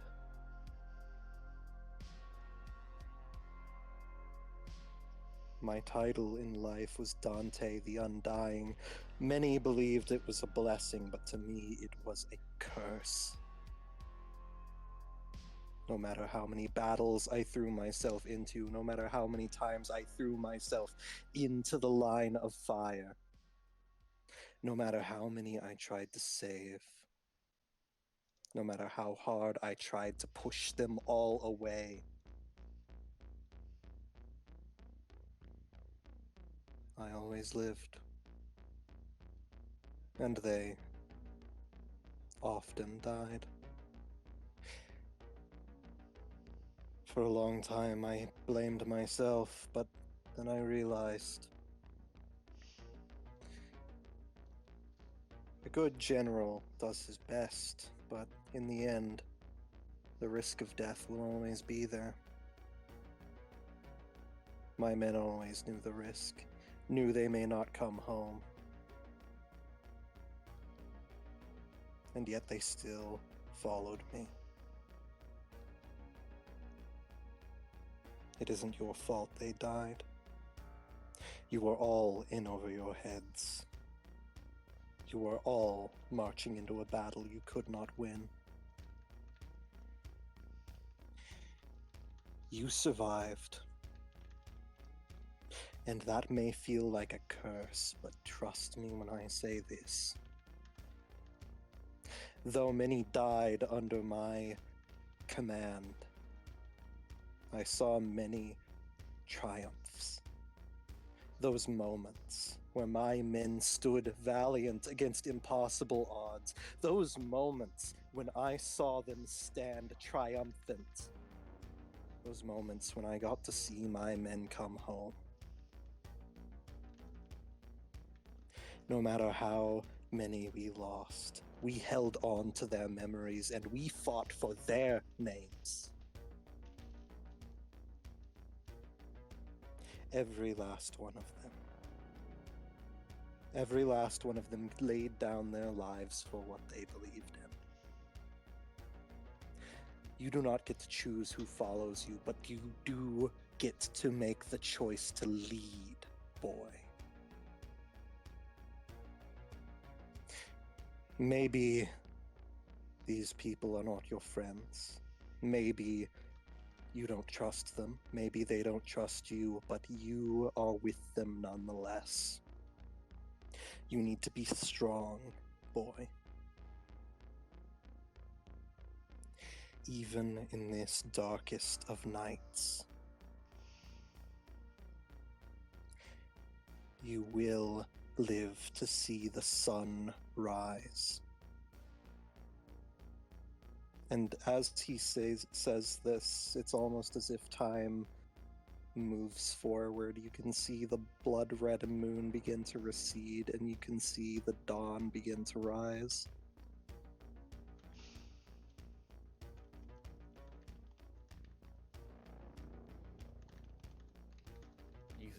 You think that I didn't fight this? That I wanted to succumb to this nightmare, madness, whatever you want to call it? I believe you fought. I believe you fought valiantly, boy. But what I'm asking you to do, even though you have fallen, even though you feel broken, I'm asking you to pick up your blade and fight again. It's not over till you're dead, boy. And even then, Dante kind of chuckles. Even in death, I still fight. I'm asking you to have the same fortitude. When the shrieking returns, when the fear and terror fills your veins, when the madness consumes you, I ask you to shout against the darkness.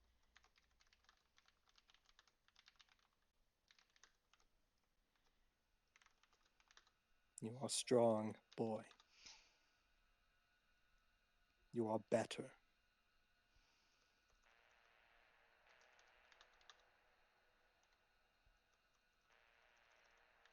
All I can offer you now is a moment of reprieve, in the hopes that it gives you the fortitude to deny that monster. Gives you the strength to break your shackles.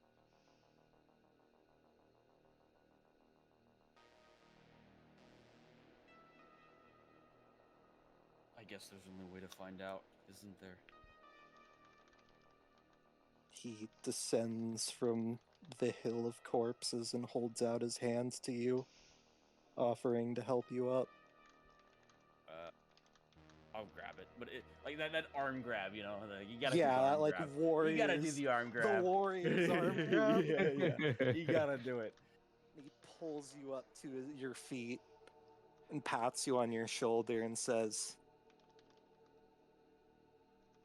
"You are better."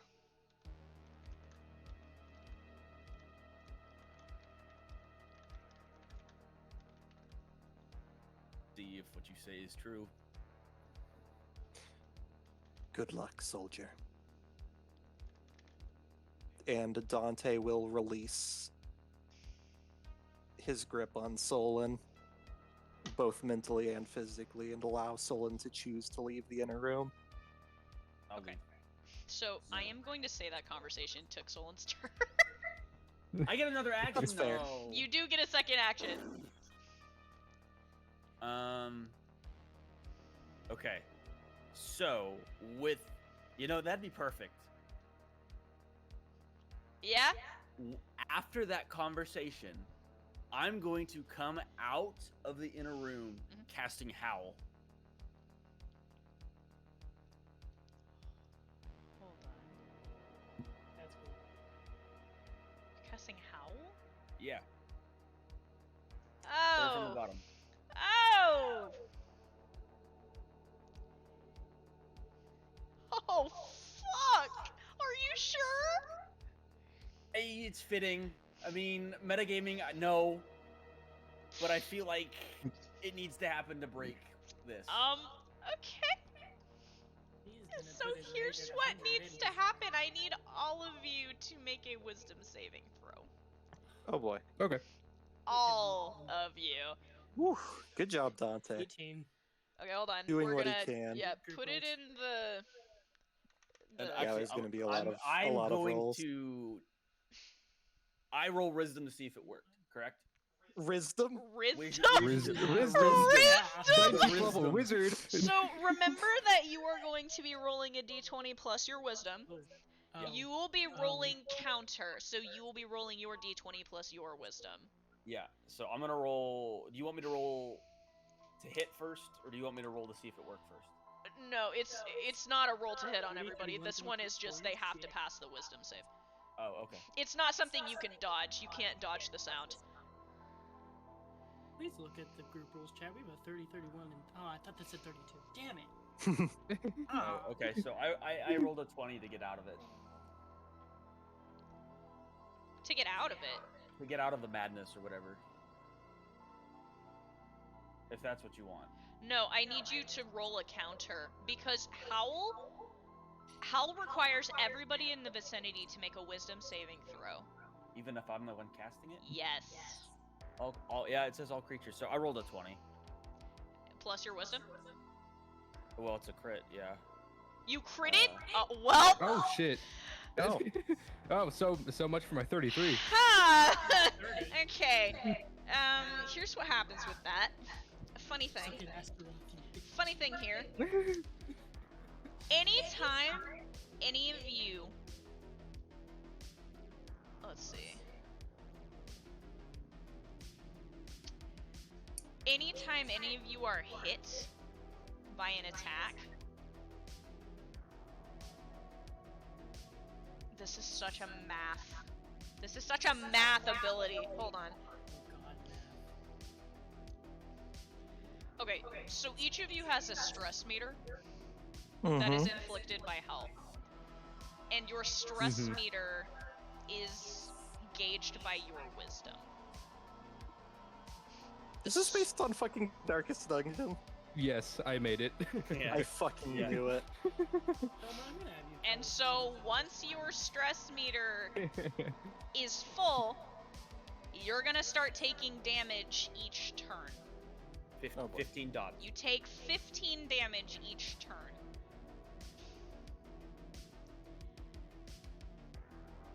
Let's see. You're welcome for that ability, by the way. I'm telling you what, this character sheet is really busted. It's not. It's I not. made All it as a glass character cannon. sheets are busted. All of them Yeah. are. Trust me. Y'all have some Yeah. scary have shit. this busted So as a how? hurricane. What size is my stress Okay, meter? How do so your stress meter is going to be based on your wisdom. So here's how that's going to look. If you have a 10 or lower, you're going to have 3 charges in your meter. I? All right. If you have a 15 or lower, you're going to have 4 charges. If you have a 20 or lower, you're going to have 5 charges. Anything above that, you'll have 6. Does that make sense? Yep. So for every hit you take, your stress meter is going to go up 1. Oh boy. Unless it's a fear-based attack, at which point it will go up 2. Does that make sense? Yeah. And once it's full, you're going to start taking damage every single turn. Oh boy. There is no way to get out of this, by the way. There's Of not course a there roll. isn't. You can't counter, so you either have to be knocked unconscious or combat has to end for your stress meter to no longer be an issue. Does that make sense? Mm-hmm. Everybody tracking? Everybody have their stress meter set? Don't get I hit. forgot Got about that it. ability. Fixed, yeah. Okay. Gotcha, okay. Yeehaw. Yeehaw. So you used Howl. It is now Axel's turn. Am I still maddening? You rolled a what to get out of it? So the 20 was the saving throw, right? For Howl? No, the 20. The 20 was your counter roll for Howl. So go ahead and roll to see if you can get out of your madness. that'll be a wisdom save. 18 plus. Just mine, right? Yeah. 25. Oh, match. You are so fucking lucky. Oh. That would have sucked Got if Solon back, everyone boys. got stressed and it didn't work. Match. God. Okay. So you let out this howl of rage, and it seems to pierce through everything. And a moment of clarity. You still feel that kind of maniacal shiver, but through it you're able to piece together that there's a bigger issue at hand. And it's the giant shadowy fucks that are behind you.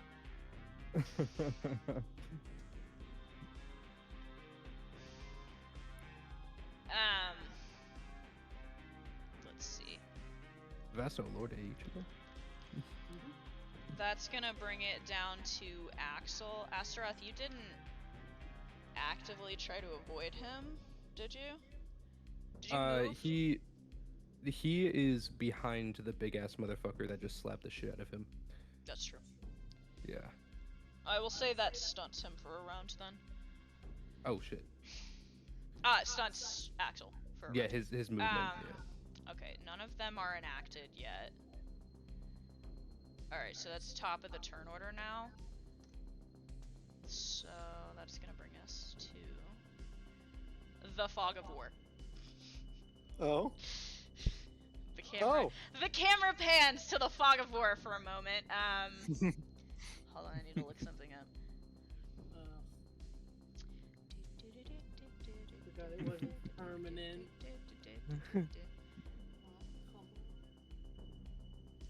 Oh, I really want to have her use her thing, but I'm not going to yet because you haven't broken her. Let's see, she is going to...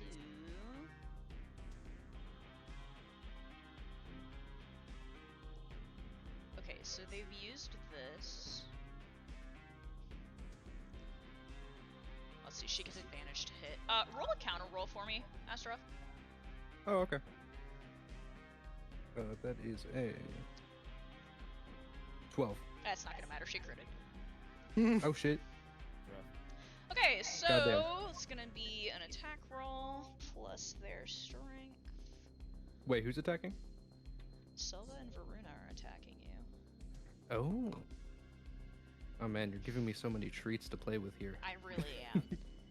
Let's see, so that's gonna be that plus that, which is a 32 times 2, which is a 64. You feel something slam into your back from behind. You did not notice they were there. In fact, you don't even see the person that just hit you, but you do feel the wounds. It hit hard, as something pierced between your upper shoulder blades of your upper two appendages. Mm-hmm. Down to the bone, grinding for a moment. Oh fuck. Yeah, you take 64 damage, and it is now Dante's turn. Alright. Dante staggers to his feet and he calls out, "A moment of valor shines brightest against a backdrop of despair." And he is going to look up towards Astaroth. Let's see. Has anyone been, like, wounded badly? I mean, I know Brian got hit. He didn't get hurt. It drained Oh. his, Right, yeah. No, I also took 30. Oh, you did take 30. I Yeah, forgot you about got that. slapped. I forgot you got You got this. additional action slapped. Oh, right. Dante can do a thing, though. So how Can you do a close funny? together are all... First of all, how big, like, how many feet of space is Astaroth taking up? And how close together are his, shadows? I can tell you, 30 feet. the 30 feet is the diameter of the pool, and Yeah. you notice that all of them are inside of this pool. Yeah. 30 feet. Mm-hmm. This is gonna hurt. Wait a second. Ooh, does he want to do it? Let's do it. Yeah, he's going to point at Astaroth, and he's going to simply say, "Broken King." And suddenly, erupting from the center of this pool, the phrase will ring out deafening as he activates Deafening Roar. Oh shit! Wars today. What's with everyone screaming? This is a very emotionally charged event. Not even Ella's Can you? Oh, yep, you can. Fuck. That's 6 bubbles. 150 Oh, these. feet of range. Oh my god. Sound will immediately deafen anyone within 50 feet for, they're gonna be deafened for 1 turn. Well, that makes Okay. my turn a pain in the ass. And you are going to be taking, all 3 of you are going to be taking, because there's no save on this. They're not considered underwater, I'm assuming, because the No. pool's shallow. Yeah, yeah. The pool is just okay. shadows. It's not technically water. Yeah. I mean, Yeah. if it's a liquid of any form, I'd imagine that it'd have Hold on, the same so- effect. You. Mm-hmm. Should You I have roll how that? many? Okay, so there's 6. I rolled max on the number of bubbles. So last time I had you do this, I gave everybody a chance to dodge. Yeah. I will add your large constructs have disadvantage to dodging because they are shite at moving. And that's a 15 But I am to hit. going to need Astaroth, both of his conjurations, and Brian and Amani to dodge. You guys are gonna need to beat a 15. I'm assuming that we're just gonna make all three 1 roll. Or all 6 1 roll. So Yeah. that we don't have to roll 6 separate rolls to dodge. Do I Oh, have my- yeah. Yes. Yeah. Yeah, that's what's happening. Just one single dodge. You I- don't add so anything this to a one- dodge roll. okay. Well, guess what? I rolled a 15.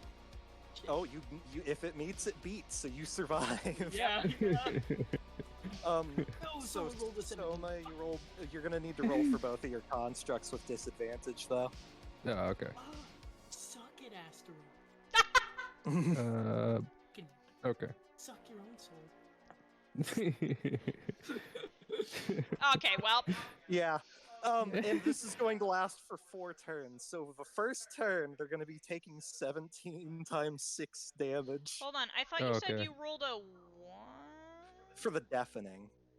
Hold on. Hang on. Please don't Because I remember there was this weird ruling that you did, because I rolled for the deafening, So and then you you said I needed to roll for the number of turns the it number explode. that you have. You roll for. You rolled a hit. You roll for the number that you have.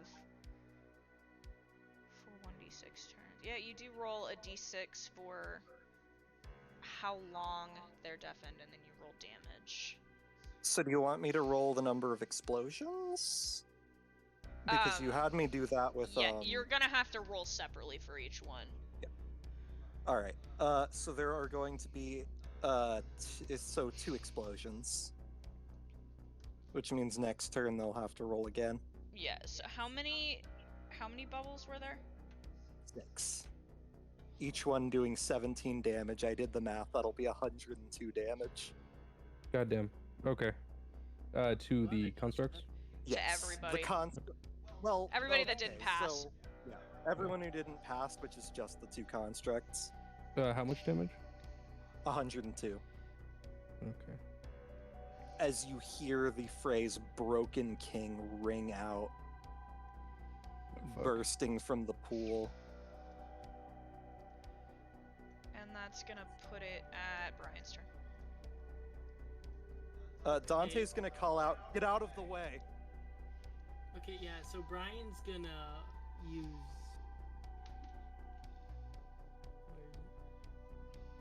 Blessing of the Storm to give myself the ability to fly short distances so I can go up and retrieve Silva and Varuna. Say that again? Brian's gonna use Blessing of the Storm so I get the ability to fly so I can go up and get Silva and Varuna. You don't know where Silva and Bruna are. No. I mean, he knows that they're up at the top of the cliff. Yeah, I was gonna say. No, he doesn't. Silva and Varuna just attacked Astaroth, and you don't know where they went after. I mean, we have a vague idea of where they used to be, so he could go and search for them up there. Yeah, but is it worth it? Is it worth to use a turn of on like they could be I mean, there? yeah, it is a question of are you sure you want to do that? But like, So he has instead that I convince Axel to let me throw him closer to Astaroth. You want? Can I throw my 2 cents in the hat? Yes. Yes. When it gets to my turn, I'm going to fuck something up. Dante Because did I'm also no tell longer you, like affected by the madness. I will also say, Dante did tell you to get away from the monster, and you have a feeling that that probably means there's going to be another AoE. So I'm maybe going to- throwing our key to getting him down away from him might be a bad idea. So I'm just gonna use my movement to get away. And since I still have an action, I'm going to. Or wait, would that put me far enough away if I just? I think you could just walk. You can just I mean, use your movement, your regular movement, to get yeah, out that's what I of was the asking. range. you could use your regular movement and then take an action. Yeah, that's what I was asking. Okay, then I'm gonna use Solar Ray on Astaroth. Solar ray is distance, I'm pretty sure. I gotta find Yes. it. Where are you? I create 3 rays of fire. Rays of fire. Okay, there we go. 3 rays of fire and hurl them at targets within range. You can hurl them at one target. Are you putting all of them on the same target, or are you separating them? I'm gonna put it all on Astaroth main. All 3 on main Astaroth? Yeah. Okay, so I'm gonna need you to roll to hit 3 times. Okay. Oh, Jesus. Maybe rolling for you wasn't such a good idea, Dylan, because my dice hate you. Mm. This is sad. Yeah, so I need your 3 rolls to hit are 19, 6, Jesus fuck. Good lord. Hey! Go ahead and roll damage! So it's gonna be 3d12.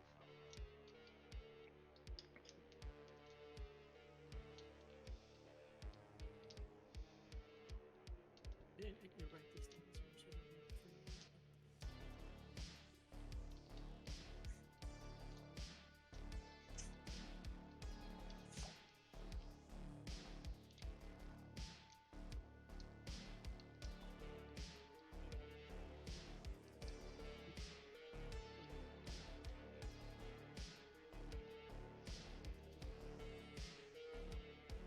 So total of 26.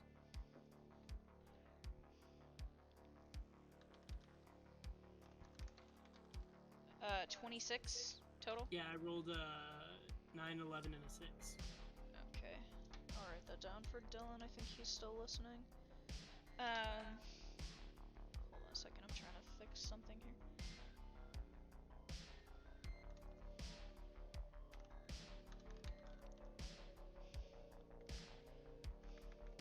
Okay, sorry, I had to fix something on your sheet. It was fucking bothering me.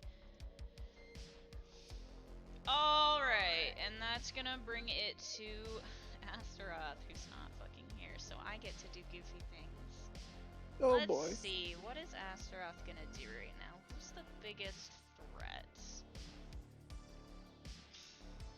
There were a whole lot of threats that Yeah. just happened, so he's He not- just got I hit did by 26. so many I'd be- fucking I'd be people. ballistic. Let's see. Give me a second. I gotta think. I gotta think here. took the big ouchies. I don't even think it matters to him.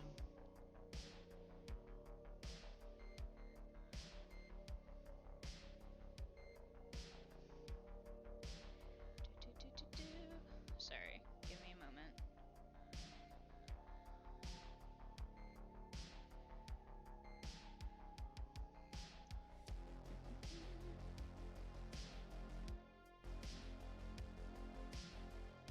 Oh, I'm so fucking tempted. He can't use that ability. Oh.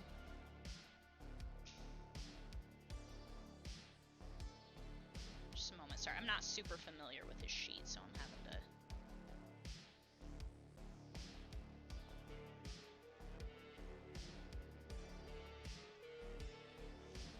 Okay.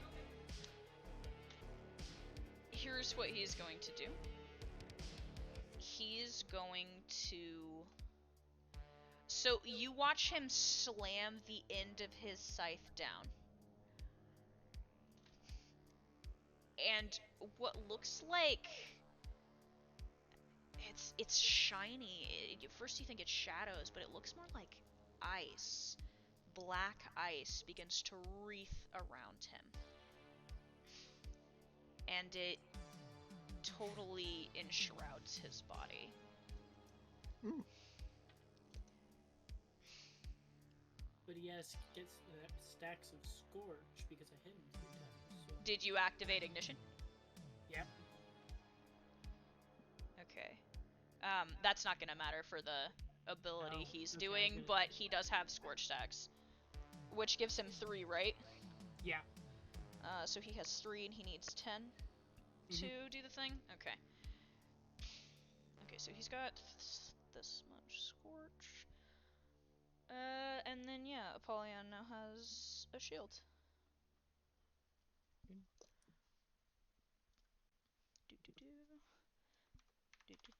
Okay.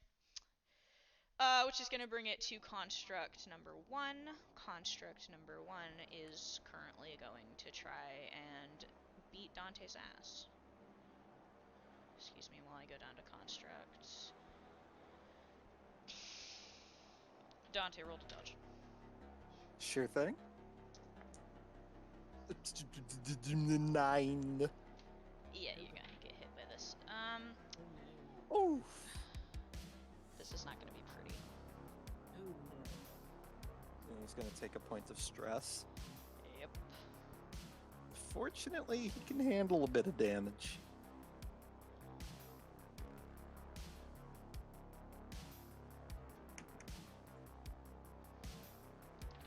Okay, and then this thing is going to do this plus 12. So you are going to take 43 points of electrical damage. I'm resistant to electrical damage, so I take half of that. Okay. Ooh. So 22 points of electrical 22. damage. Hold on. Round up, round down. Yeah. Round up. I usually round up. So you said 22? Yeah. Minus 22. That's gonna lead Alright. it to construct number 2. Construct number 2 is currently trying to beat Brian's ass. So construct number 2 is going to try and hit you. Brian, roll the dodge. Right about an 11. He rolled a 12. Ah, You are going damn. to take Damn. damage also. And went crazy. You are going to take 44 points. I'm pretty sure he said electrical for both of them, right? Yeah, he said both so were, 44 would points be of electrical. damage Youch. as this thing slams an electrified claw into you, hurling Amani backwards. Solon, Yes. is your turn. Oh boy. Give him hell! Get his ass, Seabass. So for my first action, I'll go ahead and cast triple combo. Wait, can I do that? As You- a reminder, Dante did say don't get in melee range. You cannot activate it multiple times. You already have Okay. you have 2 actions Okay, per so I turn have now. the superior one, thus that's the one I get. Yeah, you can't stack. Okay. That would be a little silly. Ah, yes, the Amazing. It would be terrifying. You're not allowed to stack.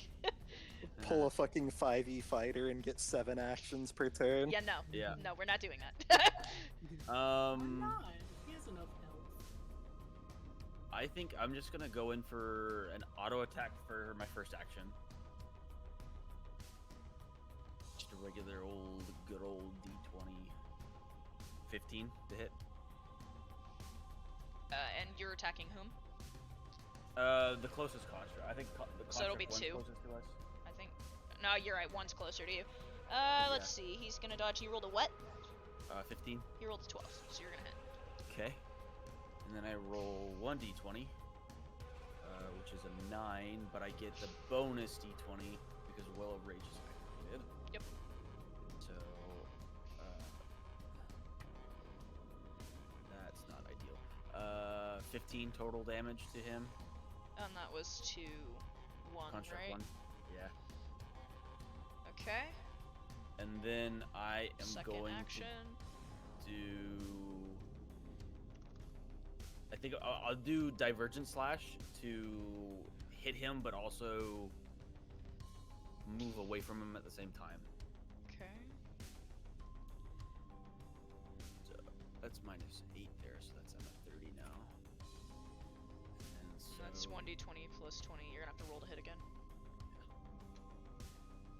I got another 15. Oh, I got a 2, so. Okay, right on. All right, that's better. 11 plus 20, so that's 31 damage plus another d20, which is 41 damage on that attack. 41. Okay. And then you yeet yourself out of the way. Yeah. Which puts him here. And it is going to be Axel's turn.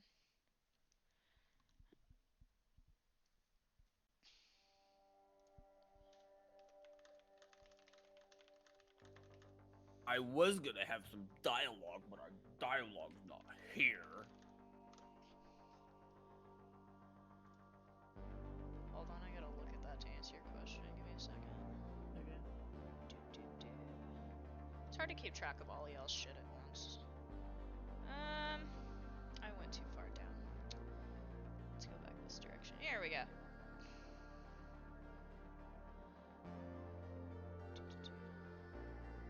Where did you see the 1d4? Am I going crazy?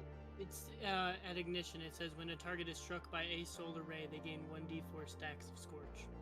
I'm back. Welcome back. Hey, I am going to change that to say each ray gives per ray. Because I will add ignition is fucking broken when it hits. Yeah, so. that's what I'm trying to get. Yeah, ignition's broken as shit. Each ray gives you 1 stack. Okay. Damn. Ever. Fuck. Dylan, things happened. He's got a deep Yeah. Destiny Wait, what? A lot of things happened. What was that? Ignitions and Destiny 2 thing. Lots of things happened. It's gonna Oh, explode. yeah. That was me. I did that. So here's what happened. You, Astaroth, are currently at 3 stacks of Scorch out of 10 before something Okay. really fucking bad happens. Is that on my Um, sheet? Should I write that down? Yes, if you'd like to keep track. I also have it in parentheses on this piece of paper in front of me. You Right. also have a 100 hit point shield that just activated around you. Oh, okay. So you have that buffering your HP right now. A1 took 56 points of damage. I'm tracking it, but I didn't know if you were also tracking it, so I wanted to let you know. Okay. A2's fine. Axel cannot get close to you yet because they are still blocking his path. Mhm. And that's gonna put it at...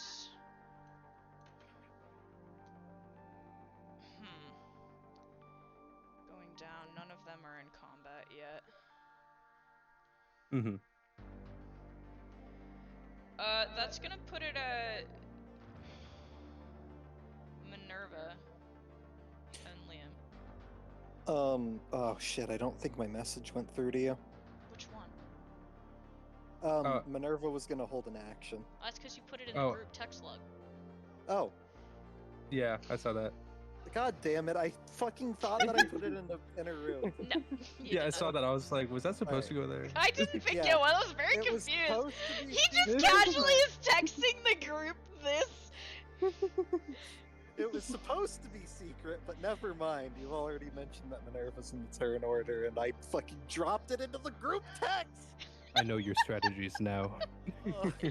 Ah. I guessed it. Astaroth Do you pulls want- out this tiny little PDA? Do you- He has Lewis's PDA. He has technically. Lewis's PDA. He actually has it. So, Oh lord. would you like her to hold an action? Because I Yeah. think you guys are in a position where you don't need to yeet her into combat yet. Yeah, no, she's gonna hold action until after the bubble explodes again, Okay. so that she isn't in danger. Let's see. These two are going to. They're waiting to attack again. So it's gonna put it back at Dante.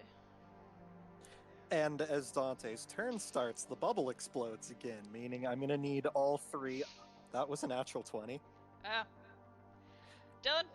So I ask you, does that double the damage that the bubbles deal? Oh fuck. You hate us. Because that'll be 204 damage if it does. Jesus fucking Christ. Brennan, what have we done to you? I mean, since... Okay, here's the thing, to be fair. Since the damage was pre-rolled before the second explosion, See, should we last just say it's time an I automatic didn't. hit? Last time I didn't make you. I'm trying to remember what I did last time when you used this ability. So, yeah, so since the first explosion was a 15 to hit, do we keep it at that? Or do we roll the hit again? Or do they I just would roll say like it a- stays the same because it's not like they're moving. It's not like the bubbles are moving around. They're at the same exact mean, spot doing the same exact It thing. is at the same exact spot, but they're reacting to a random interval explosion. So it's like another hit, technically. How about this? To be fair, can we say that it can't... Oh, wait. So can we say it does the same amount of damage, but it cannot crit on critical hits? It just automatically Yeah. hits. You can't crit. Yeah, it can only crit on the first attack. Like the first Yeah. damage roll. We'll make that a rule that you can't crit on a Yeah. multi-attack like this. Because Here, that's I'll, fucking broken as shit. yeah, I'll write into the rule. Hold on, where's like it can't attack on, or it can't crit on I'm gonna successive hits. Put that in the this log too.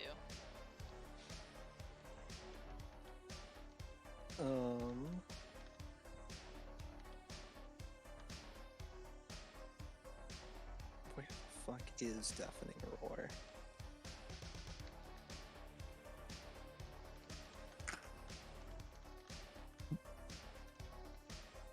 I'm totally fine with everyone's character doing something really fucking cool against Astaroth because I like it.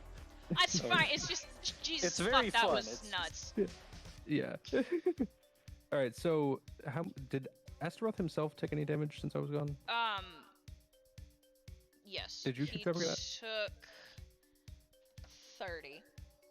30. Okay. Yeah, because I was right before he got his shield. So he took 30, and Okay. now he has 100 shield on top of it. Okay. And I'm pretty sure that both of his constructs are dead now. How Are much they? damage did you do? 102, since we're Okay, not doubling. so you broke the first one. The second one is still alive. Mhm. Barely. Mm-hmm. And that also triggers Minerva's held action. Is she attacking the second one? Because she'll probably fucking kill it. Yeah. Yeah, I figured. Okay. So, go ahead and roll the hit anyways for the second construct, just to see if she can 16 to hit, roll the dodge done. Okay. and it's with disadvantage for the construct, Yeah, right? because they can't move for shit. Okay. For the construct, it's 4. Do you want me to roll for Astaroth as well? Nah, it's not a multi-hit Okay. attack. It's just a Okay. single target. All right. Yeah, that was a 4. So it hits. Okay. Yeah, how do you so want to do she's this? gonna do- Yeah, how do you Um, want to do them? Hang on, I want to roll damage just for funny. Just Okay. for funsies. Just for And then he's taking 5d6 additional damage. She didn't roll very high on her initial damage, but the 5d6 can be funny. Yeah, so suffering 31 points of damage as this second explosion shatters. The same phrase repeating again, broken king, waving through, cracking your shield, shattering one of your shadowy doppelgangers, Mm-hmm. and then staggering the second one. And just as it's about to pull itself back up to defend you, dropping from the sky in this blur, you see Liam landing onto its neck like fucking Shadow of the Colossus and driving Minerva's Misery Cord into its throat. Goddamn. The Mercy Dagger, bringing it down as it crashes to the floor.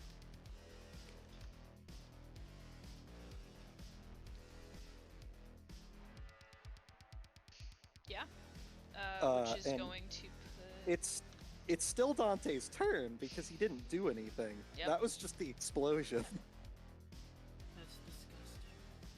So wait, did I just take 106 points of damage? No, you were out of range, remember? You moved. Yeah, no, you were out. You got the fuck out. Yep, you moved. You're okay. Dang it. So yeah, Dante.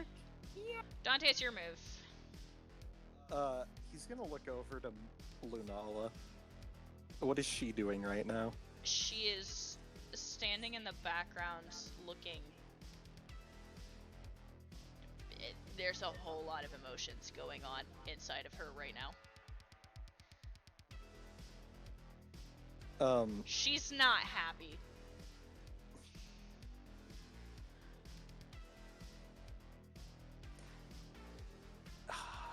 Can he do anything See, else? she was gonna do a thing, but you got up before the thing could happen, so now she's just kind of...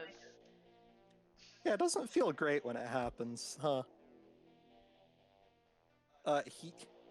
He's actually going to give her like a knowing look before he turns back, and he is going to use... Let's see. A quick question. How deep is the blood in that we're the blood pool that we're standing in? Not very. Okay. That'll... Alright, Also, so remember, Prid has to be able to use whatever he uses by himself. Yeah. He can use that, I think. Or wait. Wow, those are really high requirements for a really weak ability. Hmm.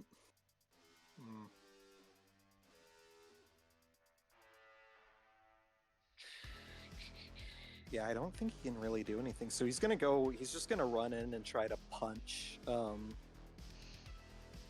he's going to punch Astaroth. He's specifically going to position himself behind Astaroth so that he can't back up anymore. Hmm. Interesting. That might be a problem, but okay. And my roll to hit. Solo weapon attacking Yeah. is, It's just a d20, and then the It's damage half is just me damage. and my strength. yeah, and it's halved. Oh, wow. Yeah. Okay. That's the way we had it listed since the beginning of the campaign. Any successful attack made by the weapon solo grants half of the damage of a normal basic attack. Yeah. I'm assuming a 7 doesn't hit. Roll No. dodge. Let's Yeah, find as- out. Well, maybe. Actually, that's a very big maybe. No, it's not. It doesn't. It's a 10. Yeah, as he rushes in and basically shoulder bashes into the ice, unable to crack it. Mm-hmm. But he is standing behind you, and he does call out, "You thought that mimicking my powers would make you stronger? All it did was glance off of me." Okay, so that's going to move it to Brian. Okay.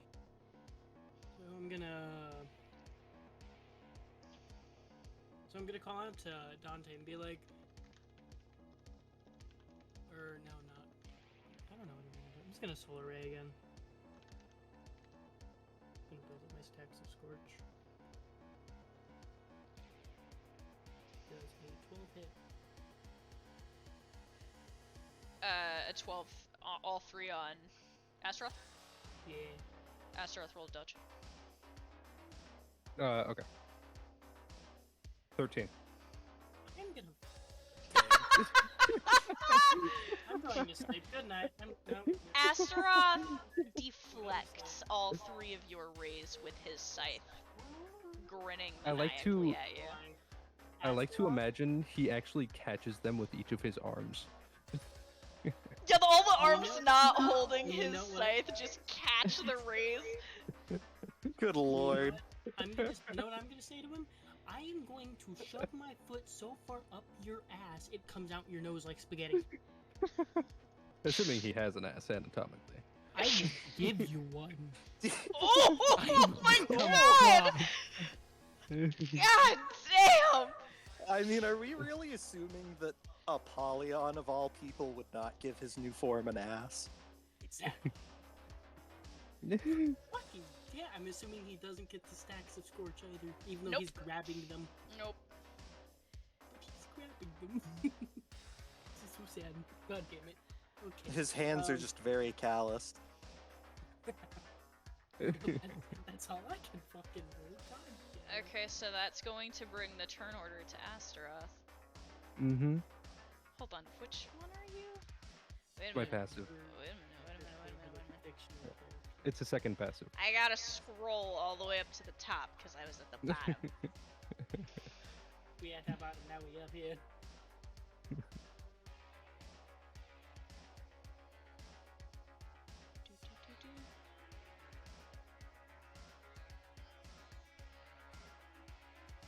Huh. Mm-hmm. What do you want to do with that, though? Oh, there's a thing I can do. I'm intrigued. I'm listening. Mm-hmm. Okay. So, hold on one sec. I mean, he's all up in your grill. Yeah. Oh, I know. Let me check something quick. We all up in Okay. the junk. Oh boy. Where is it?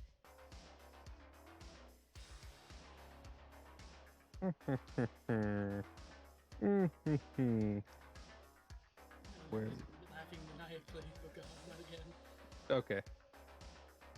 I'm gonna go. You'll know what I'm doing when I say what I'm about to say. Probably. Yeah. So, one moment.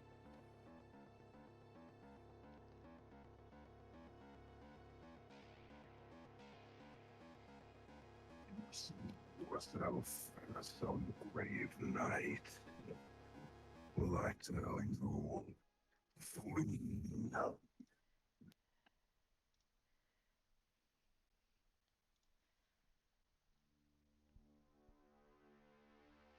I cast Decree. Uh-oh. I did not hear a word he said. Yeah. He told you to flee. Understand Oh. the thing. Oh, you're gonna command him? Mm-hmm. Oh boy. What do I need to do? Hold on, I gotta pull it up. No. Interesting. Mhm. Okay. Oh, and it's oh, you bastard. Okay. Oh. So here's I the didn't thing. think this would happen, You but the are stars within aligned. 5 feet of Astaroth. Mm-hmm. So you are suffering from his area of effect passive that he has, which gives you disadvantage on wisdom saving throws. Oh. Okay. Decree is a wisdom saving throw. Yeah.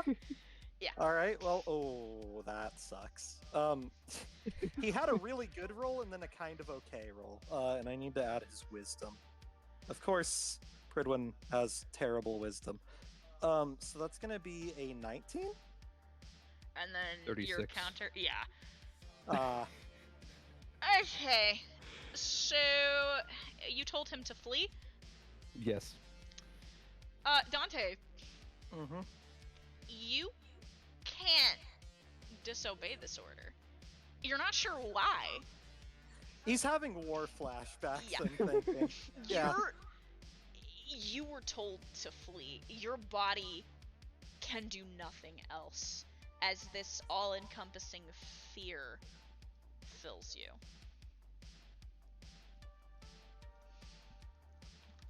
They have us surrounded. The night won't end.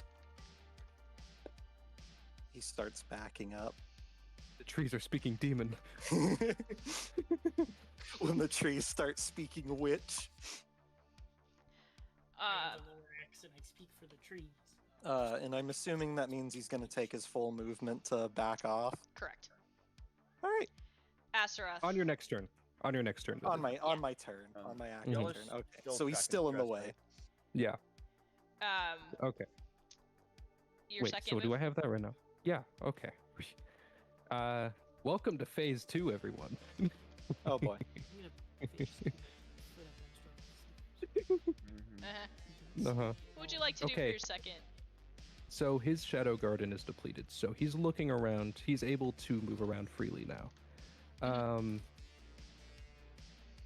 Oh, that's because he has utility mostly. Yeah. Who around him is wielding their weapon? Brian. Amani's wielding Brian. Oh wait, Silva and Varuna are around here, aren't they? Yes, they are, but you can't see them. I can't see them. Okay. They're You just invisible don't currently, see me. using their active camouflage. Mm-hmm. You can. I guess I'm you going- could. Hold on. You can roll. Wait, I have a thing for that. Pretty sure you can roll to try and Right, I forgot sense about them. Mm-hmm. It's only for 4 turns, and they've been invisible for 3. I can ignore them if it's too big of a hassle. You can roll perception to see if you can see them. Sure. You're gonna roll a nat 20. That was a natural 20. Oh I'm my gonna- fucking Okay. god. It's almost comical. Like you can just He sense. snaps. You sense her. It's like a. It actually to Ooh, you I- feels ooh. like a viper in the grass, Ooh, a I have the- familiar one. You sense. I have a turn very around and see a fucking cardboard box conspicuously sitting in the middle of the battlefield. I have a really good thing to say about this actually. Hold on. Oh boy. Yeah, so you can sense the prowling creature behind you, and it feels oddly familiar to you.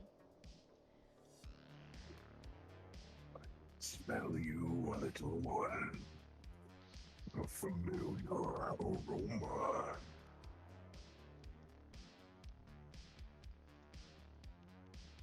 He knows what they smell like. Yeah, Um, he does. yeah. And that's why he's getting mad.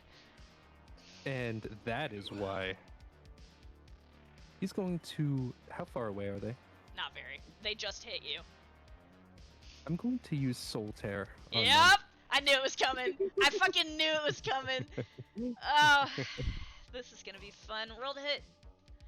Okay. That is a 16. You're gonna fucking hit. They rolled a 2. Fuck. I'm calling this as they didn't think you could see them, and the fact that you turned around and looked directly at them. Mhm. Yeah. So roll your damage. Yes. Hold on. I have a really funny thing to say actually as he does this. Let me look for it. Oh yeah. Okay. As if like by pure instinct, his head jerks immediately as a single fluid motion and stares down the twins. And sort of like strangely to everyone else, he raises his scythe and stabs it down onto the ground into their shadow. And as they do, they sort of feel like they've been shackled. And he says,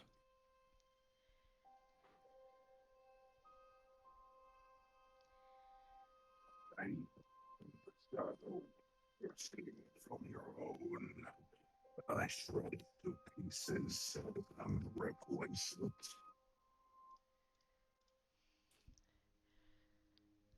and I'm going to roll damage. Uh-huh. I don't know if it's just me, but I could not understand a word he said. Did you not understand that? Nope. Damn. I heard it. Sometimes he just crackles in and out. Yeah, yeah. Every once in a while. The Discord sensitivity is a little weird for the thing. Okay, I need to roll down.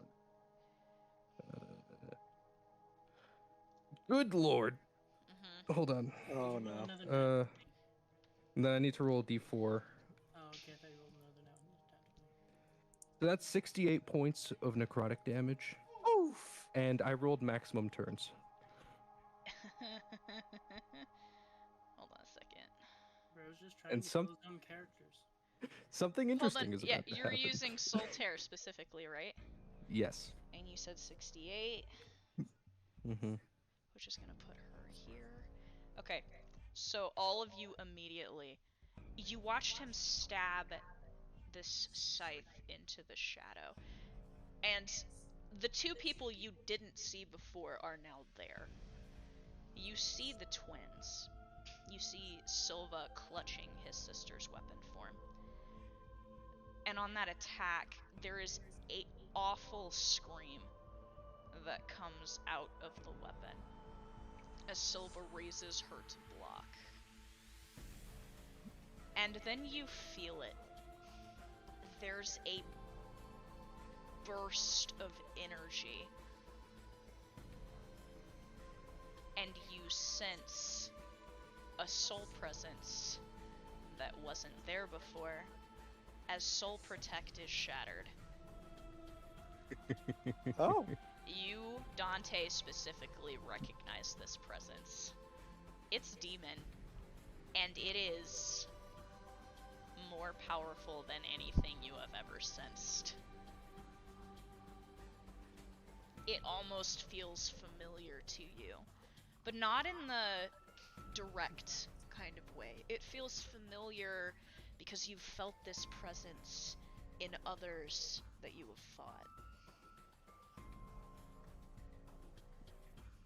He just looks over in the I think so. Hang on. Does Dante? So does the command only last for one turn, or is it like a? I gotta check decree.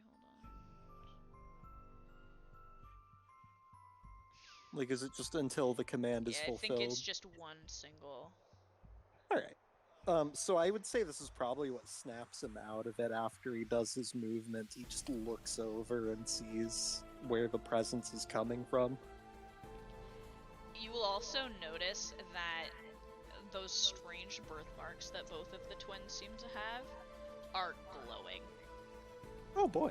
Not just glowing, they're sizzling. And there is a distinct smell of sulfur permeating the air now. More daemons pretending to be people. More than that. The tyrant has come to play.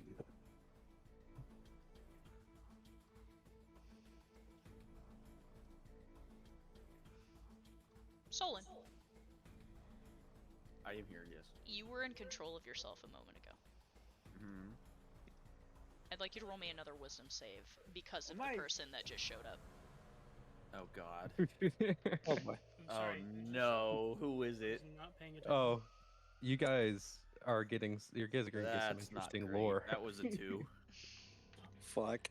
Solon, this is interesting to you.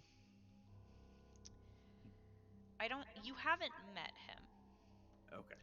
but it's his fear wavelength and his madness wavelength that the twins are putting off. That's the problem. This thing is fucking scary. You feel your sanity beginning to waver, if only in the fact that you want to be as far away from them as possible. Hey, Liam. Remember when I said this is gonna get JoJo levels of fucked up? Oh boy. Please still tell me that there isn't about to be a dog that dies. Well, maybe. I can't tell you yes or no, but Suddenly, a tiny little dog appears on the field. Not and Oberon? explodes. No, leave Oberon alone. Oberon is Oh, not brother telling in too much. Cheez-Its, what have you created? Me Solon, and it's Kiros have cooked. your move, but you now have 2 targets that you feel drawn to attack. Okay. Both Astaroth and the twins. Because you can tell that whatever they are, it ain't right. Oh, Who's it is very closer? fucked up. What are they, his children? You wish. Something like that. You You wish. His You wish. parents? His goddamn uncle? No. Wait, think- wait. His stepbro? Stepbro, what are you doing? yeah. God damn it. What are you doing, step? Who's closer to me? Demon? You, I would say, I mean, Help that, bro. I'm trapped in the fiery pits of hell. Astaroth is probably closer to you, but I mean, he's right on top of the twins, so they're like right next to each other. God, that's funny. All right. Solon, take Axel with you, so help me God. 1 to 3. What even is Axel doing? Axel is currently He's 2 lurking. moves away. Yeah, he Okay. has I'm not been able to attacking move because of the twins. constructs. You're attacking the twins? Yeah. With what? Just basic. Rolled it. Probably do basic. So 2 basics. Yeah. 19. Okay, you missed the first one. Second one? 14. You're gonna hit the second one. Okay. 7 plus 17 damage. Okay. That's gonna go to him. Who's he attacking? The twins. Silva. Okay. So you catch the wielder, the Meister, in the back as you find yourself forced into this. Let's see. Axel is gonna make a step closer to you. But you also moved away from him, so it's gonna balance. And that's going to put turn order at Silva and Veruna. Alright. This should be interesting. This will be very interesting. Let me know if you need the art. I mean, Can I get the art just because I want to see it? You'll get it eventually. Okay. I'm thinking she's gonna summon it. I think No. she would. She's. Yeah. This is big fuck off monster Yeah, versus so- big fuck off monster. Yeah, this is. Hey, she's summoning the other There goddess is a of the world. horrible scream that leaves her as this attack hits, and with Silva being hit directly after, just boom, boom, 1-2 punch, Silva actually drops Veruna, and she staggers and tumbles to the ground and ends up in human form. You see blood dripping from her nose. And she looks up slowly, and you can see, Solon, you specifically are close enough to look into her eyes, and you see that they're different now. They are dark abysses churning, and in a heat of rage, you hear a voice come out of her mouth. You are such a fucking disappointment. Oh, no. She slams a hand into the ground and lets out another scream of rage that sounds more masculine than feminine.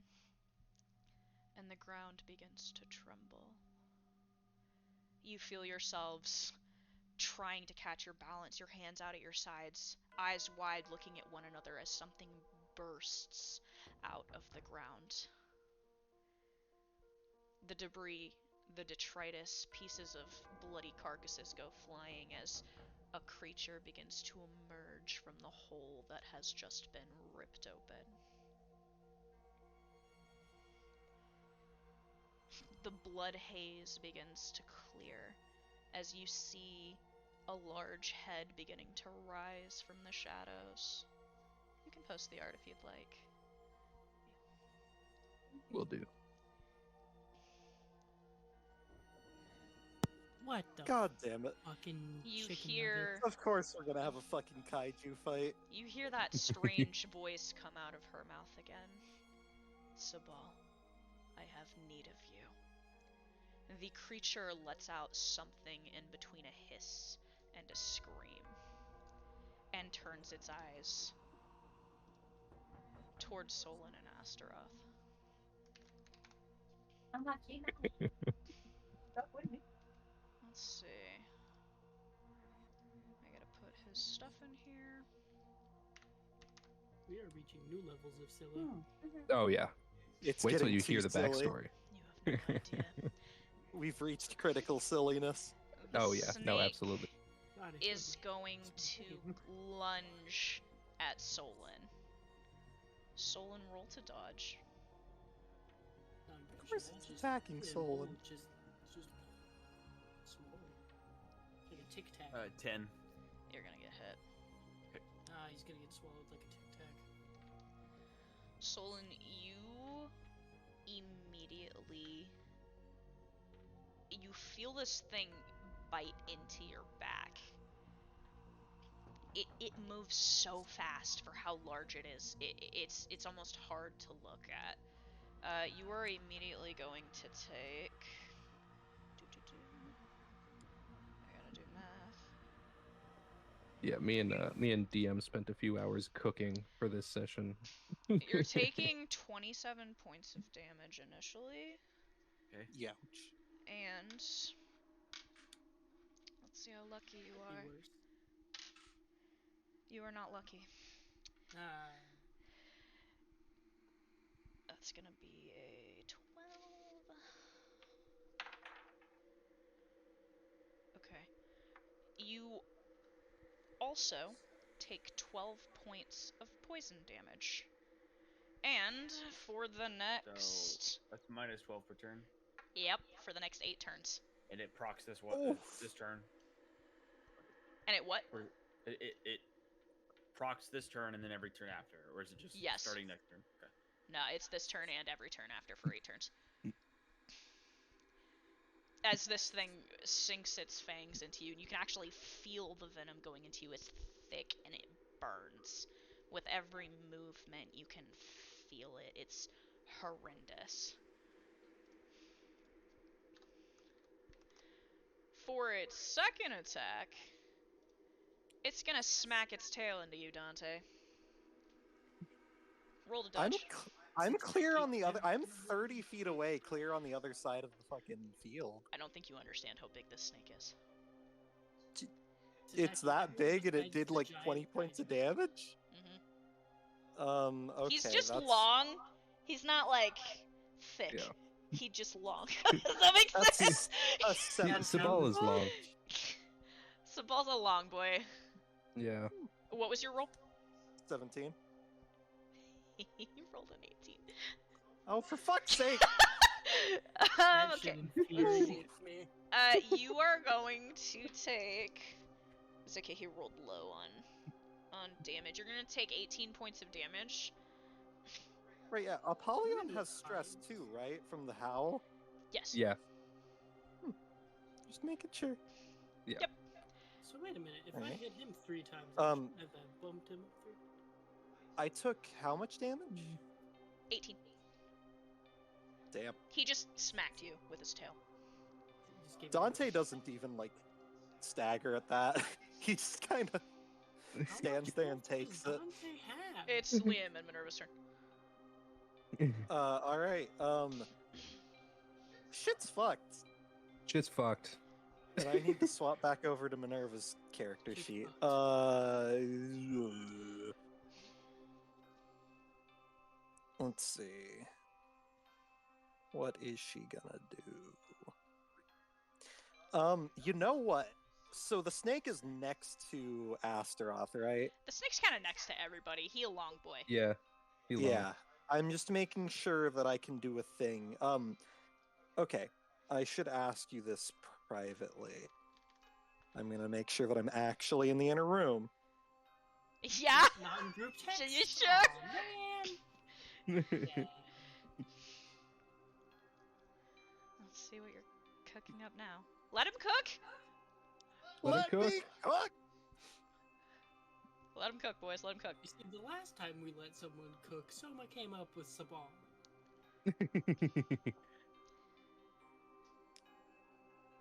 Yes. Okay. Yes. Everybody would I mean- get hit. He's a long boy. I mean, technically, it wasn't Motherfucker. me who came up with Sabal. We just workshopped it. It was technically Kira's idea, though. You big boy, okay? No, You he's big long boy. boy, not big boy. Long boy. Yeah. Astaroth is big boy. Sabal is long boy. Yeah, okay. He long boy. He will. we have the two differences. We have big boy and long boy. Now we just need thick boy. Mm-hmm. I can make that happen. Yeah. I mean, I could Can I have transform into Brian thick summon boy. this character? Okay. So, what I'm thinking, because this will be useful. 'Kay. But I'm gonna need you to help me finish the ability because she's using an upgraded version of her Shrouding Storm. She's gonna be using Merciless Storm. I gotta find it. Merciless Storm. Where the fuck are you? Where the fuck am I? Where the fuck am I? Oh, you don't have your cursor on it. Oh, here, let me. There we go. I have it on it. Ah, there it is. Oh. So you're using Merciless? Mm-hmm. Okay, let me see. That would be a... Let's see. This would be... So it'll be for a duration. And this is gonna be size. for...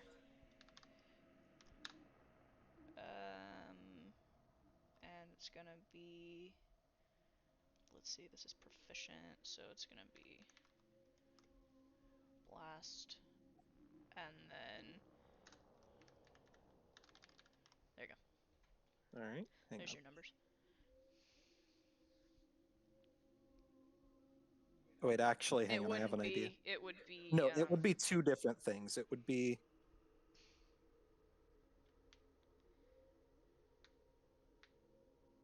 not 29. 1d29.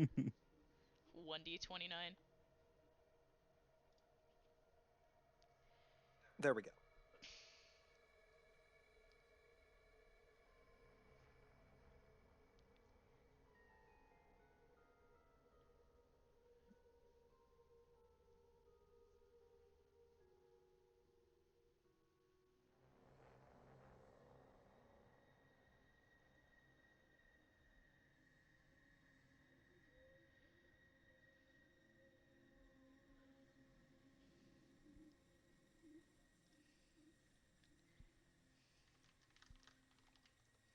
Okay. So, she's going to activate Merciless Storm, and she's going to drop it directly on the snake's face. Oof. Okay. Because we don't need more problems right now, and it's attacking one of our allies, so So that's a this problem. is going to affect... Specifically, she's going to drop it in a position where it will not hit anyone else. Unless Astaroth is is one of on the additional. top of the twins, and Solon is on top of the twins. So they Mhm. are all right next to each other, so they're all gonna get hit. But I'm aiming for the snake's head. Yeah, the snake's head just bit Solon. The snake's head is up there. Its tail is by you. Okay, if it is a 35-foot cube, I am going to drag it back. Here, do I need to pull up a map? Just roll it up like a ball and frisbee it. I mean, even if you do that, the snake's head is right Mhm. next to Solon, so you're gonna hit Solon with it. But I mean, I don't think it's it'll make any within difference if you hit It's Soul. a 5-foot Yeah. cube. I mean, Like, he's already- if I were to drop it, because a creature can't occupy the same space as another creature. So it can bite him, but it can't go into his space, if that makes sense. Because two creatures, when they Mechanically. fight each other, mechanically speaking, yeah. When they fight each other, they don't go into each other's spaces. So there's that. I occupy a 5-foot square, and then the person next to me occupies a 5-foot square. If I drop an ability with range, like with an AOE, and I drop it so that it only hits the creature in the square next to the person, they don't get hit by it. Even if it's an AoE? Even if it's an AoE. Because this is important because otherwise AoEs would be kind of useless. I in mean, you could any also party just say that fuck it, doesn't we have ball. ranged abilities. Yeah, you can just pull a The Soma thing and is, fireball. the reason the party hates each other so much is because of how often we AoE each other. Well, So okay, I'm let me. trying to control where the AoE goes so that I don't keep hitting people. That's And understandable. this is important too because this AoE. is a very stressful situation, and I don't want to drain hit points that people need. That is very true. Counter argument, though, I am not sure Solon is in the state of mind to care. I mean, yeah, but at the same time, I, as a character and as a Mhm. player, do not want to hit my friends. That is fair. But yeah, AoE spells, at least in D&D, can be controlled if it because the other thing too is usually they specify on a point of your choice or on a creature. If it's on a creature, then it radiates around that creature and hits everything in the radius. If it's in a position of your choice, then I can control where the Mhm. center is and position it in a way where it only hits the people I want it to. This is true. The only exception of that would be like if Silva and Varuna were on one side of the head, and then Solon was on the other, and then Astaroth was like, if they were forming a circle around it, there's no way I could position it where it would only hit the snake, unless the snake's head was 35 feet large, which would be kind of insane. Up to DM here. This hurts my brain. Okay, so I get it, it hurts my brain at the same time. and it's the best way that I can explain it is because you've played Baldur's Gate, you know how have you used AoE spells? Yes, I have. So you know how you can position one of the circles. I know so that what it you're only- trying to yeah. do. I guess my question is, would it be possible? Because, I mean, I guess if the snake was grappling Solon, they'd both get hit, but I think he is. He's bitten me. unless the ability specifically grapples, you wouldn't be grappled.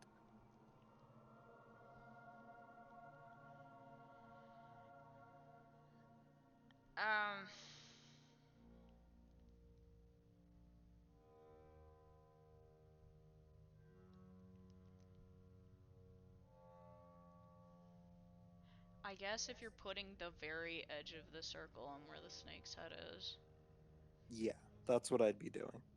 And if I can position it to also hit Astaroth, I would. You're not going to, because But yeah, if I can... the twins are in between Astaroth and the snake. Oh, okay, yeah, then I'll just position it to hit the snake. Alright. And I'm assuming that there's not a roll since you can't really dodge out of a cloud. Or would there be a roll to hit? I mean, I've allowed dodges for Pidge's smoke bomb, so I would have to allow dodges for... Fair enough. Is this a 15 hit? Yes. There we go. So it is going to take 7 points of lightning damage and 10 points of thunder damage, and it is going to be blinded for 2 turns. So it has disadvantage on all attacks and has advantage on all attacks made against it.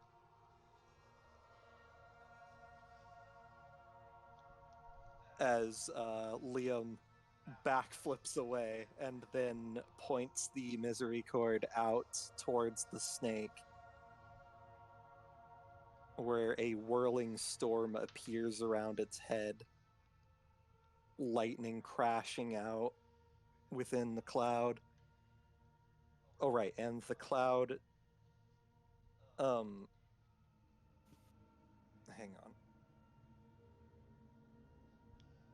on. We don't have a duration for the cloud.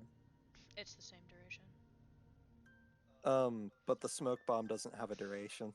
It's gonna be the same 1d4. That's the Okay. lowest D4 I can give you.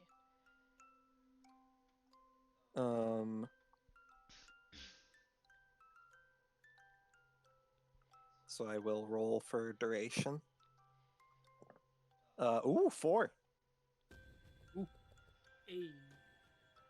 We all get max durations. Yippee! Except me, I just get my solar rays grabbed. I mean, you hit your first 3. Yeah, but then you kind of just grabbed them and laughed at me, so... Alright, and then that's Minerva's turn. It's Brian's move. It's my turn? Yep. Okay, would it be a waste of a turn if I just rolled and stepped Axel closer? Because last time it just moved him 1 closer. You can move him 1 closer if you would like to use your turn to do it. Yeah, sure, why not? Just gets us closer to maybe getting done with this fight. So that's gonna be your turn, Astaroth. Mm-hmm. Here you go. Okay. Maybe like a All little bit. right. Astaroth, please. Okay, who can I see? You're not in the effect of the smoke bomb. Yeah. Not smoke bomb, the merciless. So Mhm. I just realized what you fucking named that ability. Jesus fuck. I hate it here. I'll be right back. You can see pretty much everybody except for Sabal's head and Solon because the mist is blocking your view of both of them. Okay. You can still hit Sabal without disadvantage, though, because the rest of its body's visible. Mm-hmm. Hmm. If you went after Sabal, yeah. Do I see Lunala? Yeah, she's been cowering in the background the whole time. I wouldn't say cowering, I would say brooding. Mm-hmm. He has been looking very calculating over the last few turns. He will look over to Lunala and... Okay, I know what I'm gonna do. Okay. His upper arms once again form a hand seal as he opens his mouth and a sort of concentrating orb of red energy begins to glow from his mouth. I'm going to cast New Shadow Style Reversal. Oh no. Roll the hit. Alright. That is a 13 to hit. You're gonna hit.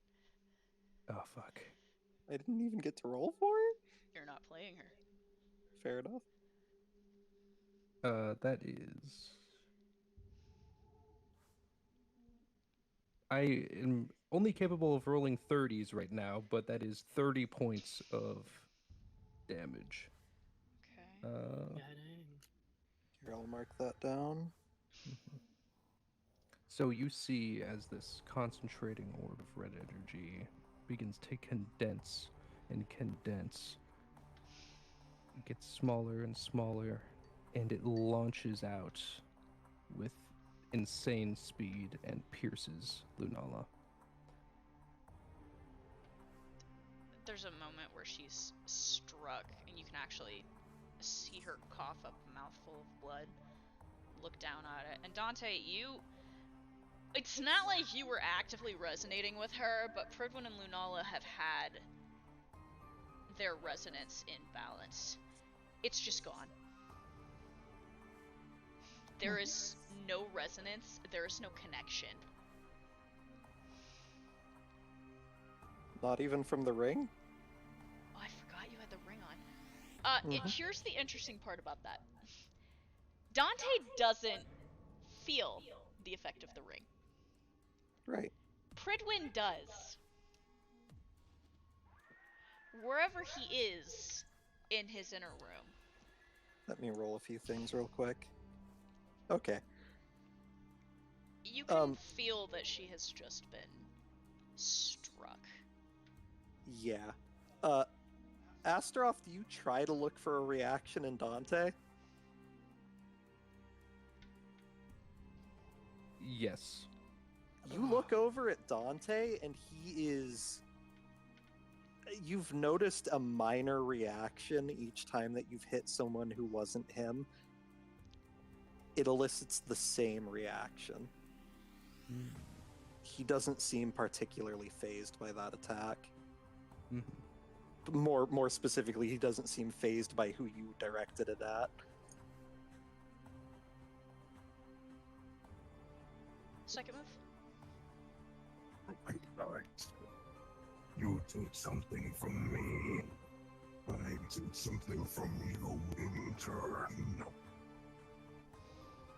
You cannot take anything from a man who has nothing left. You can almost tell after saying that he wasn't speaking to you, but to the one behind you in your mind. Unfortunately, he cannot hear you at this moment. And now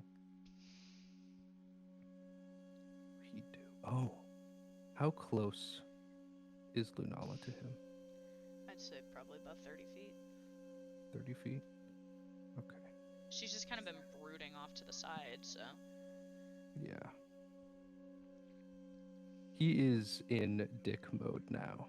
He is ready to do funny things.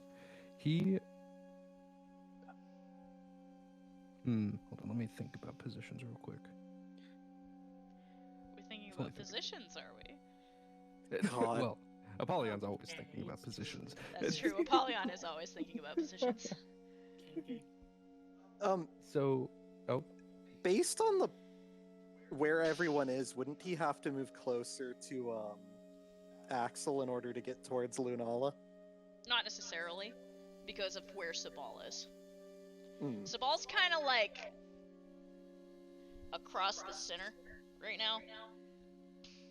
It's about always being a pain in the ass. Yeah. Mm-hmm. It was a tactful. Not in the fun way. If he does move, though, wouldn't that provoke attacks of opportunity on everyone near him? Considering. That's why I was thinking about positions, because he's right next to Silva and Varuna. Yeah. So, next to Silva, here's- Varuna, the snake is also there, but it has disadvantage. Mm-hmm. Okay. Here's what I'm thinking. I'm going to use my movement, and I will actively be okay with opportunity attacks on me. Okay. Yeah. So he's going to use his movement to get closer to Lunala.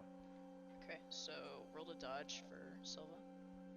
I mean, roll to dodge Silva's attack. I will rephrase. Yes. That is a 6. Gee, that's a fucking 5!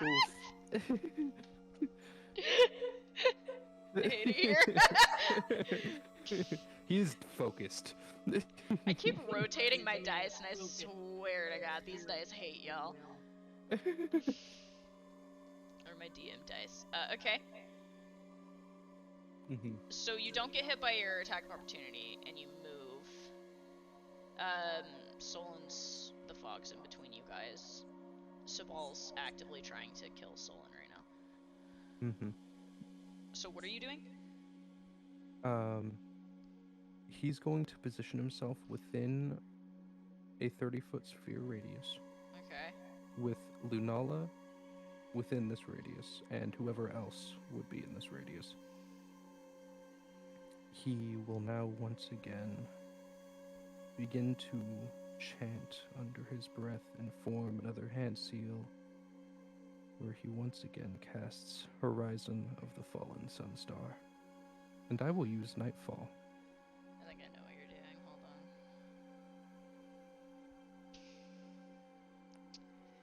Are you fucking domain expansioning? God. Oh, for the love of chicken. He's dropping the Yes. Malevolent Kitchen. He's dropping the true Malevolent Kitchen this time. Yeah. So I would say, based on where everybody is standing, you are going to catch Lunala and let's see, he's here, he's here. I haven't had her out and about yet. She's kind of been hiding. I think you're only gonna catch Lunala, because if Dante's here, Sabal's here, Axel's here. Mm-hmm. Tell me Axel's still only one move. Or is he? Solon, twins are there. Yeah, I think you're only gonna catch Lunala. Okay. All right. So yeah, you see this massive pool of black shadows begin to form once again, thinking you're going to go up against another doppelganger, when instead both Lunala and Astaroth begin to get dragged down into the depths of these shadows. Nowhere to be seen. Nice.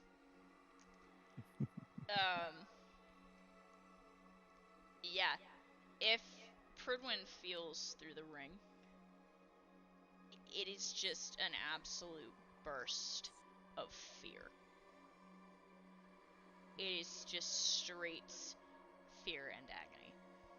I'm gonna be honest, with the roll I got, I don't think he can feel anything right now. Oh?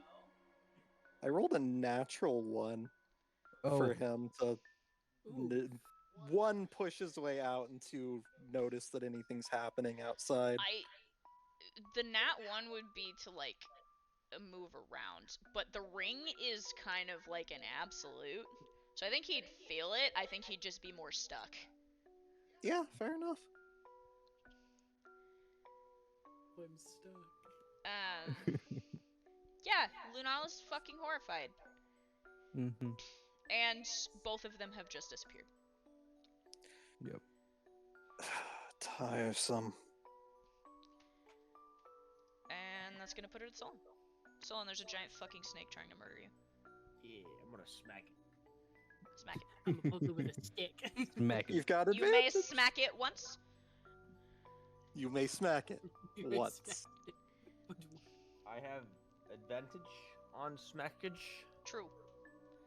He has disadvantage on dodgage. I mean, that's a fair trade. Well, he rolled a 2, so... I know, that's why I'm saying it's a fair trade. He gets advantage on the slappage, but a disadvantage on the dodgage. I mean, what's the threat? Is the snake the threat right now? The snake just bit you. Yeah, it did. Yeah, the snake's a threat to you. And Astaroth is now missing. Oh, okay. So the snake is the problem. Okay, I'm going to. I still have points, right? Am I yeah, a problem? 30 points. No. That is. Am yes. I? No. The answer to that is yes. I am a problem, but we'll address that later. Giant fucking kaijus are an issue. I'm going to shatter on the snake. Okay. I wondered Rolled a when you were hit. gonna use that shit. 12. Yeah, he rolled a 2. Nice, excellent. So first I roll my d20 for damage, right? Yes. Yeah. That would be a 9 plus the 20 plus an additional d20. That would be a 7, so that's 16 total damage on the initial hit. Okay. And then you're going to roll your d12. D12. Make sure I have the right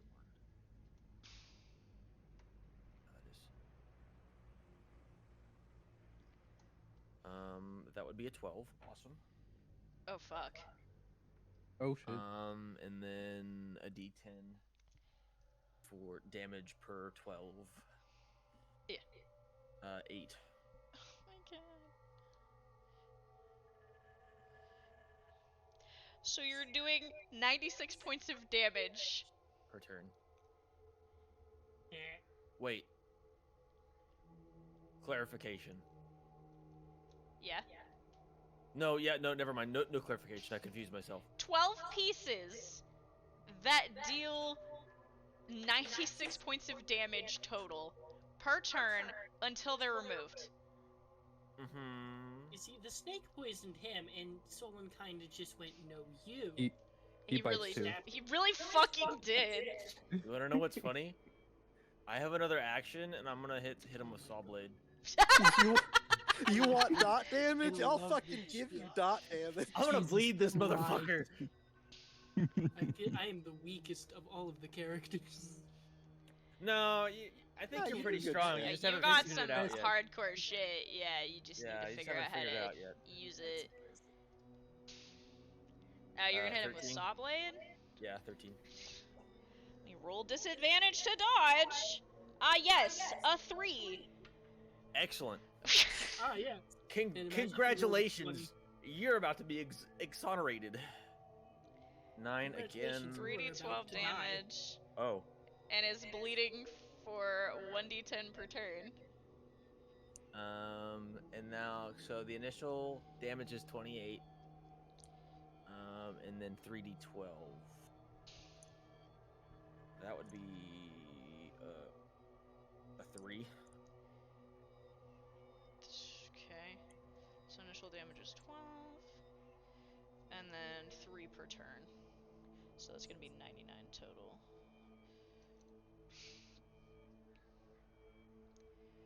Okay. That sucks. Alright. And that's gonna move it to Axel, who is now standing at the edge of the pool of shadows where Astaroth disappeared. And you just hear him mutter under his breath, "Ah, fuck." Think we can follow him in there. I'm Maybe not just sure. try poking the sword in it. Only one way to find out. You jump in, I'll jump in. I tell Dante. I Can- don't recommend we all follow. If Some there's of us some should kind stay. of hell in there, then we don't need to all be plunging in it once. Some of us should stay out here, but you, Astaroth, have the key to ending this. And I need to watch after my soldiers. Guess that's me then, Axel says, and takes a step forward, tentatively raising a foot over the pool of shadows.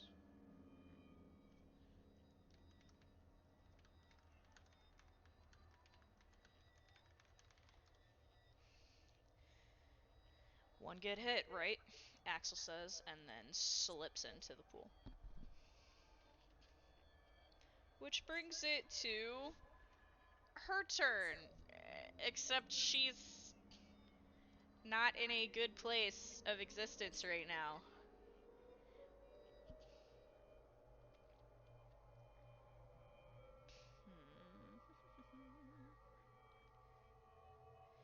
Yeah, so I imagine.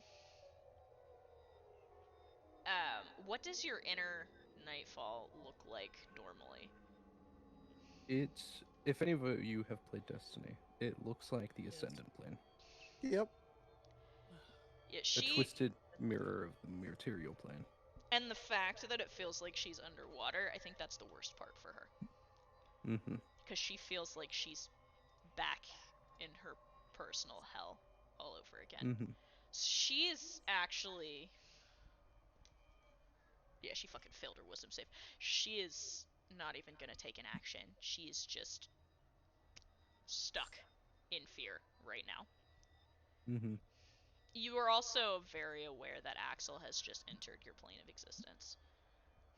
Mm-hmm. Yeah, he jerks his head over to look at him.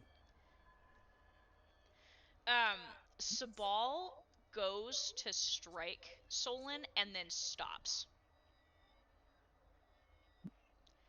The jaws hover over top of you. As you hear a voice ring out, "Wait."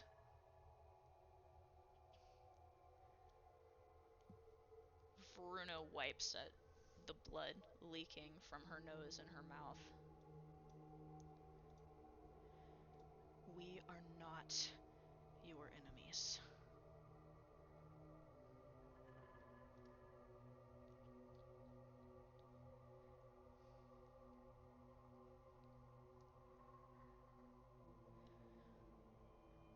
The sword is in there with him. we should take a moment.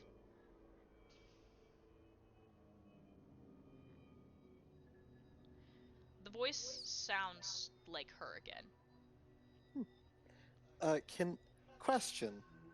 Can Minerva like drop concentration on her like end effects early? Mhm. Then she'll drop fucking Merciless Storm. The snake will still be blinded for 3 turns, but the storm's gone. Yeah, Sabal is hovering as if frozen. Paused in attack.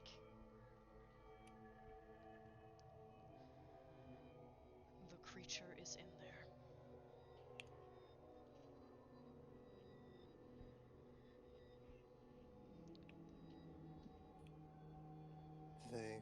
Minerva will chime in and say, "They said we shouldn't follow after them. Do we wait here for him to pop back up?"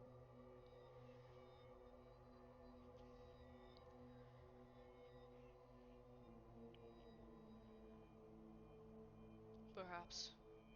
It may be a good idea. I fear that that blade of his may not be enough to fix this. Well, the Blood Witch was supposed to show up, but she's nowhere to be seen.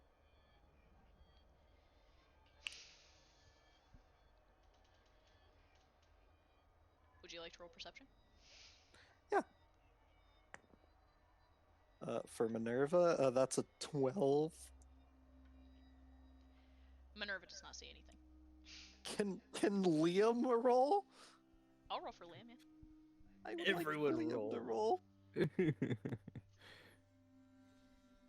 Anybody out here can roll perception right now on hearing this conversation. Yeah, hold on. Because Liam didn't pass the check either. I would rolled love it. for us to have perception checks. That would be nice. I don't think Just- the two's oh, wait. gonna do very much. She is here.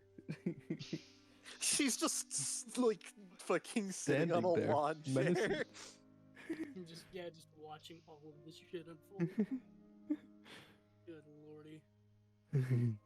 Just sitting on a lawn chair, drinking a fucking like soda and eating She's drinking a Bloody popcorn. Mary. Did you guys roll? Drinking a Bloody Mary. Is anybody else rolling? I don't have any characters rolled who a can roll 2. right now, so it's Silva, Varuna, Brian, and Amani. No, that's just Silva and Bruna. I rolled 2. Let's see. Silva. None of you passed. Not a single Ah. one of you passed the fucking check. I mean, if she wants to show herself, that would be fucking great, but we're currently concerned about something else. I will do this. You hear a voice. You can't tell where it's coming from. But I will add, which one of you got the 14? That was me. You notice that the blood pools around you ripple every time the voice shows up. Oh, she's in the blood pools. Where is the demon? Well, he just dragged my brother's wife down into a pit of shadows. You could say it's a lake of shadows. I should have thought about that. Have the pieces been united? Not yet. They're working on it. Then you are not working hard enough. And I am not needed as of yet. We're almost dead. That's all she says to you. Great. Wonderful. She's just kicking back, watching us fight for our lives. Ironically, probably with popcorn and a Bloody Mary. Let's see. Let's go into the inner circle where the 3 of our compatriots are. Astaroth, Mhm. you're inside of Nightfall. Yes. Did you name that after the Destiny 2 strikes? What? Nightfall? Nightfall. Yeah. I mean, I just thought it sounded cool, but yeah. What would you like to do? He looks to Lunala, and he will speak.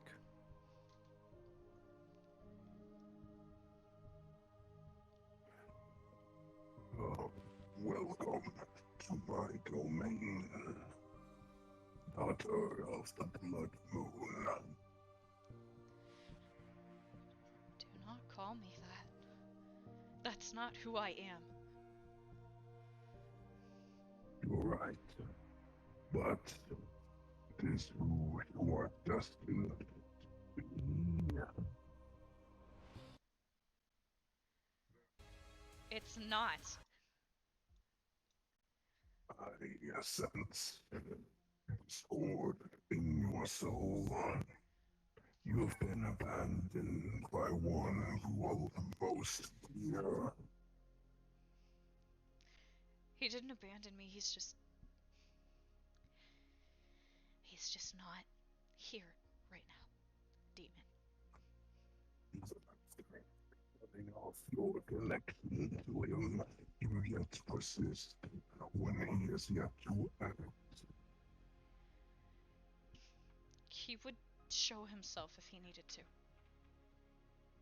What's a better time than now? Yet he sends a scattered emissary to act upon his desires.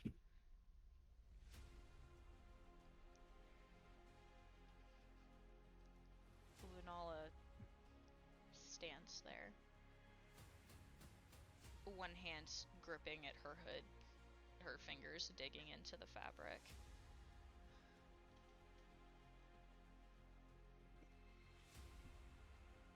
Bring me to what I will protect you from those who seek to use your power.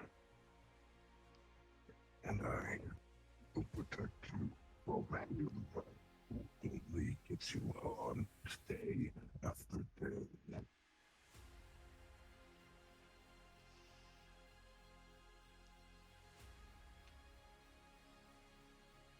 Lunala looks up at you, and you can see tears slipping down her cheeks.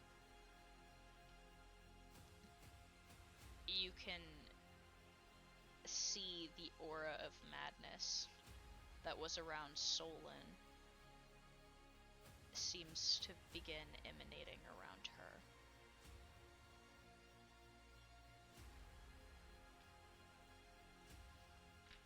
But you're not alone in these shadows.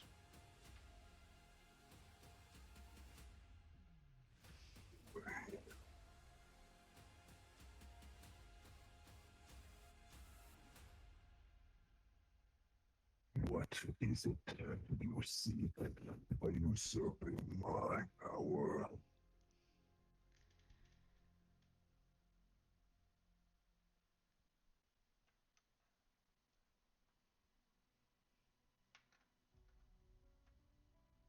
What an interesting question. You mean you don't want to be whole again? Is one thing, but to be subsumed by some weakling.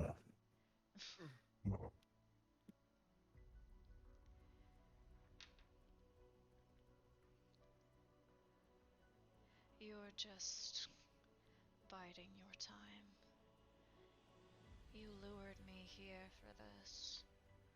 You called me Astaroth. So let's get this over with.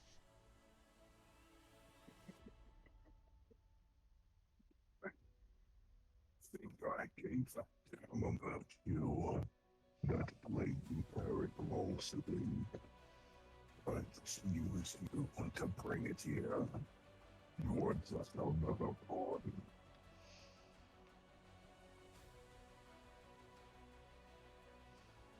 Perhaps.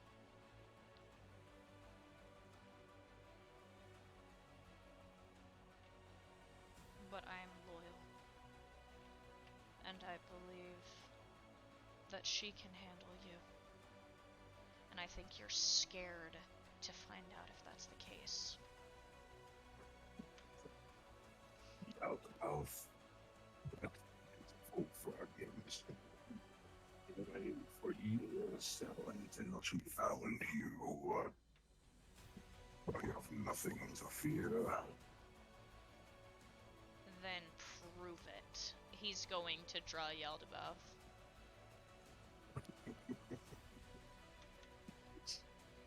It all comes together. Rates will laid as does will mine.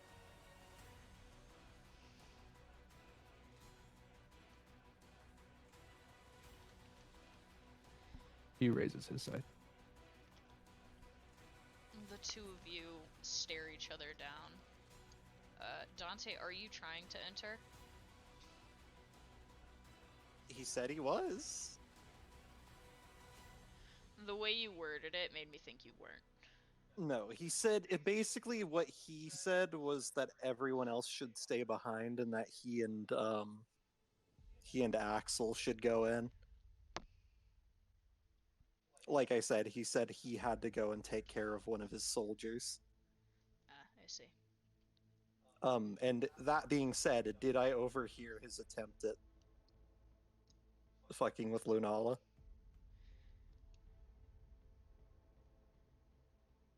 Yeah, probably. Ooh. I'm Drama. getting sick of hearing the same stupid excuses. Fate is a joke, and I'm not giving the boy a choice. You hear Yaldabaoth's sultry voice, Astaroth, in the back of your mind. Ooh, wait. I have an idea real quick. Yeah? While you do this. Okay. Yaldabaoth purrs in the back of your mind. You brought a date to our date? That was very rude of you.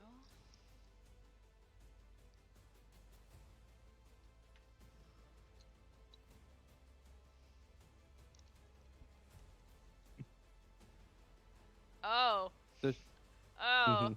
Yeah. You're right. Yeah. I didn't think about that. Yeah. Mhm. Mm-hmm. I've had this art for so long. I can Yeah, finally send it would. Congratulations, you finally get to use the art. Yes. This is entertaining. Dante, so you have entered the realm. You can see that strange aura radiating around Lunala.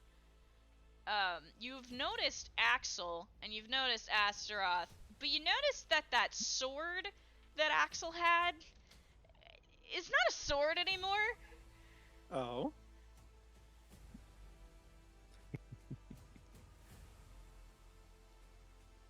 Oh! Okay, I'm not getting involved with that. I've dealt with this thing too many times to know where this is going. Interesting. She puts a hand lightly on Axel's shoulder and gently moves him out of the way. She's significantly taller than he is.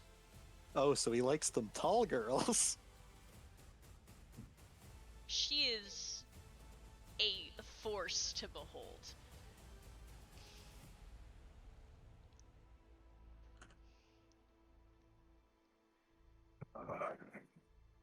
This master finally outwrote this. You invited me, didn't you? And all this attention for little old me.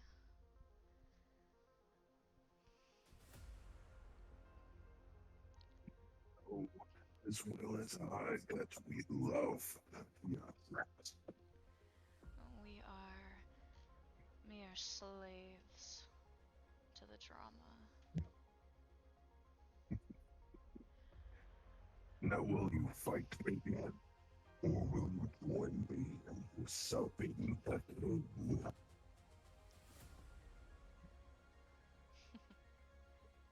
You know what they say. long live the king, Astaroth. But get rid of the onlookers first. I don't care if you kill them, I just would prefer not to have any distractions when I make you kneel before me.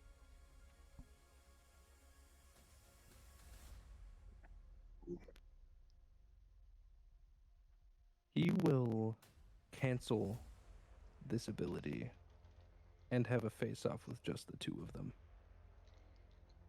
Yeah, so 1 second you guys are in this awful domain, and the next, Dante, you're just standing back in the world.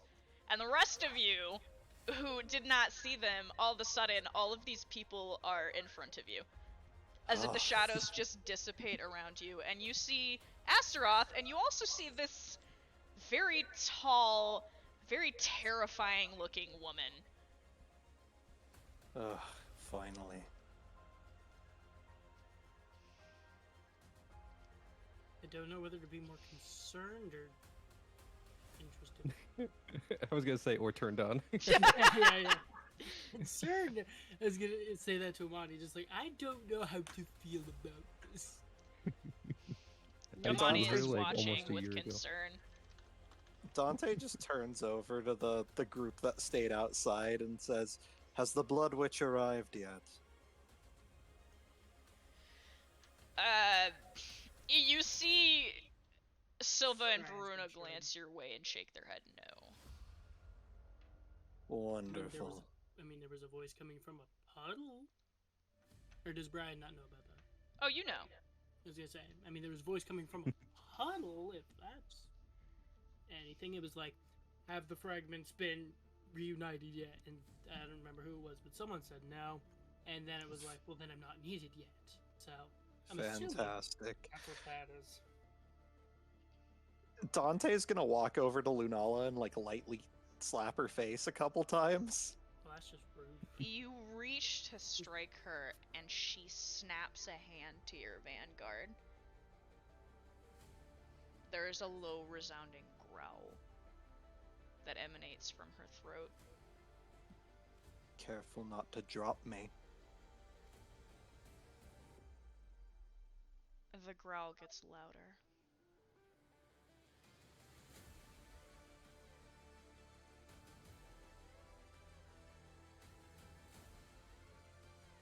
He's just gonna stare at her. Her features look a lot more feline than they did a second ago. You want to tear me apart? I hope you realize this isn't my body.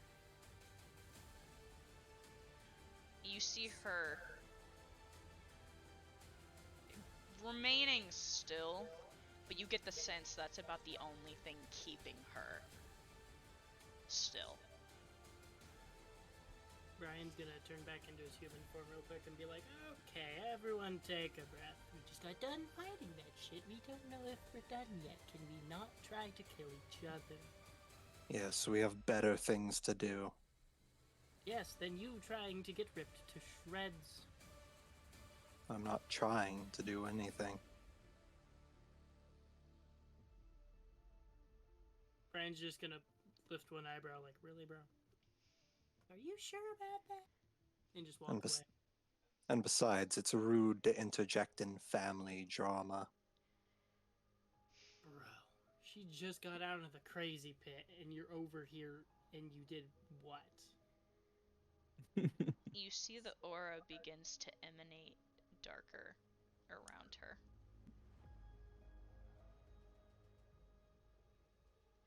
You can just feel anger and pain. It is so strong, it's almost tangible. If it makes you feel better, he would be here if he had the choice.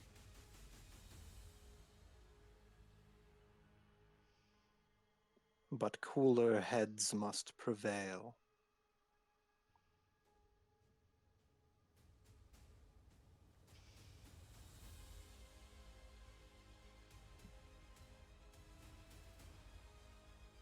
She's remaining still, but the cat-like features have not faded, and she has not unlocked her eyes from his.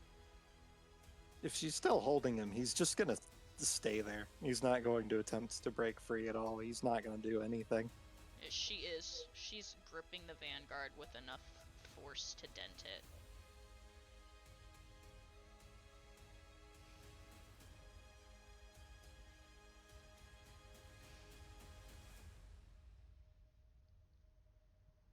Meanwhile, Astaroth, Mm-hmm.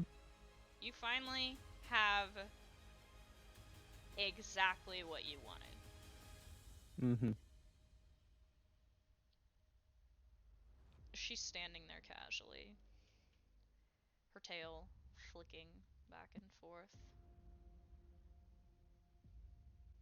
For a long time, he analyzes and stares at her. It seems for a long time that at the beginning it's more of a mental battle between the two of them than a physical one, trying to calculate each other's movements one after another. And then he wreaths his blade in a dark energy and flings it. I'm gonna use his ranged attack, just basic. Okay.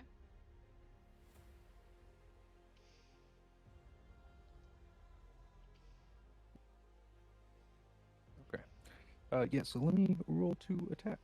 Mm-hmm. He is silent during this. It's not gonna matter. Oh. She doesn't dodge you. Oh shit. She allows the blade to pierce her.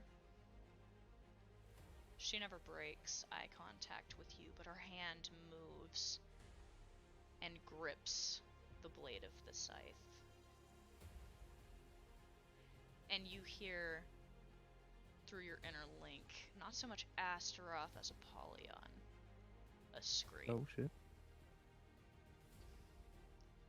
An awful, agonized scream as she grips the blade tighter, and the blade seems to begin to fragment beneath her hand. The shadows of the blade seem to be pulled into her palm ever so slowly. She smiles at you.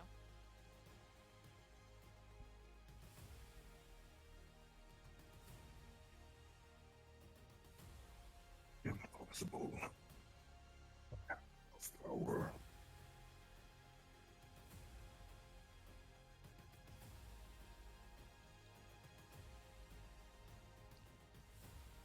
Abaddon shrieks in agony, and for just a moment, you can see eyes within the shadows of the scythe blade. Welled with tears, desperate and scared. Meant to stay asleep. What have you done?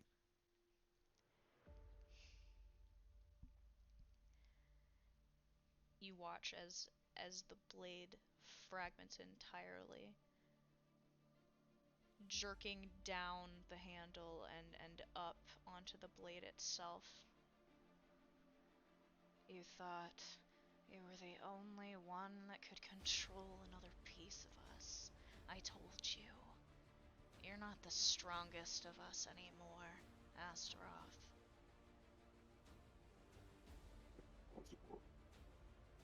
No one can break back these walls. I waited 1 years for this.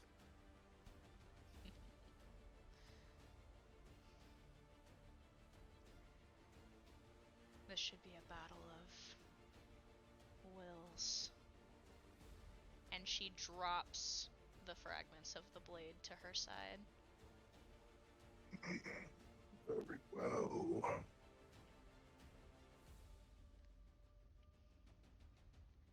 She is going to walk towards you slowly. Her moves almost flitting dance like an agile. She reaches out a hand gently, her fingertips moving directly toward you. Do you do anything?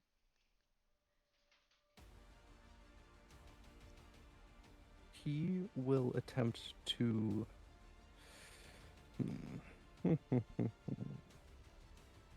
Moment.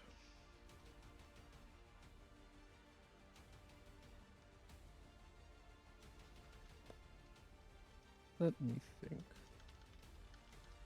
Ooh. Okay, this could have you to gain a reaction. He. Oh, once.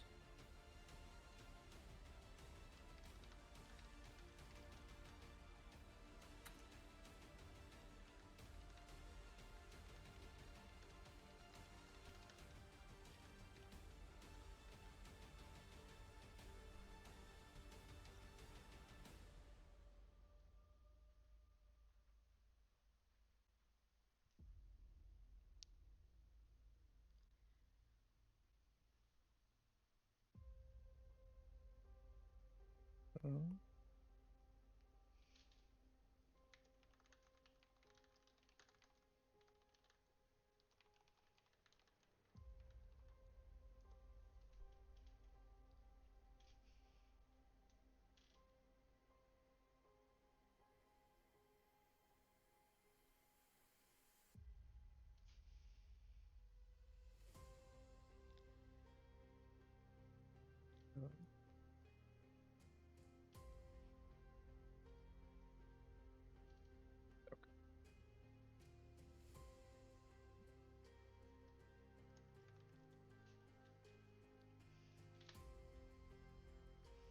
okay. I'd say Astaroth goes in for another swing. He brute forces most things, and they begin to do battle, I suppose. While I'll let the DM describe what's going on. It's kind of hard to track with the naked eye the absolute speed at which these two are moving. It is rapid, this sort of hand-to-hand combat that ensues.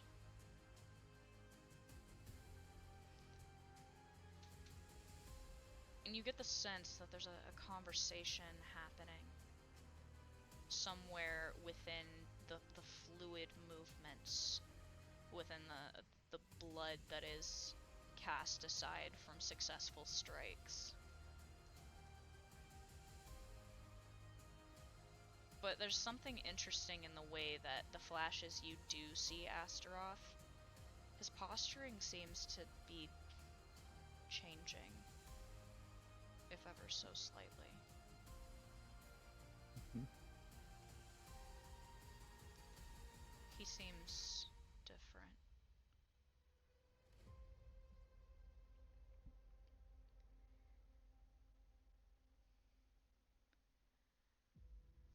He continues swing after swing, almost feeling like, to everyone else, that he's being pushed into a corner. He seems more desperate, with each strike backing himself up further and further until his back is against that massive tree. I do love watching the mighty fall. His shoulders hit the tree as he tries to back up more. You cast your eyes backward over your shoulder to realize where you've positioned yourself, Astaroth, and suddenly she's in front of you.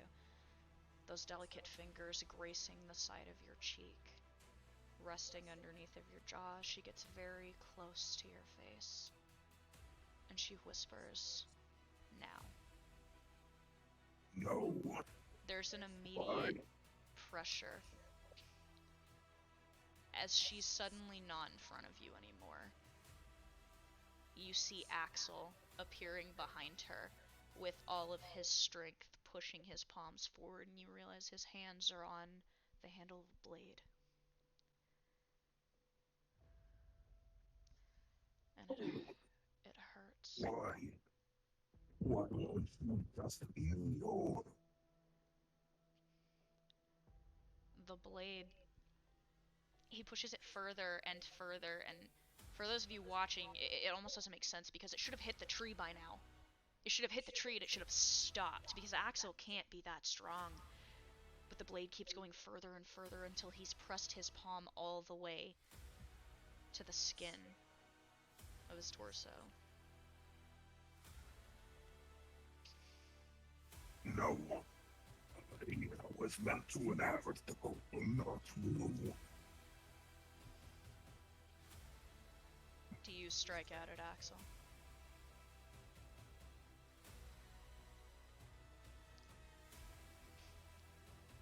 The second that he says this, all four of his appendages reach, gripping at Axel, digging into his flesh, picking him up, and beginning to tear at him. Axel just smiles at you.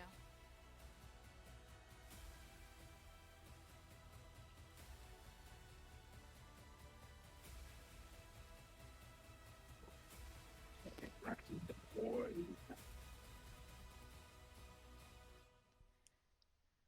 Axel's not fighting you. What do you do with him?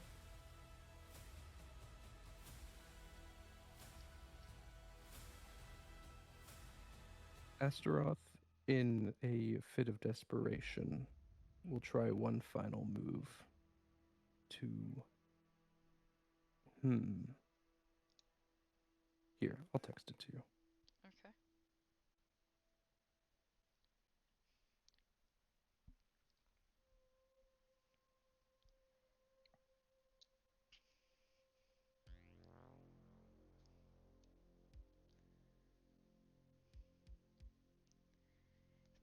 What are you attempting?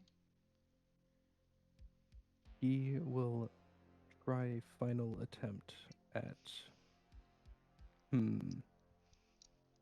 He'll try a final attempt at Shadow Garden. Okay. So forming those very same hand seals. with two of your free hands, you raise them above you and attempt to form this hand seal. Your other hand gripping Axel by the throat.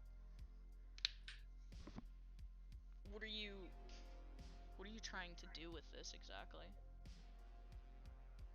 He is in a desperate attempt to push him off and fight him off, to realistically no avail, but he will attempt to do so.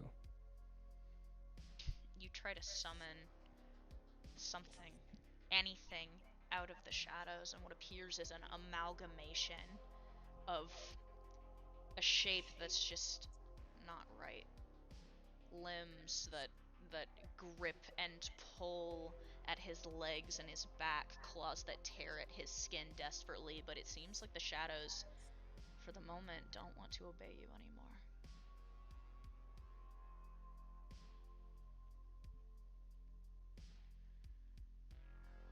No, baby shadows. Not alone anymore.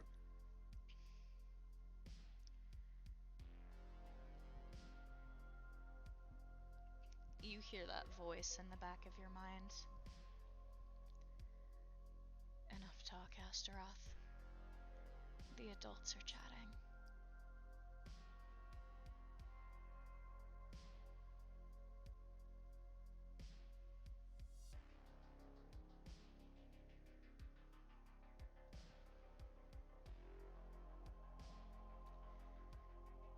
You can feel it inside of you then.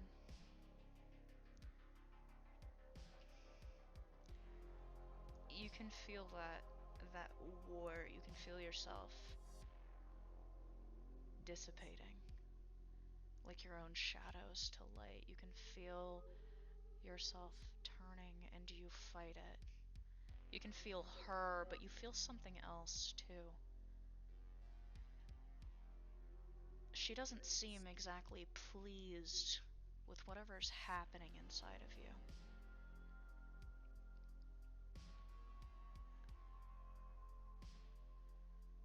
No, release the king. You must sleep.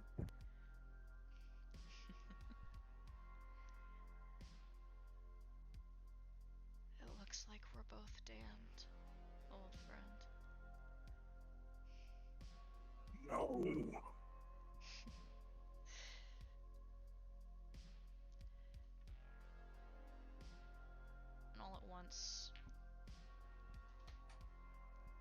It's gone. Everything's just gone. And yet, you feel yourself. You feel complete in a sense, but yet you don't. Something feels wrong.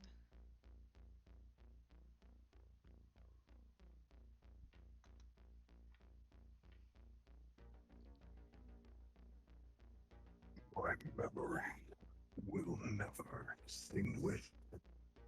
In your calmest moments, your deepest slumber, you will all remember me. Does Brian hear that? Last All comment? of you hear it. I don't think any of us are gonna forget the giant flesh cocoon anytime soon, buddy. Death is but an illusion, demon, and you are but a thought, fleeting and inconsequential.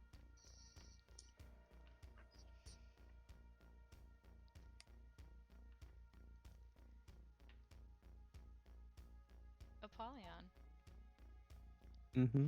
you're you, but you're not you. Mm-hmm. You're different. You have memories, more than you've had in centuries.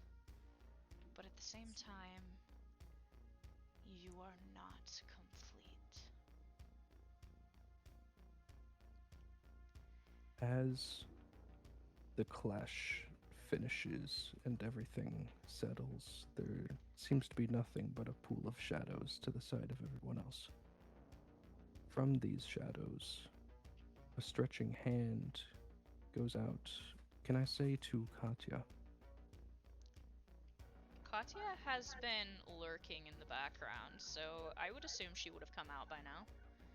Yeah. A shadowy hand from this pool of shadows reaches out to her and holds itself out in a gesture.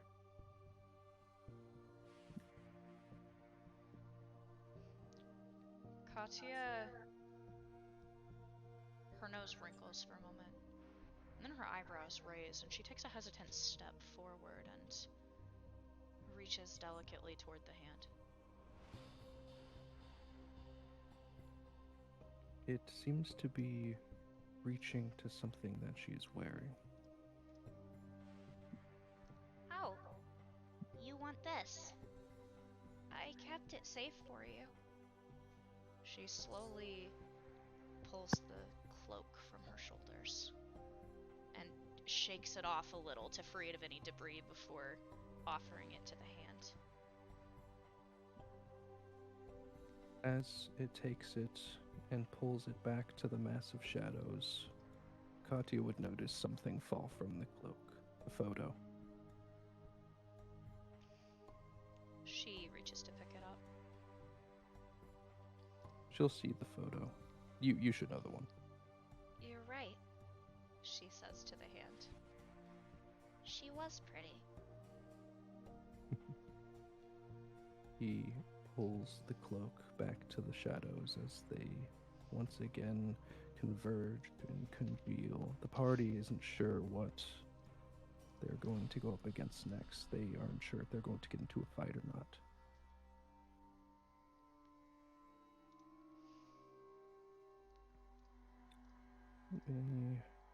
Here we go. And you hear a voice. How many years has it been? What year is it? At least 2. I believe it's been a month at most. Never mind, I'm wrong. As the shadows converge, you see Apollyon, though he looks different than you remember him. And I'm going to send his new character sheet in. Oh boy. Oh, no shit. Yo, that's cool.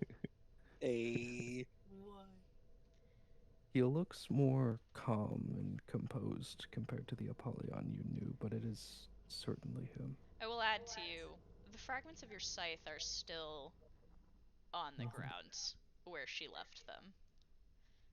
He puts out his hand, a sort of pulling motion as those same shadows and fragments converge on his hand and form the scythe once more. And he says, "You just couldn't let go, could you?" You hear, like, the sounds of her crying, but you can see the eyes forming in the blade smiling again. You did a great job at protecting him, or I suppose me, as did all of you. Apollyon. Does Lunala let Dante go? Yeah, she would have released him by now. He will walk up to Apollyon, clasp a hand on his shoulder, and say, I tolerate your existence. And then gives you a few pats. You Ah. hear laughter coming from behind you. It's coming from Varuna. Silva's looking at her, but he looks confused, almost concerned. Mm-hmm. I'd be concerned if my sibling summoned a giant snake too. Look at you. You think you're all put back together, don't you? Ah. You must be a creation of the tyrant. Creation? What's wrong? You don't recognize me? You don't recognize your own work? He walks up to Varuna and he is going to raise his hand and pat her head.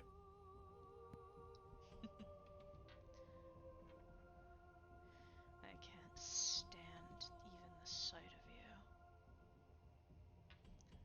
What in God's name did you do with your horns? These.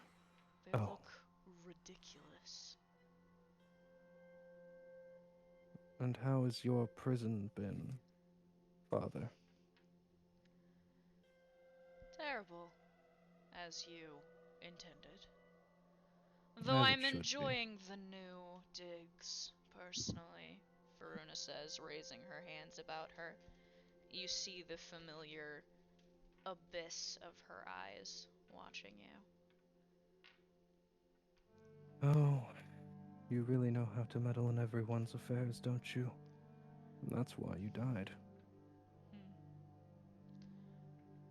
Metal is such a tiresome interpretation.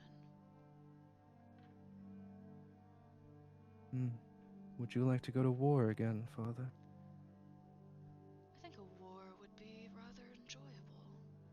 Might do this place some good. You would lose, of course. Only to you.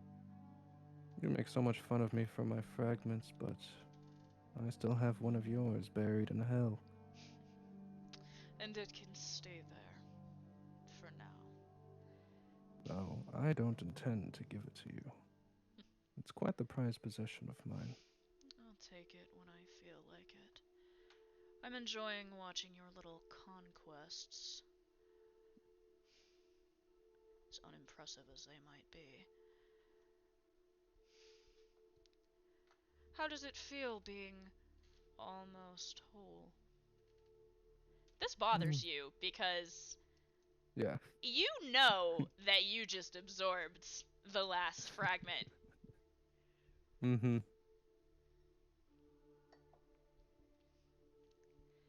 He looks around and he says, there shouldn't be anything left. You're so stupid.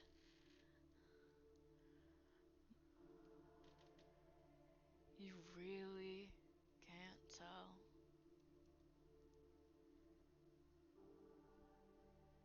He looks confused.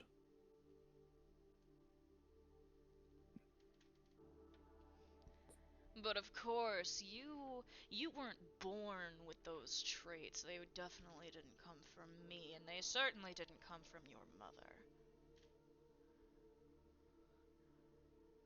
It pains me to Well, think of how you developed them. it pains me to keep hearing the voice of a dead man, millennia forgotten. Oh, you'll never forget me. Oh, and you'll never forget the one who stole your crown from you. I might say the same to you. After all, I heard what that brat did to you. Oh, he will get his punishment in due time. I would hope so. He's made a mess of my house. Right. I need to find my shadows, figure out what they've been up to, and kill the lavender-haired boy. King. The lavender-haired king. In name only. Well, you enjoy yourselves. I'm just going to kick back, enjoy the fresh air, and watch you fumble around some more. Don't overstay your welcome, betrayer. Overstay? This is a mutual agreement. She doesn't mind. Then tell her to keep you hidden. You're the one who broke her soul protect. Astaroth, technically. He was quite the thorn in my side when I was fragmented. Quite. Well, have fun. Oh, and do say hello to Cassie for me. Will do, father. Now, is this over? I have some acquaintances to catch up with. Quite.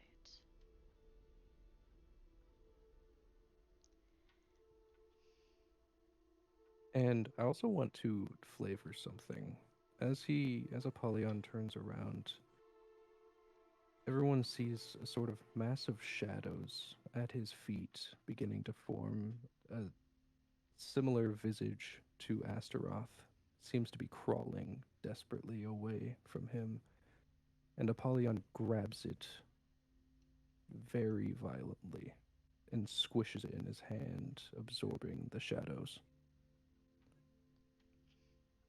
Gross, Liam says under his breath. I'm He sorry, was always a pesky one. Did you just squish that giant fucking thing into a ball? I absorbed it.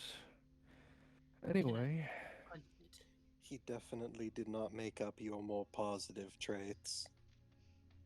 no, he was quite the pain. You can Apologies say that again. for any harm he may have caused. You know, just what's a bitch slap or two? Well, if you ever want to use him as a punching bag, let me know. Oh, I will totally take you up on that offer.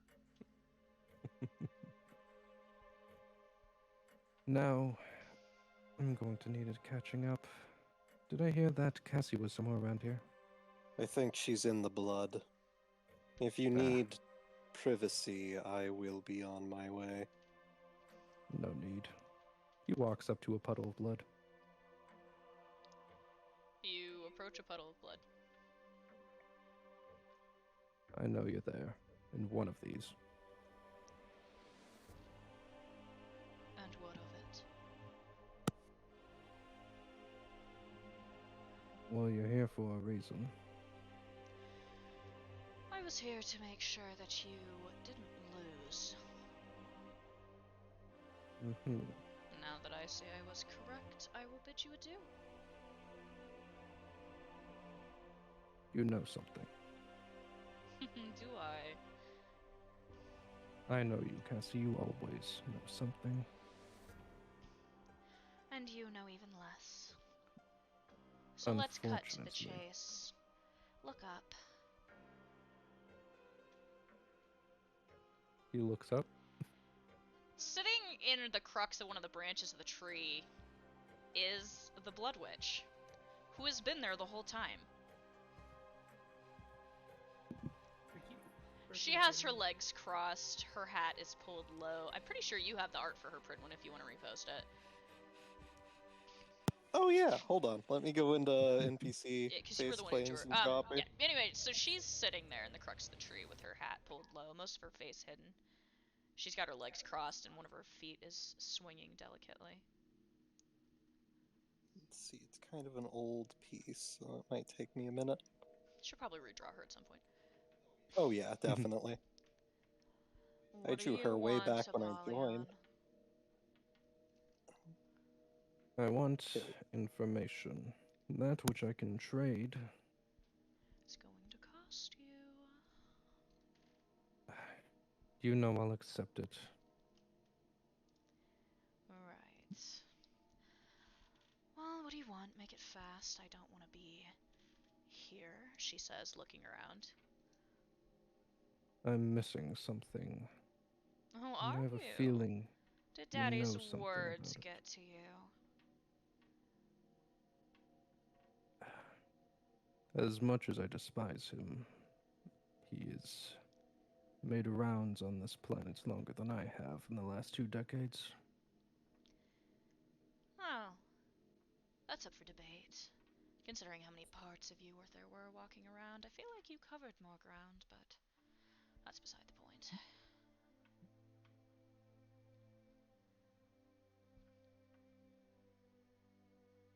Well, Well, what is it you know? you're gonna have to ask a more specific question, Apollyon. I'm not just Where going is to my spoon feed you. Where is my final fragment? What final fragment? I thought you were completed. After all, you've been searching for Yal this entire time.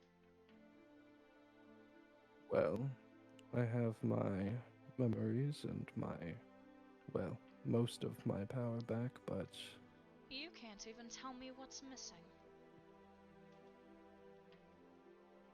he looks puzzled. Can you?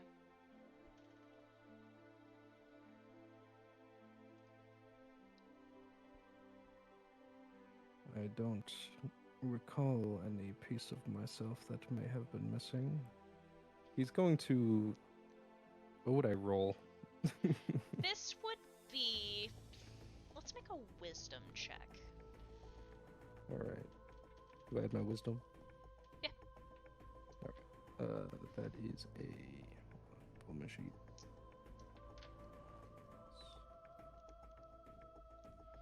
Math. Hold on, let me do some math. That's a 36. You think. For a long moment, you wonder. A piece of you that you wouldn't recognize. A piece of you didn't know you were missing. Perhaps if you went over the pieces that you have now, you might be able to figure it out. Of course, there is a whole group of people around you. Perhaps they could help. He looks over to the others. Well, I have control, power, fear, malice.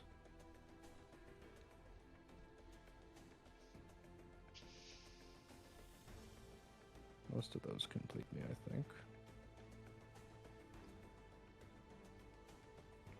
Are there any positive fragments that you are missing?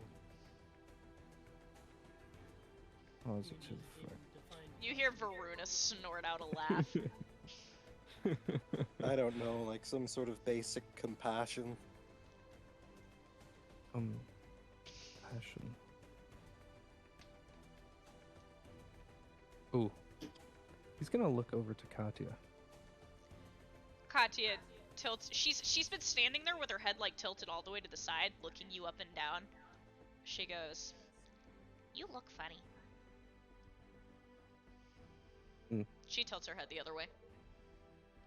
I recall I've probably been told that before.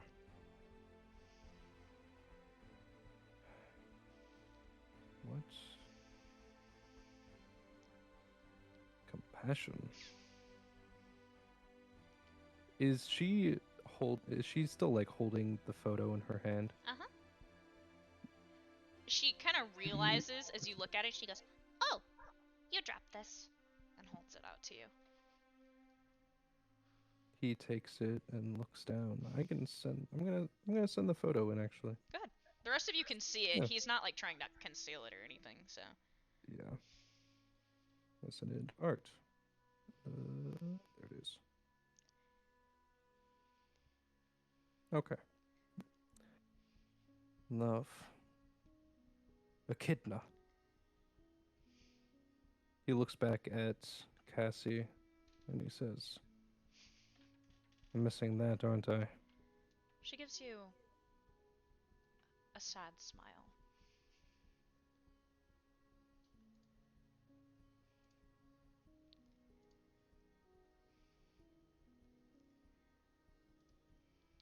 She was the best part of you. Whether you knew it or not.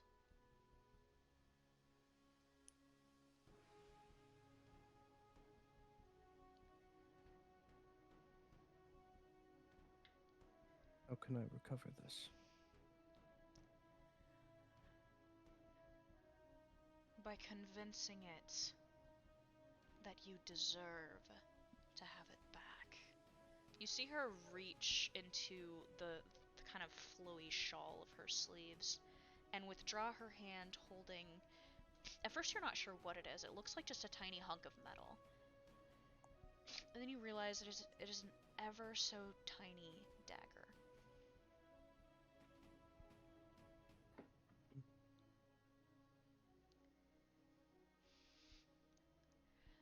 She wants nothing to do with you, you know. You terrify her. I kept her safe all these years. But so far you have not done a very good job of convincing her to, shall we say, return to the fold. Understand. He looks up at the dagger and he says, "I'm sorry for mistreating you the way I have."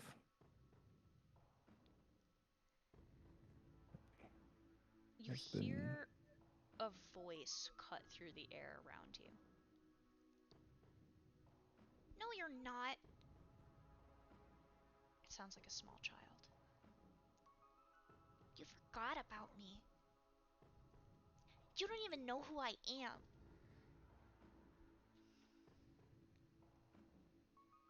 Can I roll? What would I roll to try to come up with that? Oh, you know what? Actually, I have a different idea. He looks to them and he says, "I understand your frustrations with me. I have been lost, and I know you have felt the same. So, how about we start fresh, so I can get to know you better?"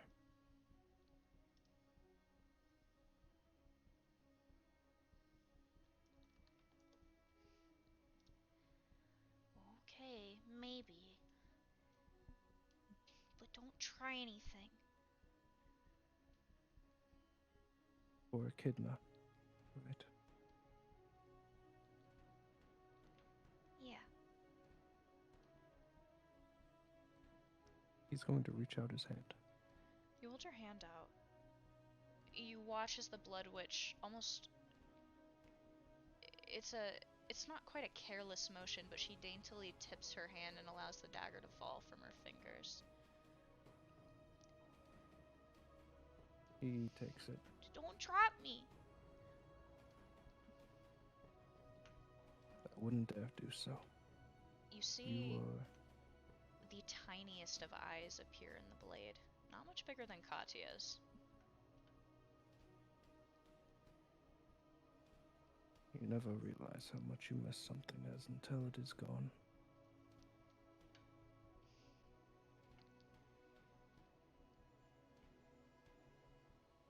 You are an important piece of myself that I have since lost.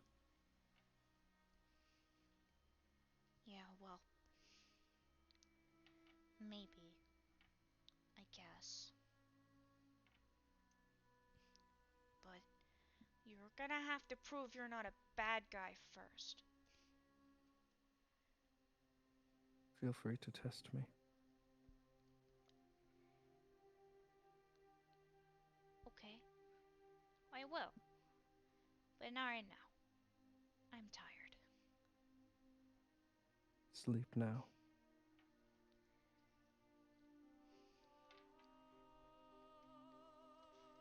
The blade, the eyes within the glint close. And you're holding this tiny, fragile little dagger.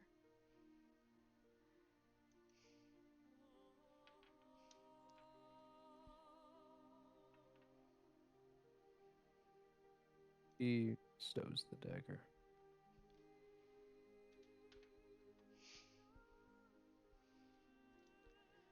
You look back at the others who have been watching you this whole time. Mm-hmm.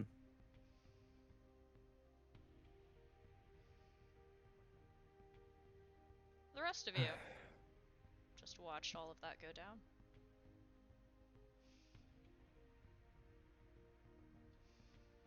I have no clue what I just watched happen, but I am so mad that the Blood Witch was just sitting up there that whole time. And Who are you? Oh, hi. Yeah, I'm Brian. Is he another stray? Yeah, Katya nods. but it's okay. Ah. He's one of the good ones. They ran into a lot of people on the road. Fought a beaver shark.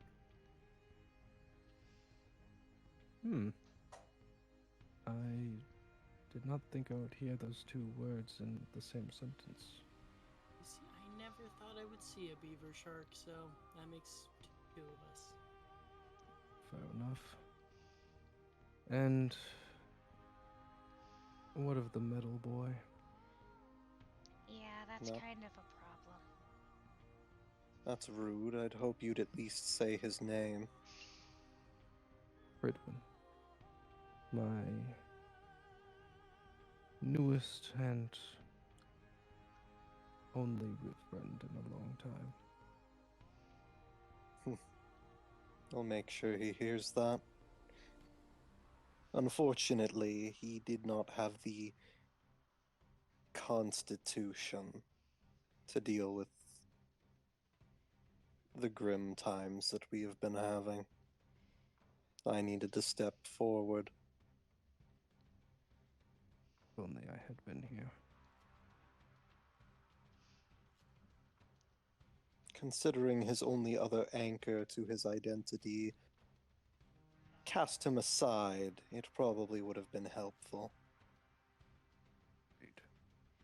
Lunala kind of pulls her hood down lower and turns away from all of you.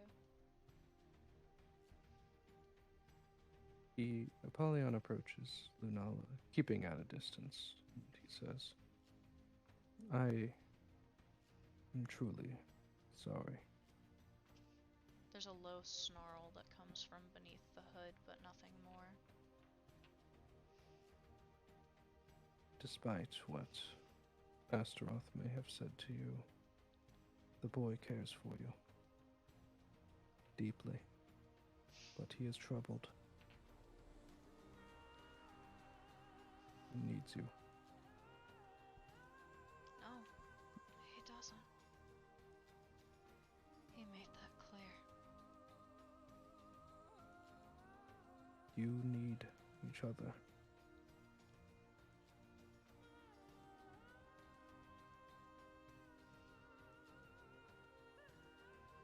The last time, lover and I had not spoken for a long time. Tragedy unfurled. And I wish I could undo that day. But I can't. And so I will pass that wisdom on to you. You never know how much you miss someone until you lose them. So cherish every moment you have. What do you want me to do? Connect with him. I can't. Hold. Resonate with him. He needs someone in there with him. I can't. Can Dante overhear this conversation? Probably. Or are you guys keeping it Yeah, private? probably. Yeah. No, If you want, yeah. if you want to talk to someone, girl, you can talk to me for now. Although if you want to go in there and try and get him, you're welcome to. Although the last time that you trespassed, it did not go well with everyone else. It could be difficult, even with an invitation. Apollyon kneels down to meet Lunala's eye level, and he says, "Trust me, I know a thing or two about family drama, especially in a relationship." You have no idea Well, how much I am aware. The devil was right, though. Without you, he fell apart. Why do you think I'm here?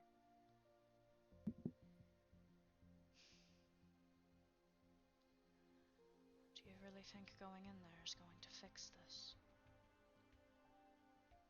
I think it's a start. It's the little things that matter, or so I was told long ago.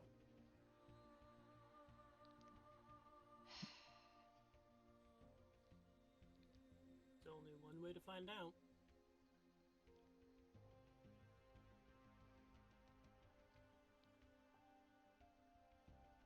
Well then. Lunala straightens herself, walks over to Dante and stops in front of him. Firstly, some parting words. I am beyond infuriated and disappointed. Noted. He actually gets at eye level with her and he says, I don't think you understand. A weapon and its Meister, that bond is sacred.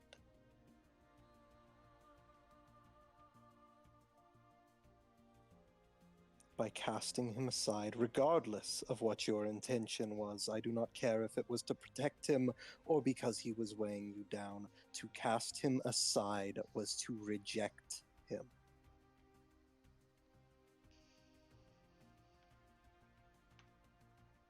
He is not a solo weapon fighter. He is, at least in his own eyes, worthless without a partner. And considering the circumstances of the decision you made, he feels as though he has failed you. Apollyon will put his hand on her shoulder and say, "It's up to you to show him that he isn't worthless."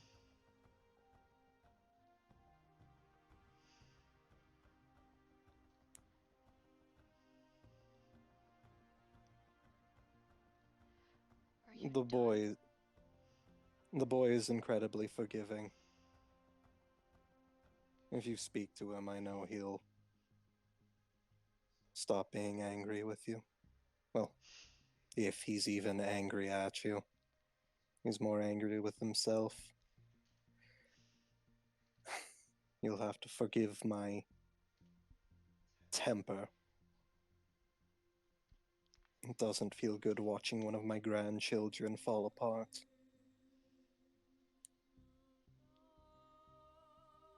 He will extend his hand. As Good you luck. do, you hear Liam in the background kind of yell, "Please, for the love of God, I can't take him anymore. Please fix this." Believe me, I hate being out here just as much as you hate being with me. I want to be dead. Brian's gonna grab his possum and be like, I will literally pay you. Go. I will pay you to I leave will pay you right to now! I will pay you to fuck off. Lunala, Give us back the fun, Tin Man. You are too serious. she sighs. Thinks for a long moment. And then grabs his hand. And as she does, he will say, "Good luck with the in-laws." And allow her into the inner room. Shit. Here we go again.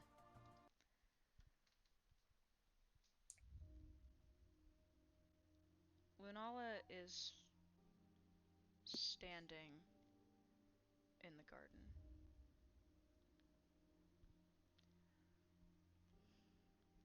Where has Pridwin been this whole time? I'm curious.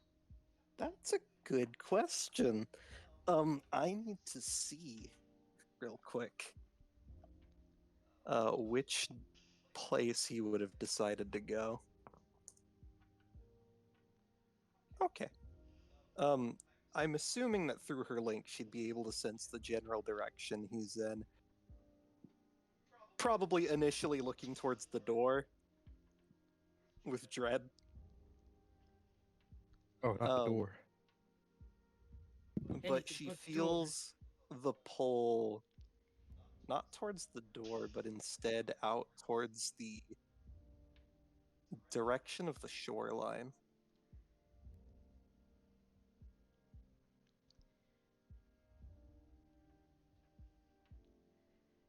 Apollyon, Lunala just goes limp in front of you. Hmm.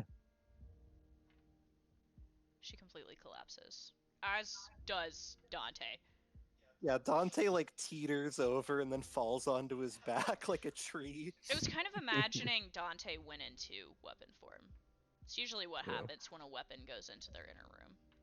Yeah, I'd say that he teeters over, falls down like a tree, and then turns into a weapon. He's in her palm. Iron Giant. And she goes limp in front of you. And almost immediately, you see her cloak darkens in multiple places as blood begins to seep through it.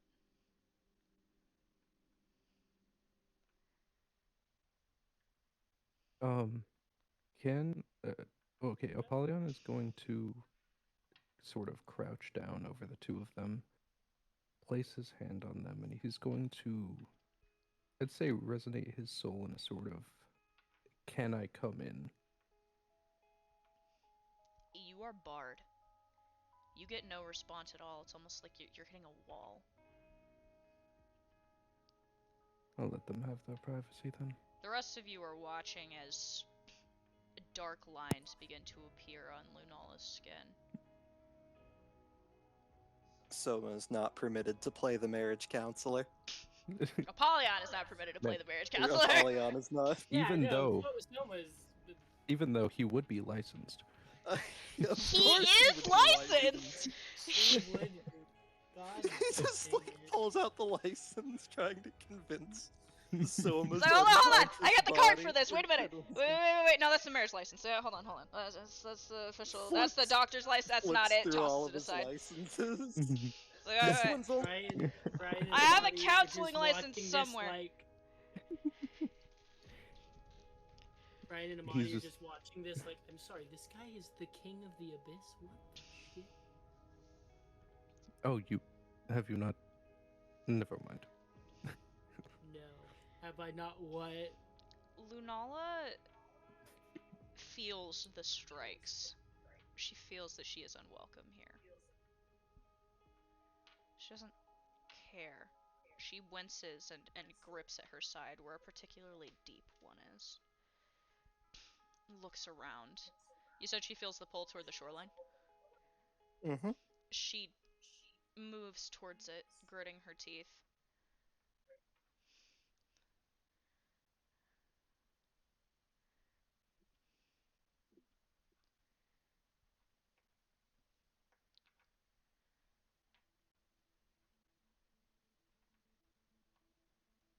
What does she find? She'll see Pridwin in his like the under padded armor, not even in his actual armor. Sat down staring out at the ocean. Is this the same shoreline? Yep. Lunala stops several feet behind him.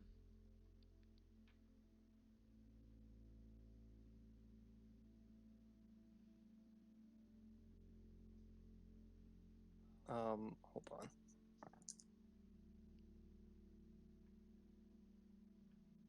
He doesn't notice that she's there. Not yet, at least. She can hear the memory of herself. The very first time they played in the water and she took him out onto it. The connection of their fingers touching. The burst of electricity. Your father was right.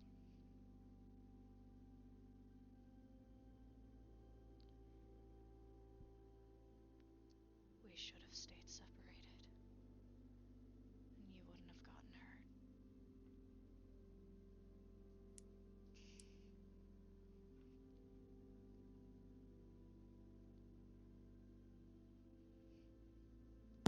I'm wondering if Pridwin just thinks this is another one of his memory fragments. Yeah. He just kind of like runs his hand along his scar.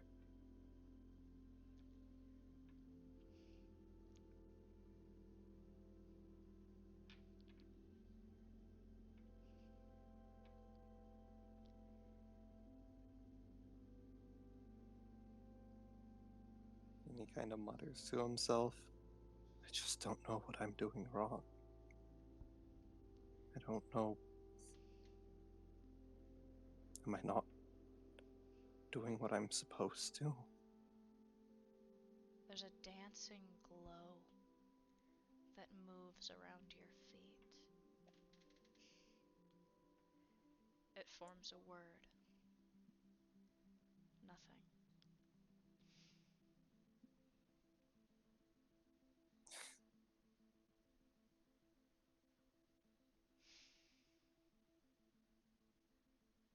But everybody keeps getting angry at me. All of the things that I try to do to help just make things worse, and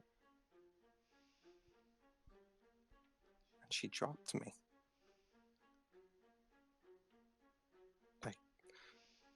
I was tired, I couldn't do anything, and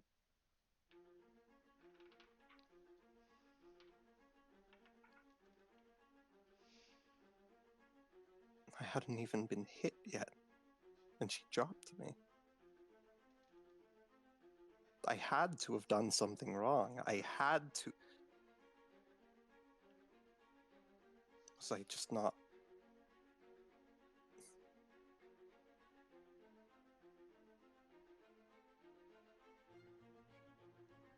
The glow hovers around your feet. And then it reforms the word. Nothing.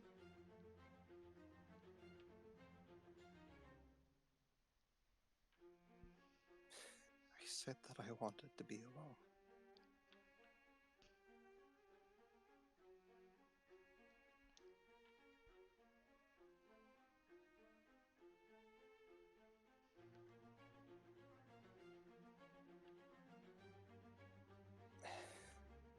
He just kind of puts his head in his hands.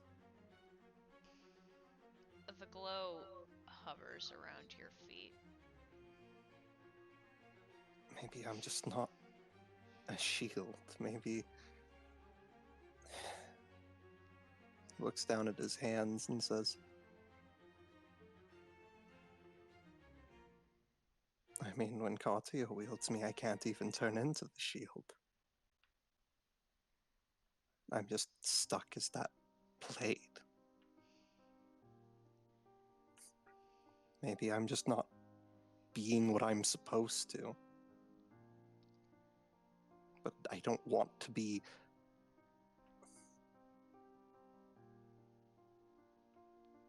I don't want to just be used to destroy things.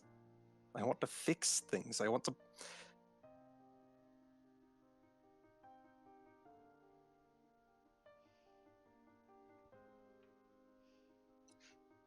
I want to be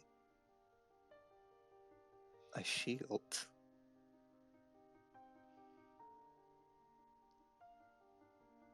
You are one. Does Lunala say that? Yeah. He looks back, startled. His eyes are red, and there's dark circles under them. It looks like he hasn't rested at all, even though technically he's been resting this whole time. There are tears streaming down her cheeks, her eyes red. You're Lunala. my shield. He runs over to her and She takes hugs her. She takes a step back. You're all right.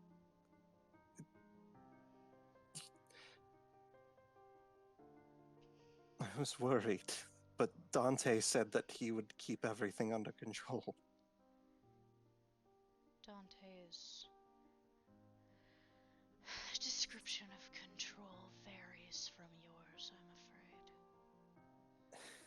What's wrong? What?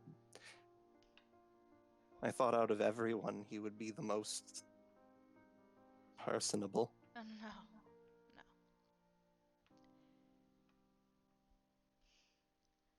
What do you mean? He's the nicest person I know. At least in here. Your party is in a state of discord. It's falling apart. It has been for a long time. Every time I've tried to fix it, it just makes it worse. You were holding it together, Fredwin. And when you left, it fell apart. What do you mean? Soma and Sadie are gone. Pidge is gone.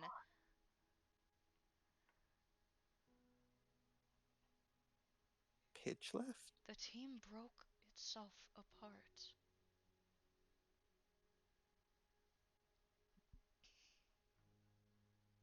Solon was taken.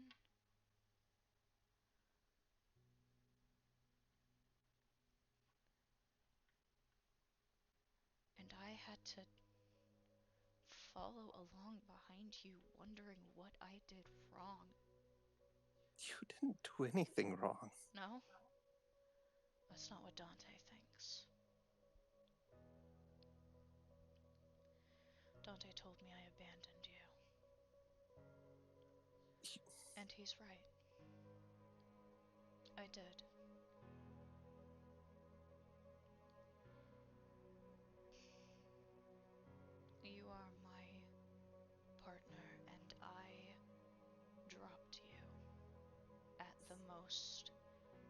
inopportune moment. Whether I did it to protect you or not doesn't matter. But if you are going to sit here and try and convince yourself that you aren't a shield, she shakes her head.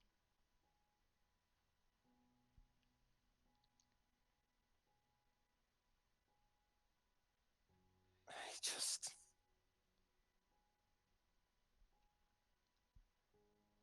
didn't feel like I could do it. I felt like the only time I was ever helping was when I was killing things. Because every time that I tried to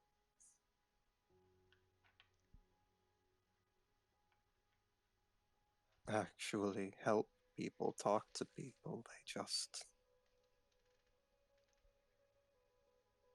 I mean, Katya said that she wanted to be a worse person. She thinks that I think she's a monster. Katya is troubled. She just lost her mother, possibly her father. Can you blame her for feeling anger, for wanting to be what so many people see her as? She's a child, Bridwin.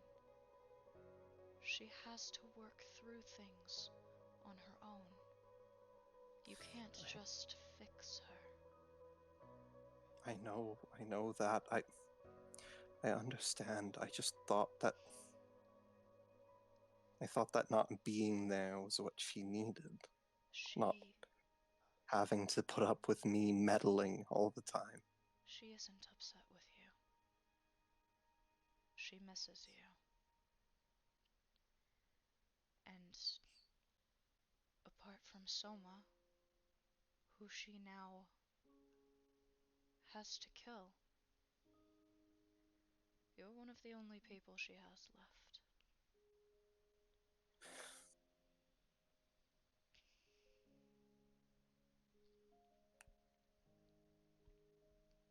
I'm sorry. If I realized how bad things were out there, I wouldn't have let them be making all the decisions. None of that matters right now. None of that matters as long as you think that your value isn't in being what you want to be. You are the eldest Resistola. You are the owner of the shield. And you need to believe that is right. She takes a step back from you. I am nothing without you. I would not be here if not for you. I do not deserve to be here without you. I am a threat to everything and everyone without you protecting me. And if that is the case, then I don't deserve to be here. Lunala, you... She takes another step back. You want to prove that you're a shield?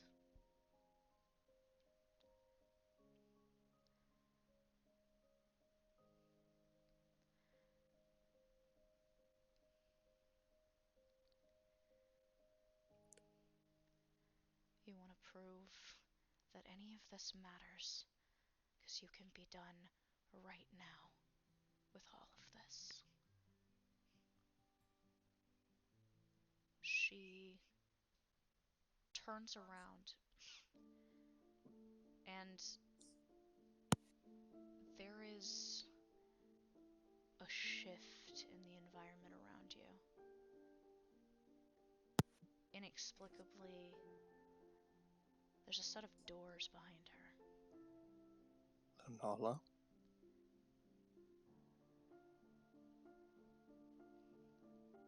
I'm not afraid of them. I never was.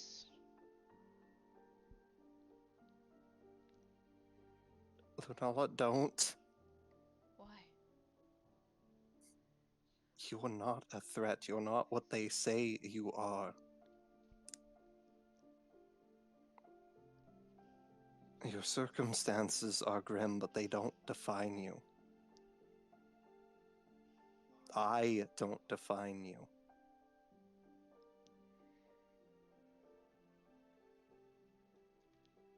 But you don't get it. I don't want to be if not with you. And she's gonna open the door. He's immediately going to try and rush to her side. Roll speed check. Alright. That was a natural 20. Ooh. You lurch toward her as you see a shadow forming on the other side of the door. What exactly are you trying to do? He's trying to protect her. You grab her.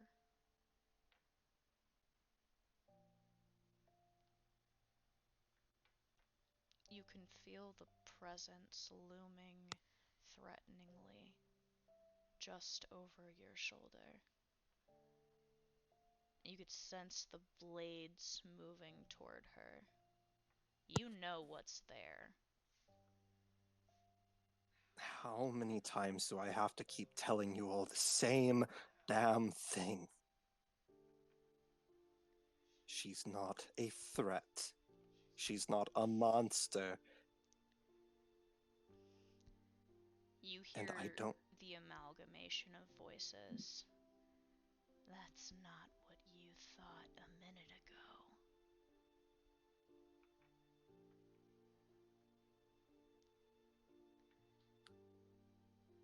I never thought she was dangerous. Not to me, not to us, not to any of the good... She hurt us.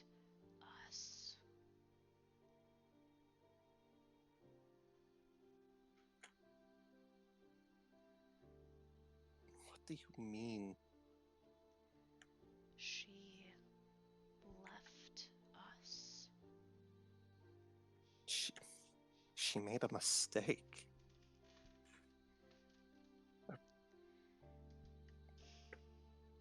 She said she did.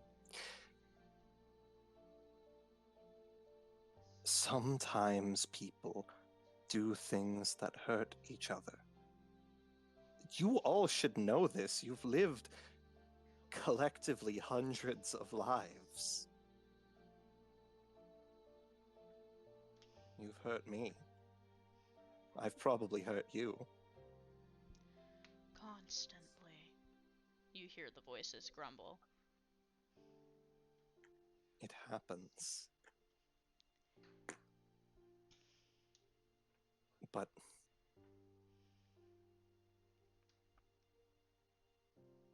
we all try to make it right. Right? You hear Dante's voice from somewhere within the amalgamation. Glad you're finally figuring it out.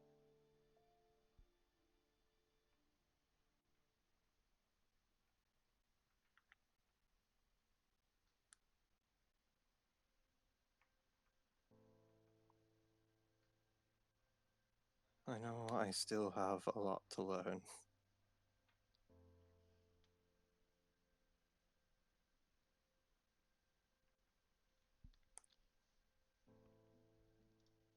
I mean,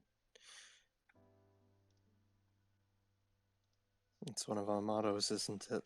You never stop learning even after you die.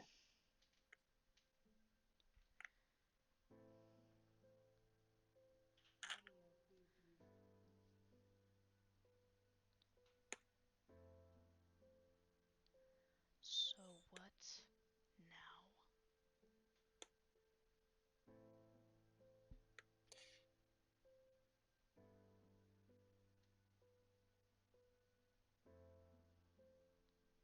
My friends need a shield. He looks over to Lunala and he says, and my Meister needs a weapon.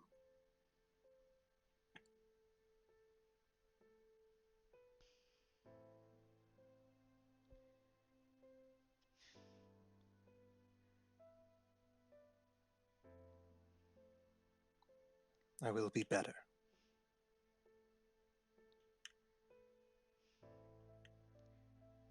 I don't want you to be better. I just want you to be there. I will.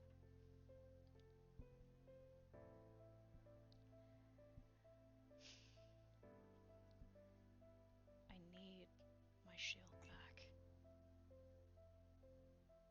But I want my husband.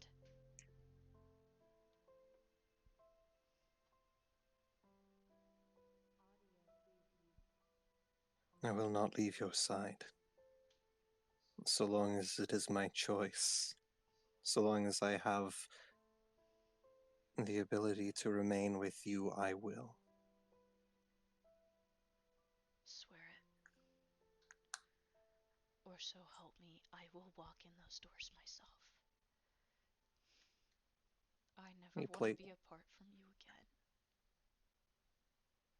again. He places his hand over his heart and he says, I swear, so long as I have legs to walk or arms to crawl, I will ensure that I remain by your side as your shield and as your husband. She curls her arms around you. Good, because I couldn't take him any longer. I didn't know that you all hated him so much. So much. She cries into your shoulder.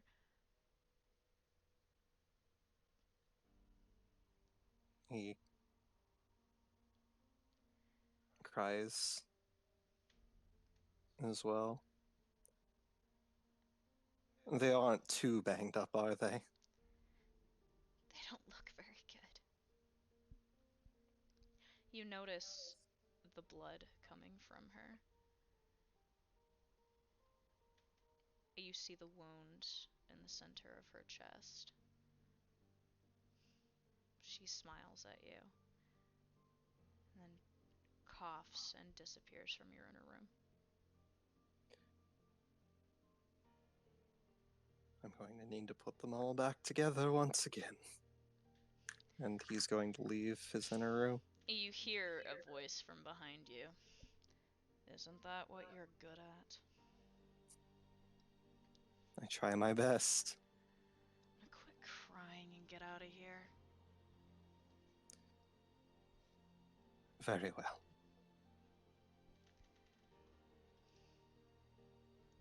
There's a flash in front of all of you.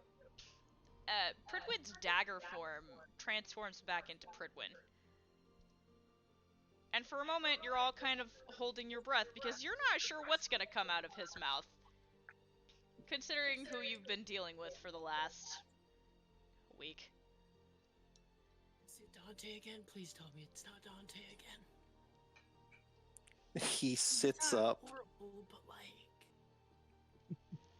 And he says, look at me, I'm Dante. I think everyone's an asshole and refuse to be nice to people.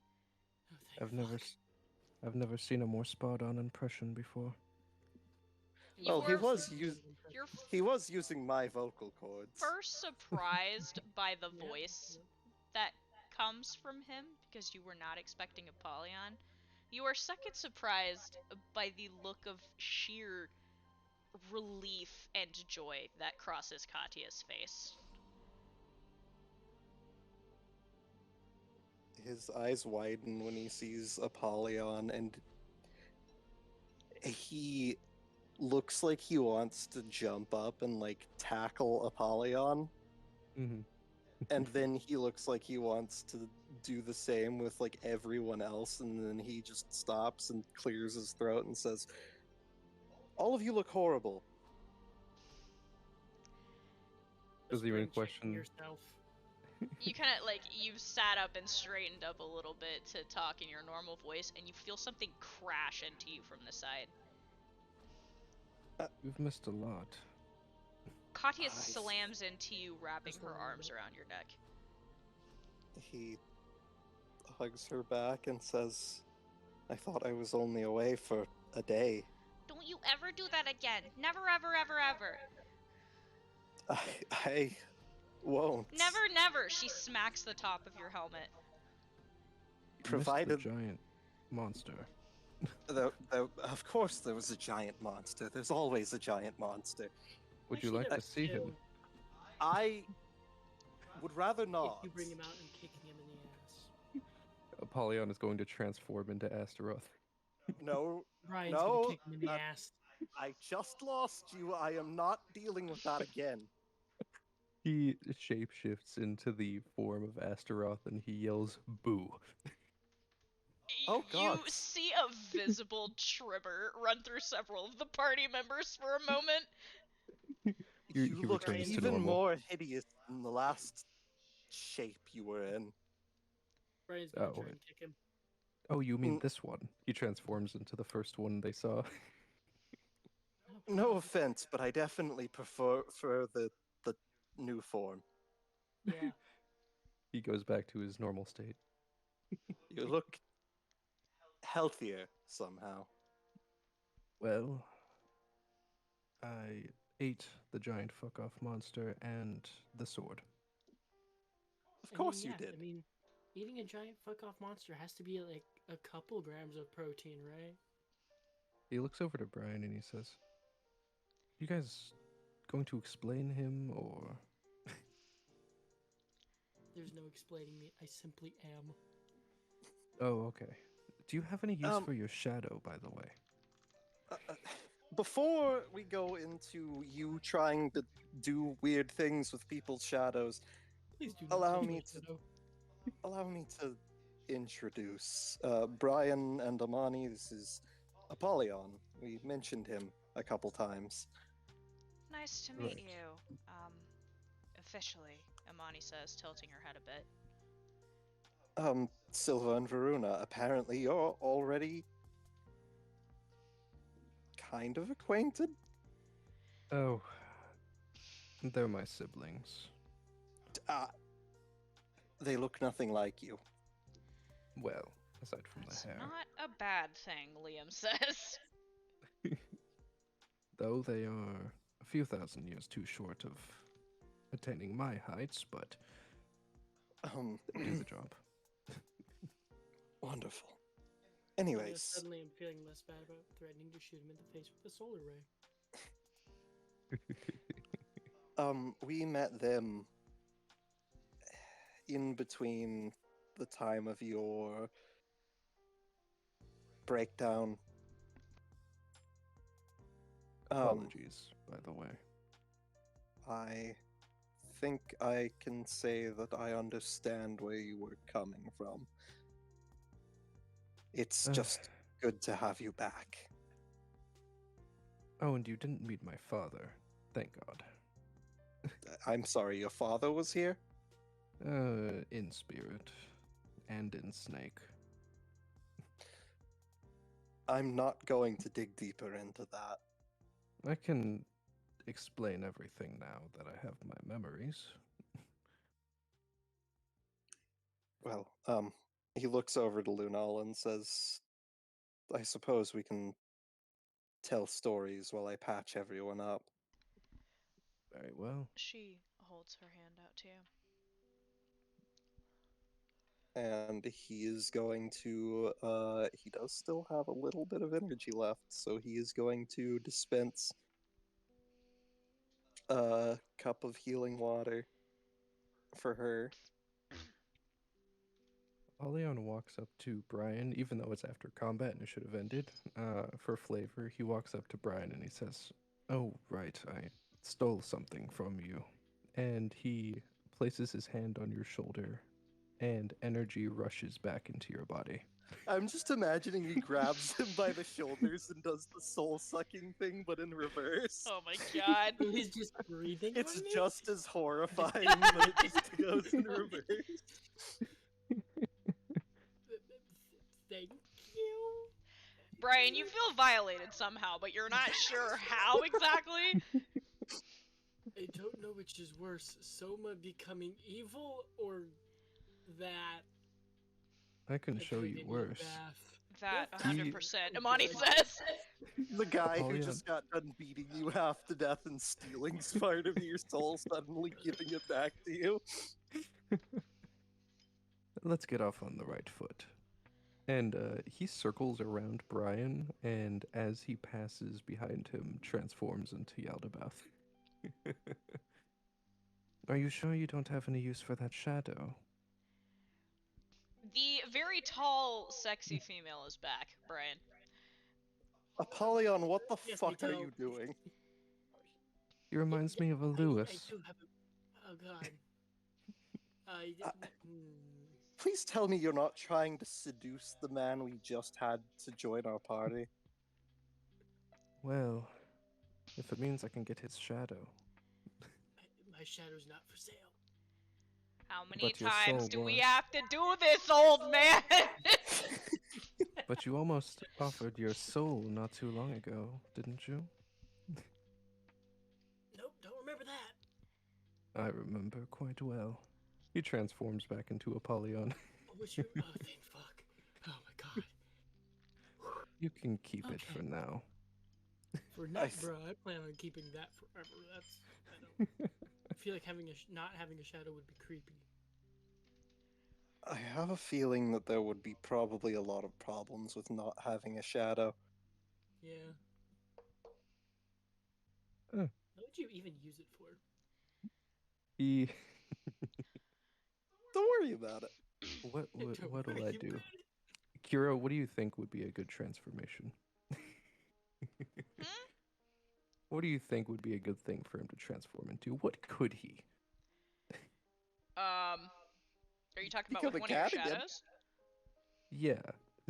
They're asking him what use his shadow Theoretically, would be. you and can so- form your shadows into whatever shape you really want them to be, depending on which ones you summon. True, but he specifically steals them. You could become a giant ghost pirate. God. There you go. Ooh, I knew you could become a kraken.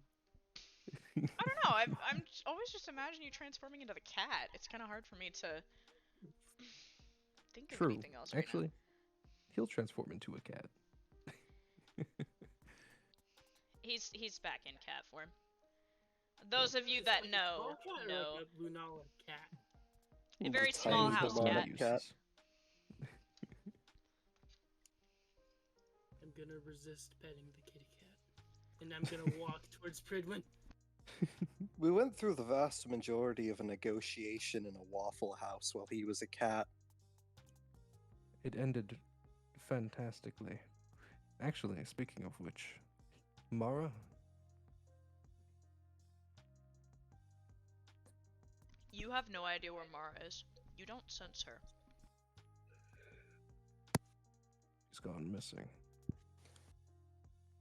We had no idea where she went after your incident. Meltdown, Liam says in the background. Yes. Something like that.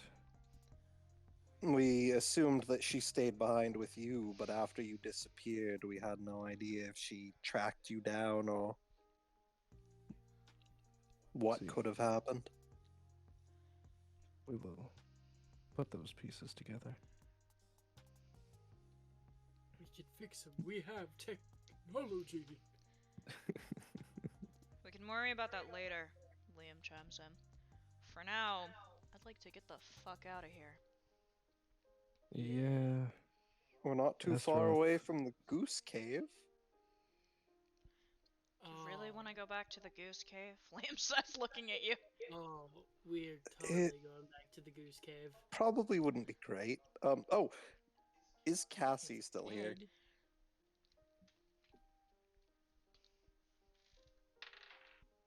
Yes. She's still in the tree. There was a question that Dante wished to ask. I do so love questions. The tall, scary, armored woman. He said that he wanted to know where she got the armor. If you knew. If I did know, I wouldn't share it with him. She says this matter-of-factly. He said the make looked familiar to him.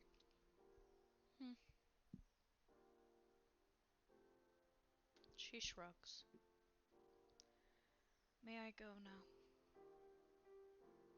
now? I mean, you've helped us more than I could have ever hoped, so thank you. The longer I'm in my aunt's presence, the worse I feel. Your aunt? Oh? A terrible reminder, really. So if you don't mind, she hops down from the tree very delicately, turns, begins walking towards one of the pools of blood. Would we like to find somewhere to rest? All of you look particularly beat up. Fredwin, looks down at his slashed armor and also pokes at the dent that Lunala left. Well, apart from my physical exhaustion, I definitely should work on fixing these up. Indeed. In a safer location, Liam says again. In the distance, you hear a rumble and the bellow of some creature. Oh dear. Yes, I think we should go back to the Goose Cave. Goose Cave. Goose Cave it is! You hear Minerva say, turning on her heel. Wahoo! It's the Goose Cave! Would Soma's ice wall still be there? Because he only burrowed a hole through it for the escape. The ice wall would have dissipated. Okay. Yeah. So you guys start making your way back in the direction of Goose Cave. Yes. Goose Cave. Goose Cave. It does not take you long to get there, considering where Astaroth decided to have his stage. You pile into the Goose Cave. You are horrified to find out that the carcass is gone. There's a whole lot of feathers all over the place. Oh, I suppose something came in and found the body. I don't even want to know. You think you can do something about a door? Liam says, looking to you, Apollyon. Door? No. Do you think you could freeze some water? I don't control ice anymore. My deal with hell is up. Oh. That's... He's... control shadows. I can do a few other things, but yeah, that's not one of them. Hell, she is very fickle. That is unfortunate. I mean, I can't really do anything, but Minerva could put up traps. I can also station a bodyguard. Oh? How many do you need? I mean, so long as nothing can get through the mouth of the cave without alerting us. Very well. He is going to put out his hand. I'm going to use Servile Fiend. Okay. Let's see what you're gonna get. I gotta hold on. I don't remember where I put all of these things. What the fuck? I had a separate folder for them. Were they in?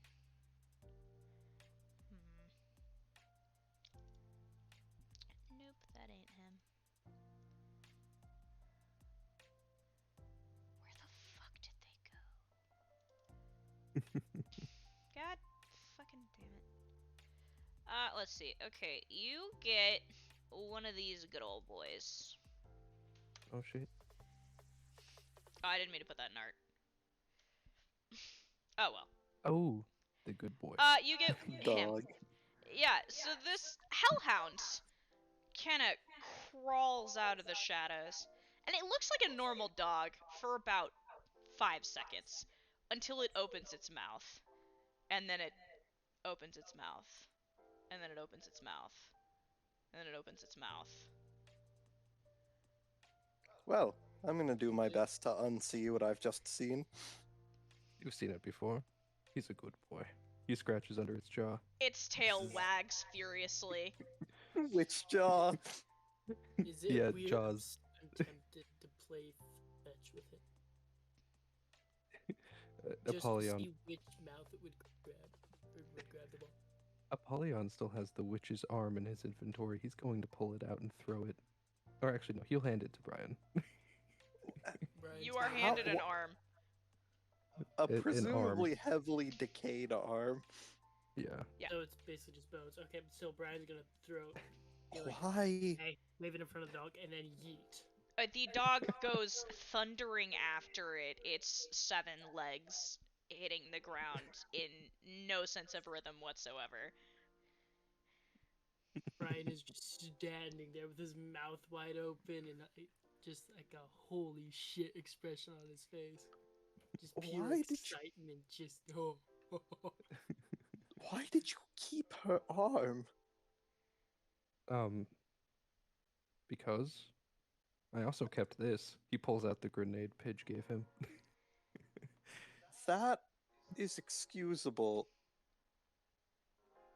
The arm is unsanitary.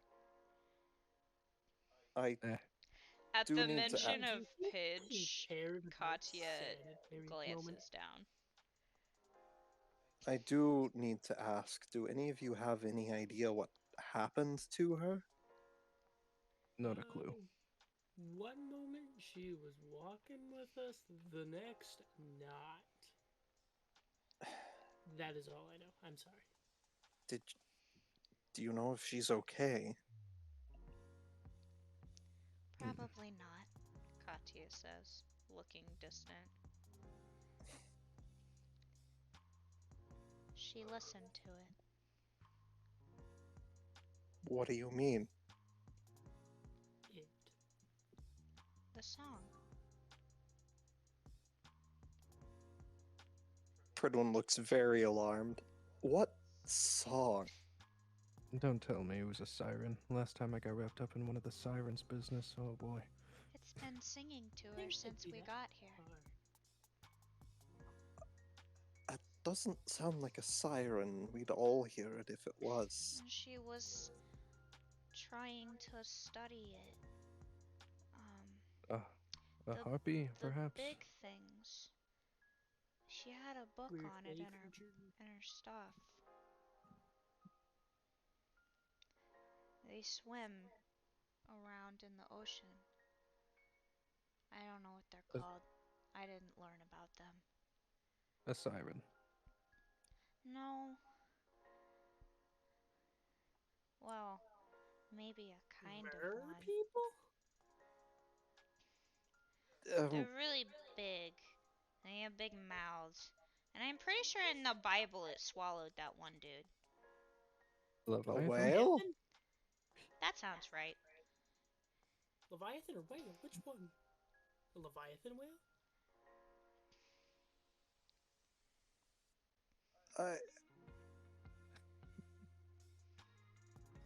I have many questions. We're going to have to tear her out of its stomach, aren't we? Probably. It's a All good right. thing we have a lot of She's been electricity. sad. I noticed.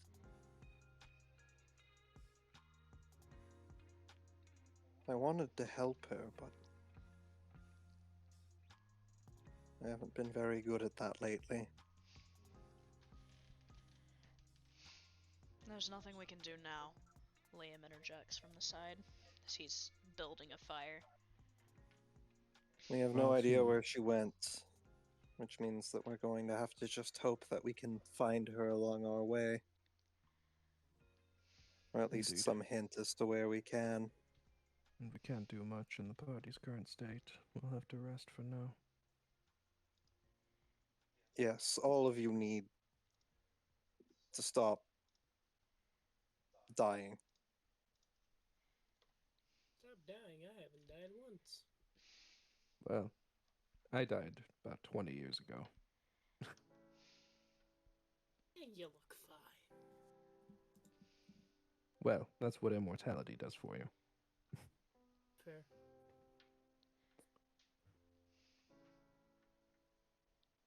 Well, I would hope to make sure that that doesn't happen again. Especially considering we just got you put back together. Katya looks at you, and then she looks over at Varuna, and then she looks at you, and she wrinkles her nose. Your dad's scary. I killed him about an innumerable amount of years ago. He's a bully. She says, sitting down by the fire Liam has just finished. He's I a wish I brat. could get my hands on the sword that I turned him into. You turned him into a sword.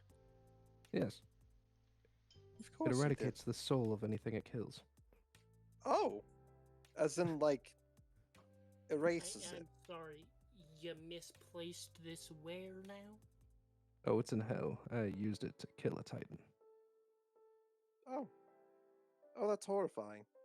They are pretty horrifying. I don't will know whether agree. to be horrified or amazed at how awesome that is. I mean, they can't be killed, so I had to leave the sword embedded in its chest, but Oh. Oh. I think I remember you telling that story. did I? I may have. Should totally tell me Bits that and sometime. Bits and Well, pieces. Mephisto challenged me to a contest. Whoever wins would become king.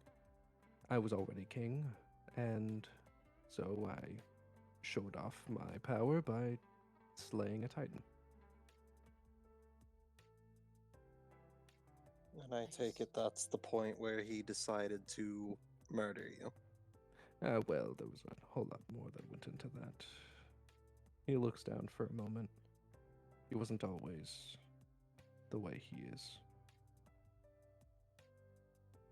You mean he wasn't a murderous tyrant? Indeed.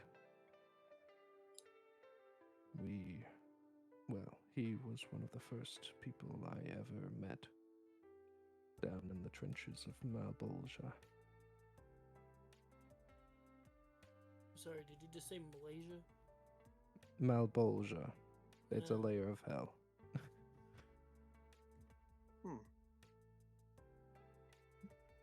We were friends, and then after I became king, he spoke to me less and less, and ultimately betrayed me in my final act.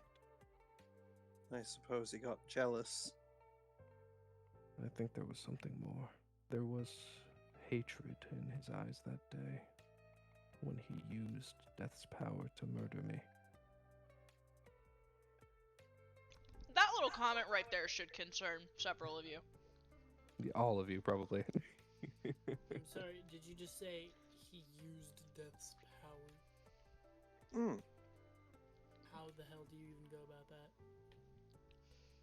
I take it that's part of the whole story regarding why our current death is trapped inside of the room. Indeed.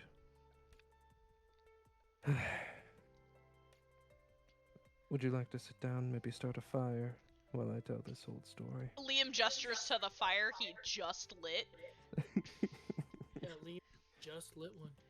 Pridwin looks down at his hands. I could quench it and have him relight it. I swear to Christ, Pridwin.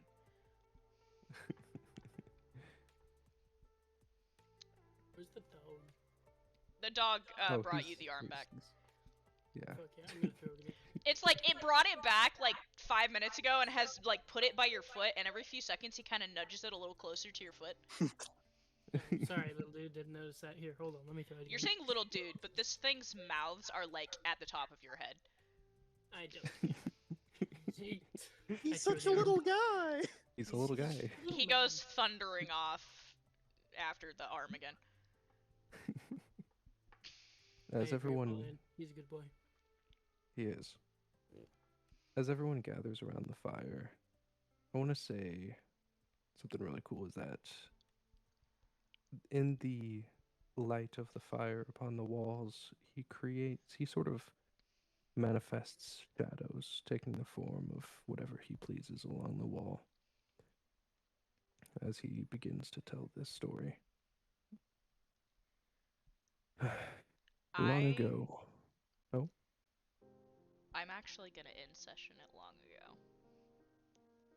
Ooh. You have a story Okay. to tell with some very vital, important details. True. But not tonight, because it's 2:30 Alright. in the morning. Yeah. Yeah.